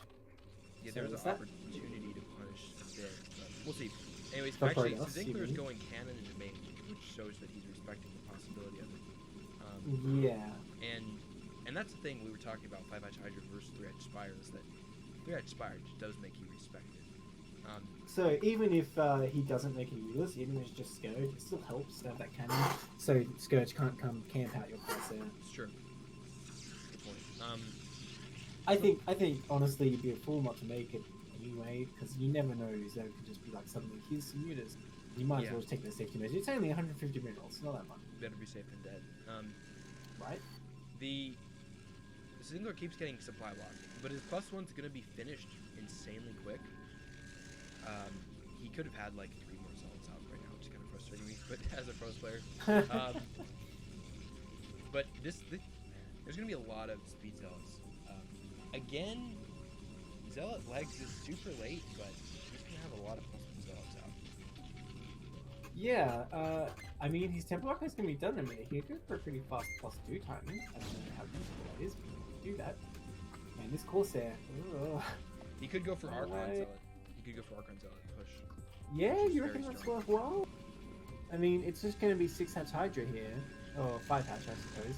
Is there a 6-hatch? Yeah, okay, it's only 5. So, I don't think Archons are really that effective there. Oh my god, this Corsair, I can't believe this score. Well, the Archon timing would be more like if Oh, the other Corsair! Okay, what? you hit like at 8 minutes exactly. I forget exactly what that would be. But that's Okay. timing out differently. That's if you go Citadel first. Yeah. Like 2 Archons, 8 Zealots. Even if they're going 5-Hatch Hydra, you can still have enough with the because Archons are actually really good against Hydras. Okay, so we did start +2 right away, I like that. Really going for those upgrades here. Gonna have a really strong, like, mid to late game. Because he's gonna be so ahead in upgrades here. Lizzo, good starting up on himself.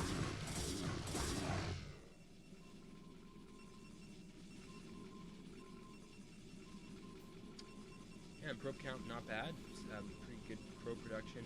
He's continuing to throw down some cannons, I think, just to be more safe. And yeah, the +1 armor started as well. Looks like he's just going to do a similar thing where he's going to power up on 2 base. This time it's, we'll see if Sheep does go for mutas or not. I kind of don't think he will. I think he just wants to take it more bases Yeah. and stay on Hydra. That's what I expect too. But I'm looking at this. I don't really like his SimCities as much as last time, to be honest. Like, I don't think they're quite as well set up. Huh? Oh, sorry, I just need to adjust the latency. Oh, sure. Here come the zealots, and I don't think anything's going to happen here. There's already a bunch of hydras at both locations. yeah, I don't know. He's not Well- attacking with the town police. We'll try to get this around there. Actually, no, he's right clicked on the hatchet. We're going to mistake there. But yeah, no, that's not the engage you want. Run away, Zealots. Not the best. He needs more gates up. Yeah. Well, he's adding them as we go. Yeah. There we go. Not a bad time. Say no more, Gorgonoth, he heard you. I know. I'm sorry. I'm sorry if people watching this VOD feel like I've been overly hard. Alright, okay, a lot of hype's coming into attack here, actually. Is Storm ready? It must be by now, right? Yeah, you know, Sheep kind of playing with fire here. Oh. Okay, decent dodge, but he does get a few, and it's plenty of damage as well. Like, you can't be doing this. If you lose too many hydras, suddenly Protoss comes out again. Zingler's gas tank is not super strong.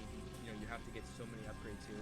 He's also got Well, he only has 2 on gas at the natural. Oh no, he fixed that. He had 2 on gas at the natural a while ago, but I suppose he fixed it.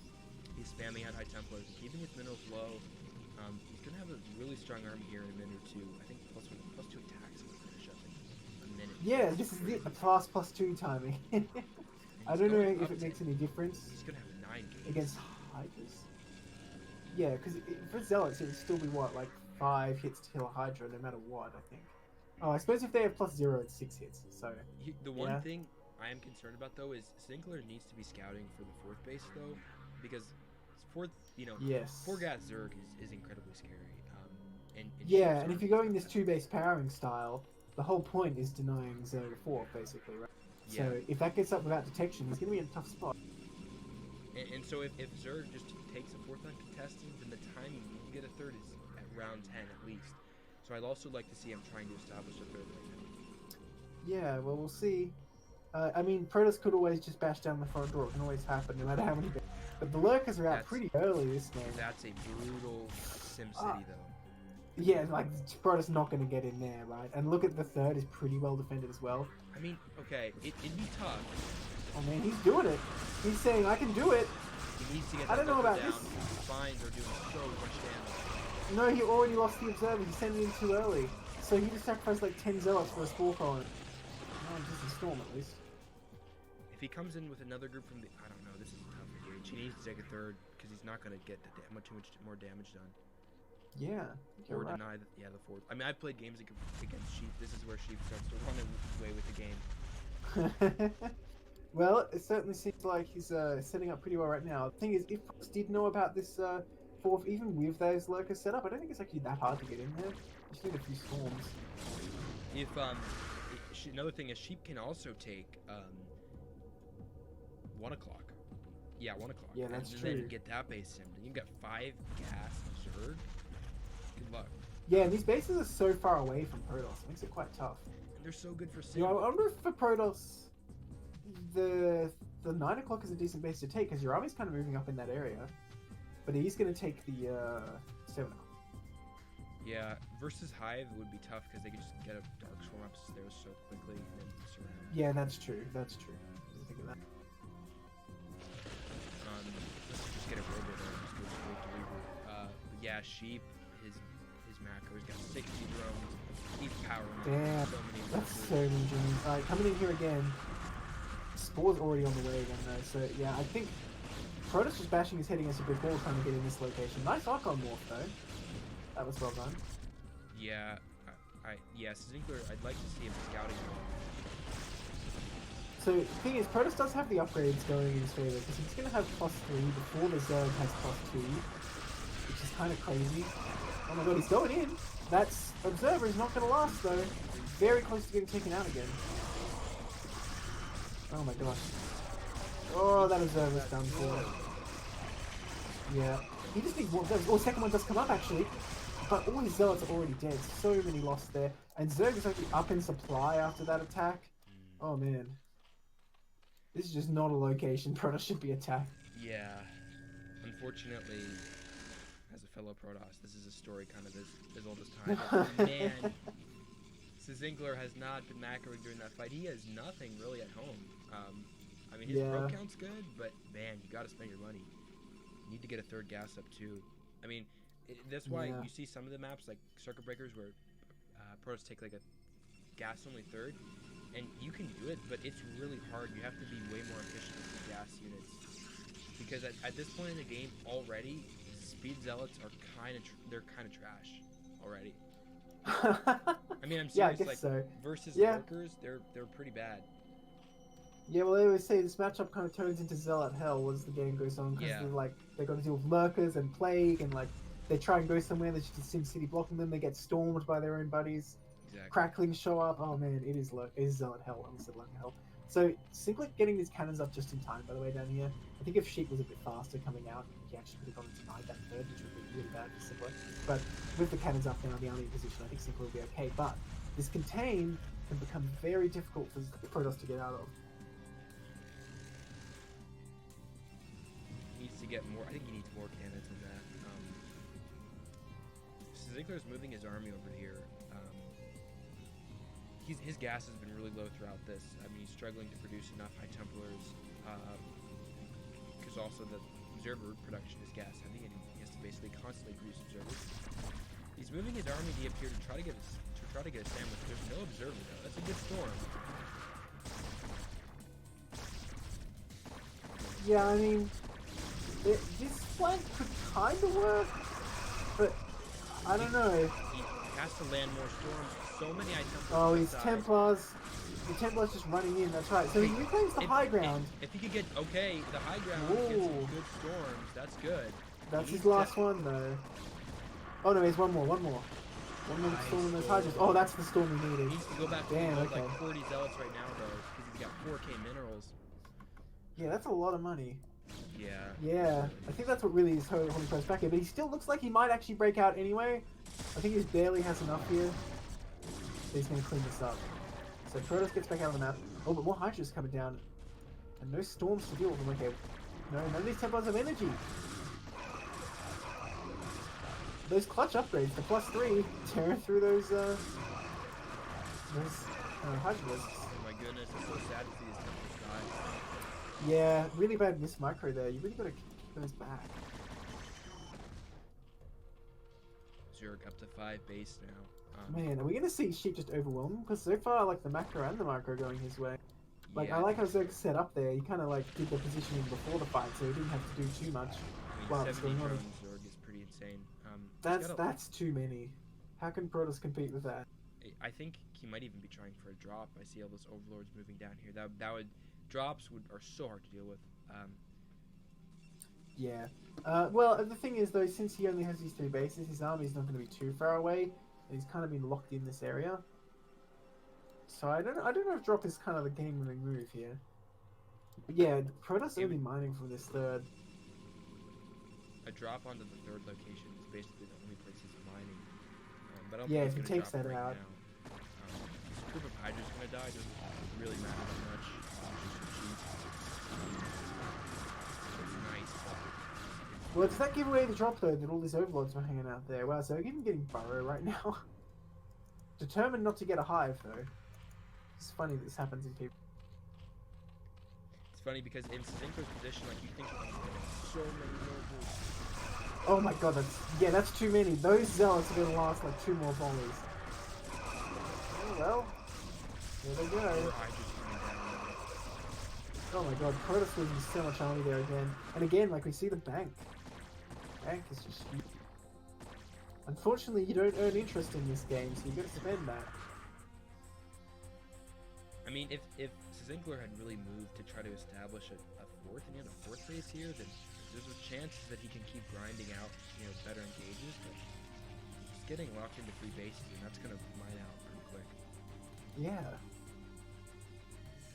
I mean, what's the 4th you want to take here? I mean, is this the one you want to take?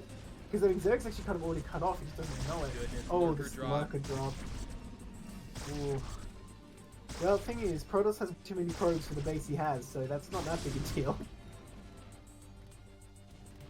And even look at like Sheep's additional natural. It seems like Sheep's armies here. Even if Zinkler killed all that army, there's still a great SimCity at that other. Yeah. There's like 7 lurkers. Well, like you said earlier, this is how Sheep seems to run away with it. He just macros so hard in the late game, doing a great job spending his gas. We see him with like a little big mineral bank, but for Zerg, that's like totally fine. You just want to spend the gas. Could make a lot more lings, but that's not a big deal.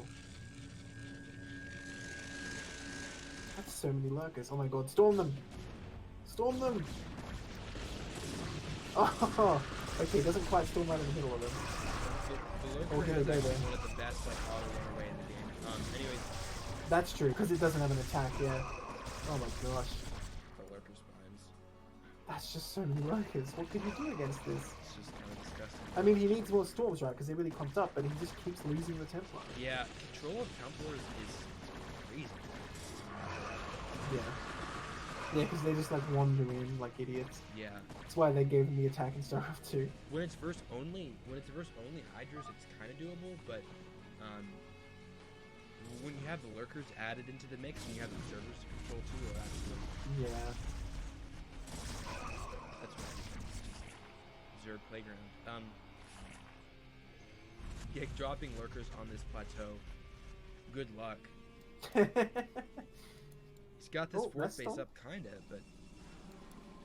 It seems like Sheep's. Yeah, I mean, he's technically getting away with this. I don't know how long it is till Zerg notices, though, and it's something that doesn't matter. They do still not have a hive, interestingly enough. Yeah, if you had Darkstorm here, it'd be like. Sheep has. Oh, storming his own observers. Come on, get to that. I don't think there's any observers left. I think he's almost out of energy. I think he only has one left. And losing more Templars again. This is the point where you kind of just have to know from the other I mean, yeah, I mean, if you could micro them better, definitely you want more storms here. But yeah, all these zealots get picked off again.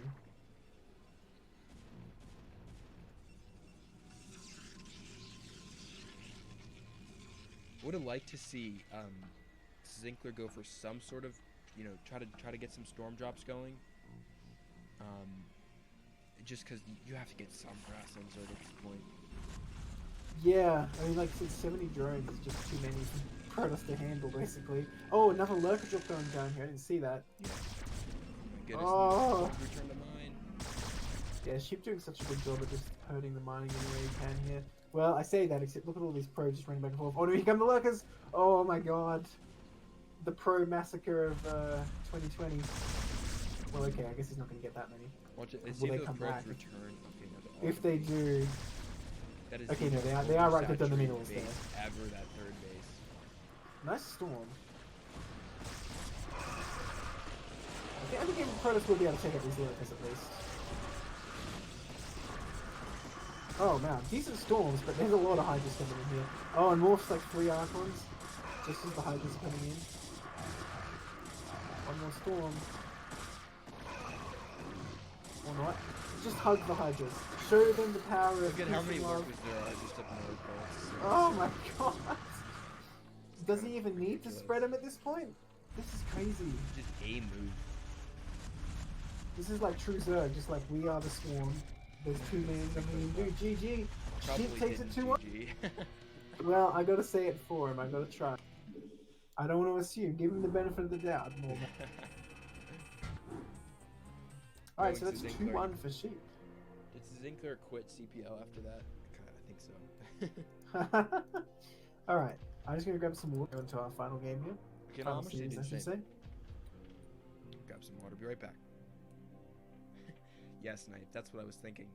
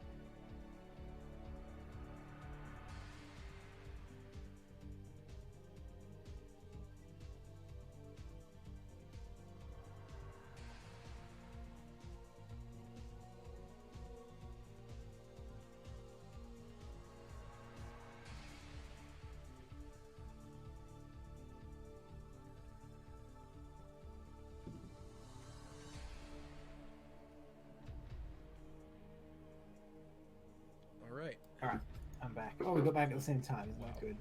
We're in sync. Here we are. Cold War Gates, how you doing, man? Yep, 72 drones.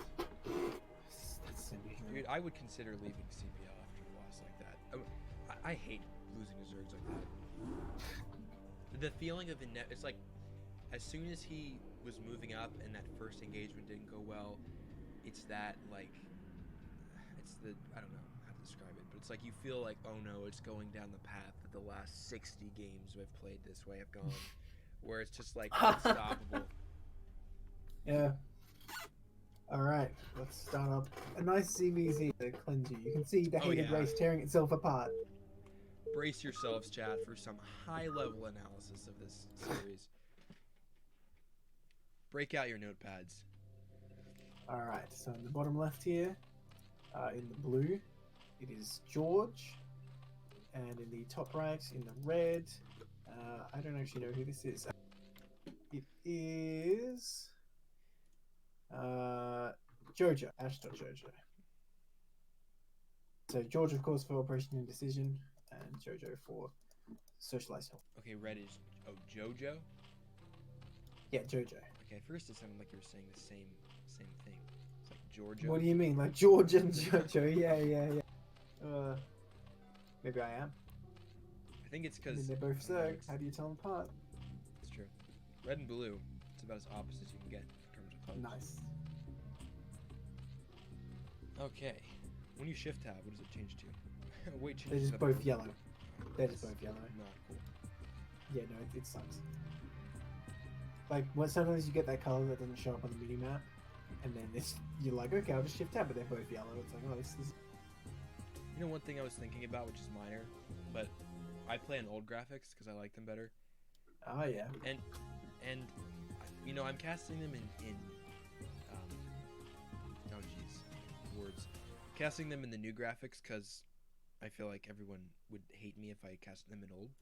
But I don't want to not get the angry emails, but I like old graphics. Like watching engagements in the SD graphics is so much more exciting to me. You reckon? Yeah. Well, what I do miss is the fact Zerglings used to be full of like 10 liters of blood. They're like dehydrated or something. Yeah. That's the worst part. I don't know, it's just like, especially the Goliath tank, like in the old Yeah. graphics, they're so much more, I don't know, they have more personality, you know? You reckon? I do. I think the Goliath is definitely one of the most different looking units. Yeah, I don't like the way it looks. It's too Interestingly enough. polished. It's like, eh. Yeah. Strange that that one changed so much. It used to be like you could see it, like the shots you could see more. Now it's like you barely even see the flashing lights from the bullets, you know? Yeah, I guess so. Yeah, because it'd be like extremely bright.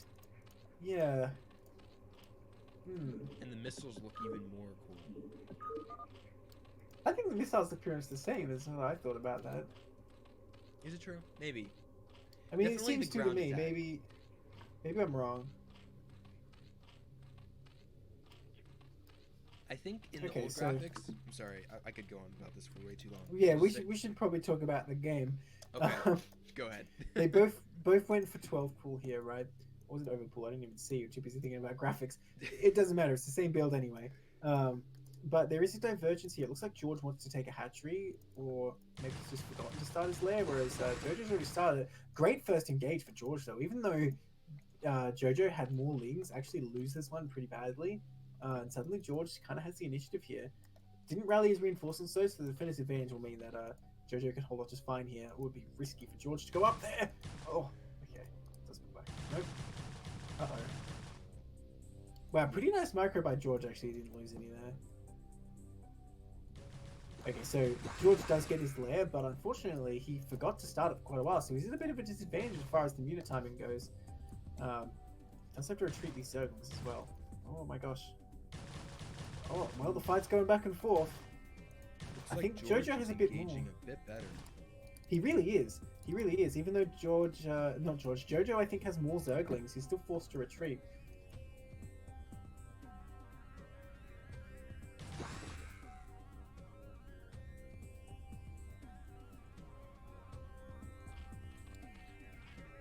Well, I think since it's mirrored builds, there's no one player is like supposed to be on the defensive, right? So you might as well be trying to make something happen with the links. It's kind of weird like that. Why is JoJo okay? His fire started a second. Yes, As good his as fire- George's micro has been, he's really slacking on his build. His lair was late, and then his spire was late as well. And I don't think you can afford to make that kind of mistake when seconds matter. Okay, he goes in for a fight here, but JoJo just with more links crushes him. Well, he had just more links anyway, even if his micro was worse. Like, he just had like 50% more there because of defender's advantage. And so there's no sunken or anything. I don't know if George is going to survive now. Look how many links are coming. Yeah. This is. Okay, well, George is going to try and counterattack. I mean, I think that's an okay move. Why did but George engage there? I don't really understand. I don't either. Well, he doesn't. I don't think he realized that they're going for the same build, so he felt like he had to. But yeah, now JoJo's just going to kill everything here, I think. Oh wow, actually a really good engage for George. I can't believe that, but nonetheless, the numbers do show. Every drone he gets and- is so big though. One drone. Oh, if he gets this spire, yeah, there's only 7 drones right now. Oh, There's one he drone. does push them back somehow. But yeah, pretty severe advantage for JoJo right now. More lings on the way though. Oh yeah, how can I'm George surprised he possibly didn't go defend? for a sunken. I feel like he had to. Well, when it's mirrored builds, though, you don't really have any avenue to do that, because then there's going to be one drone behind anyway. I mean, Oh, another drone the killed. other option is to just die. I think it's gonna be GG. Well, it seems like that's the option we're going with today. It would have been fine if he didn't attack too brazenly, but yeah, even when these meters hatch, I don't think it makes any difference. GG. JoJo takes the first game. Intense little link skirmish. Yeah. Okay. I mean, I guess I was joking how my ZVZ analysis is really bad, but some games they're so quick that it's like basically one Yeah. thing happened and then that's the game. Yeah. Well, I thought George was at a good advantage, right? Because he kind of killed a couple of lings quickly, but then, yeah, then... Well, I think as soon as he lost that fight, it seems Yes, like to when he survive, charged in there. he should have thrown down a sunken. Like I know it's you have to spend money, but is the only other Would option. he have even had time, though? Like, Probably. the first kind of It hit went would have pretty happened, I think. No, I don't know. Well, it would have been done by the time the second wave of links came in, not the first. Yeah, I so suppose like so. he you said he took that good engage, where he kind of evened it out, but there were more links coming. I think he would have been ready for those. Maybe. Alright, let's jump into game 2. See if we have any deviation from the pattern. Yeah, ask Crossy. Don't take my word for it. Yeah, like neither of us are Zerg players. I mean, look, I guess I should just play as first. Jojo in the top right in the red, and at the 6 o'clock in the purple is George. So Jojo up 1 game. Look, you are right that like he would have survived that way, but I don't know. It's just like you either take the damage from the links because you have no sunken, or you're taking damage anyway making the sunken. And when it's mirrored builds, you're just going to be at disadvantage anyway. And who knows, maybe he didn't realize how many lings were alive, and maybe he thought he could just barely defend what he had and stay on track.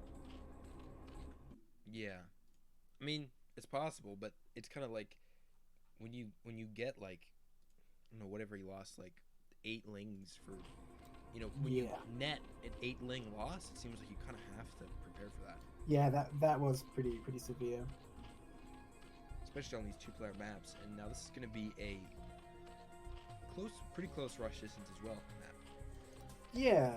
I'm looking at these positions. I'm wondering if it actually favors George a bit, because his mutas can go straight from his main towards the natural, like on the kind of attack path. Like if they go over the main wall, see. But Right. JoJo's kind of have to go a bit further. I don't know. It probably doesn't matter, but just my feel. Ooh, it looks like JoJo is going to go for a hatch first. Yeah. So let's see different builds this time. Hooray! Yeah, George is going with 9 ball here. So George is going to come in here with lings, and JoJo's going to have to try and defend basically. And it's definitely possible for the 12 hatch player to defend. You just got to put in a couple of drones basically.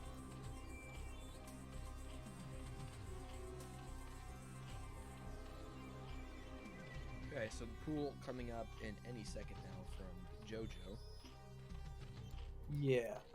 And So, by the way, this is not like a 12 hatch like you see in TVZ or PVZ, I suppose. It's actually just a 9 hatch. So it's more towards like a sort of ling all in, just trying to get those lava up very quickly. But thing is, George can still take the advantage if he kind of gets in quickly enough. And he did make the 6 lings run away, which really need to do. I assume his overlord saw that, right? It's going away now. I don't know why it's going away. Does he not realize his opponent is here? Oh, he needs to fly in the main, see what's going on. yeah. And look at this. George is going to have speed way sooner. Yeah, I mean, it's the larva is the real critical thing in ZBZ. It's not even the mining because the lings are so cheap, you can mine the meat off of one base for a long time. But if you get that larva advantage in this game, makes a huge difference. For sure. Seems like But that's JoJo's sneaking out a couple more drones as well. I think that was probably. Yeah, I was going to say that would be unwise if he made any extra drones here. But alright, pool's done. And so 8 lings already on the way for Jojo. George has to basically just rally all the lings he can and get in here and do damage. Now, the thing is, if he can get the lair up as well, he will have meters way faster, and Jojo will have to make evos. And the thing is, because he went 9 hatch, not 12 hatch, his drone count is already a bit lower. So that's going to be a painful thing to do. Okay, let's see if we can get these lings. Oh, that's pretty huge, getting that 1 extra ling. Do you think he'll try to throw a sub at this natural? No, I don't think so. I don't think there's really any reason to do that because you have superior link production. You shouldn't need to do that. Okay. But speed will be done first for George. I mean, if you get a sunk at all, speed? if you get a sunk at all, you got to get it in the main. There's no point really getting it here because they don't do that much damage to links. They can run past. Okay, George going in for a fight. I'm not sure if that was wise. His speed did just finish. Oh, but the numbers are so close. Oh my god, this fight is so close. Oh, George trying to counter the link, but he got it surrounded. Yeah, loses one of his own for nothing. I think this aggression is over, so George just has to defend now and try and get his spire up. I think it's the play from here. He's actually making 2 more drones, is George. That's interesting. I mean, he's going to get the sunken. That makes sense. He's making the extra drones and getting the sunken there. But yeah, of course, because he went 9 pool, his lair is going to be super fast, and he will have the advantage of Mutalisks here. But he needs to start that spire. God damn, right there it is.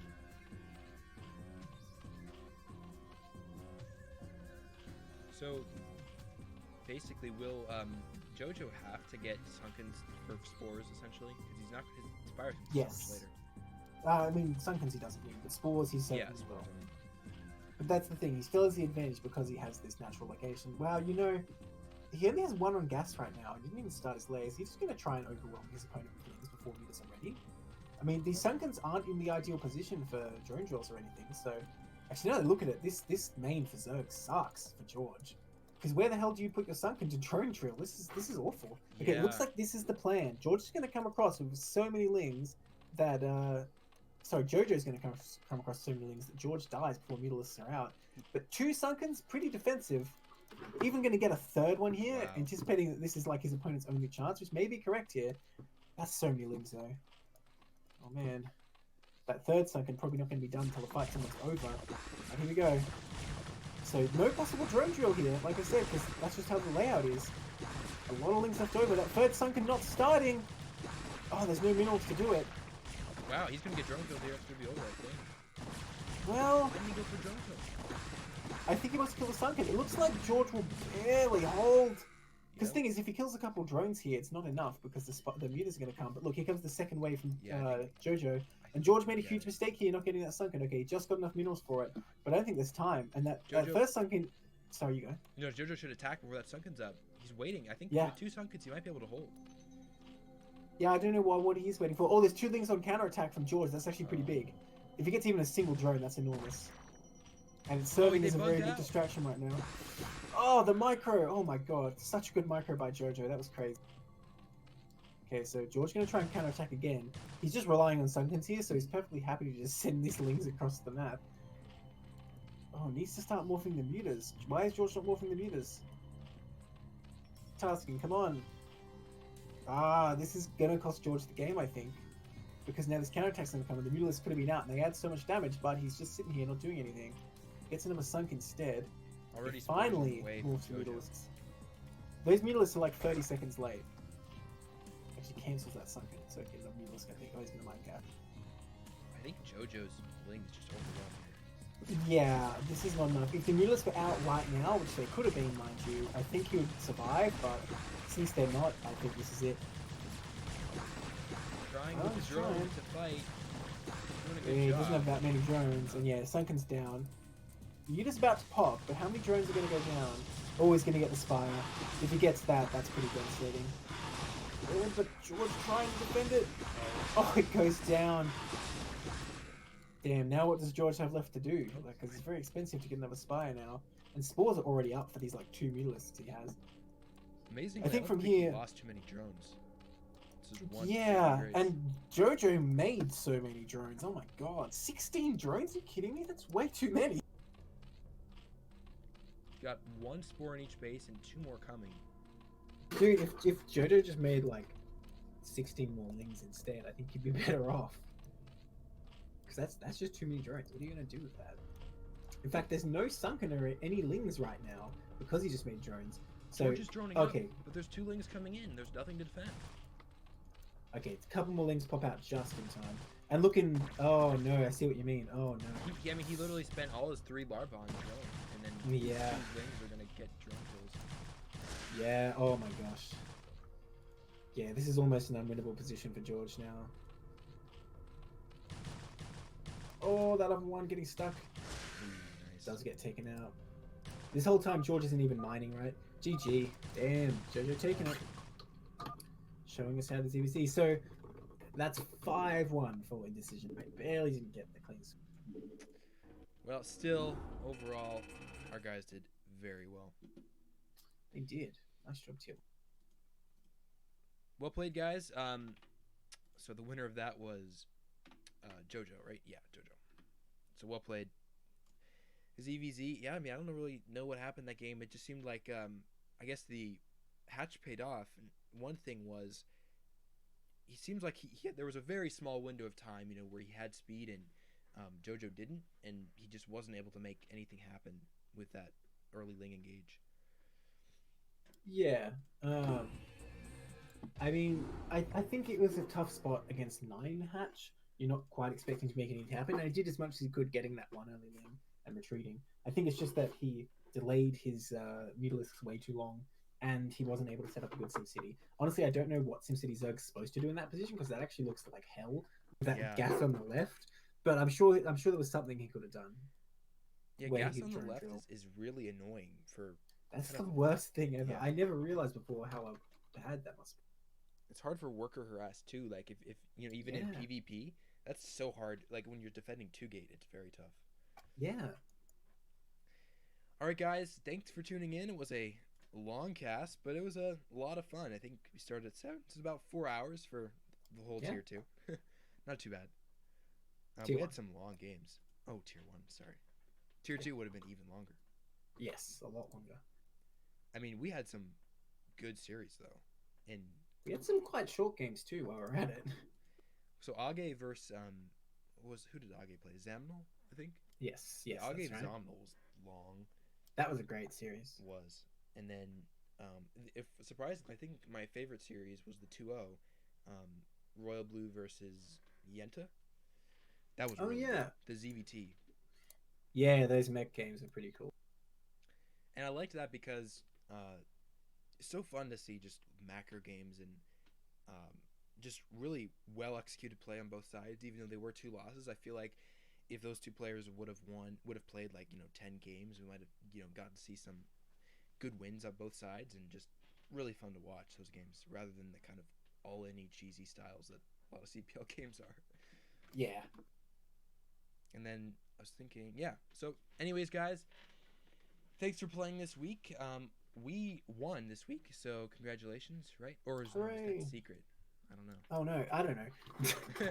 What's going on with that? We know that much. Look, I don't think we worry that much until the playoffs about revealing who won, because at the end of the day, it's just contributing to the points, That's true. So tell them whatever you want to tell them. All right. Well, we won this week, guys. Thanks for everyone playing hard, practicing. We're starting to really form a great team. It's great to be a part of it, and let's keep working hard. Nice. All right. So, see everybody. Hope you have a fantastic week. Stay safe with the virus. Refrain from touching other people as much as you can. Less than you normally do, at least. And yeah, have fun. Have a good week. All right, bye everyone. See ya.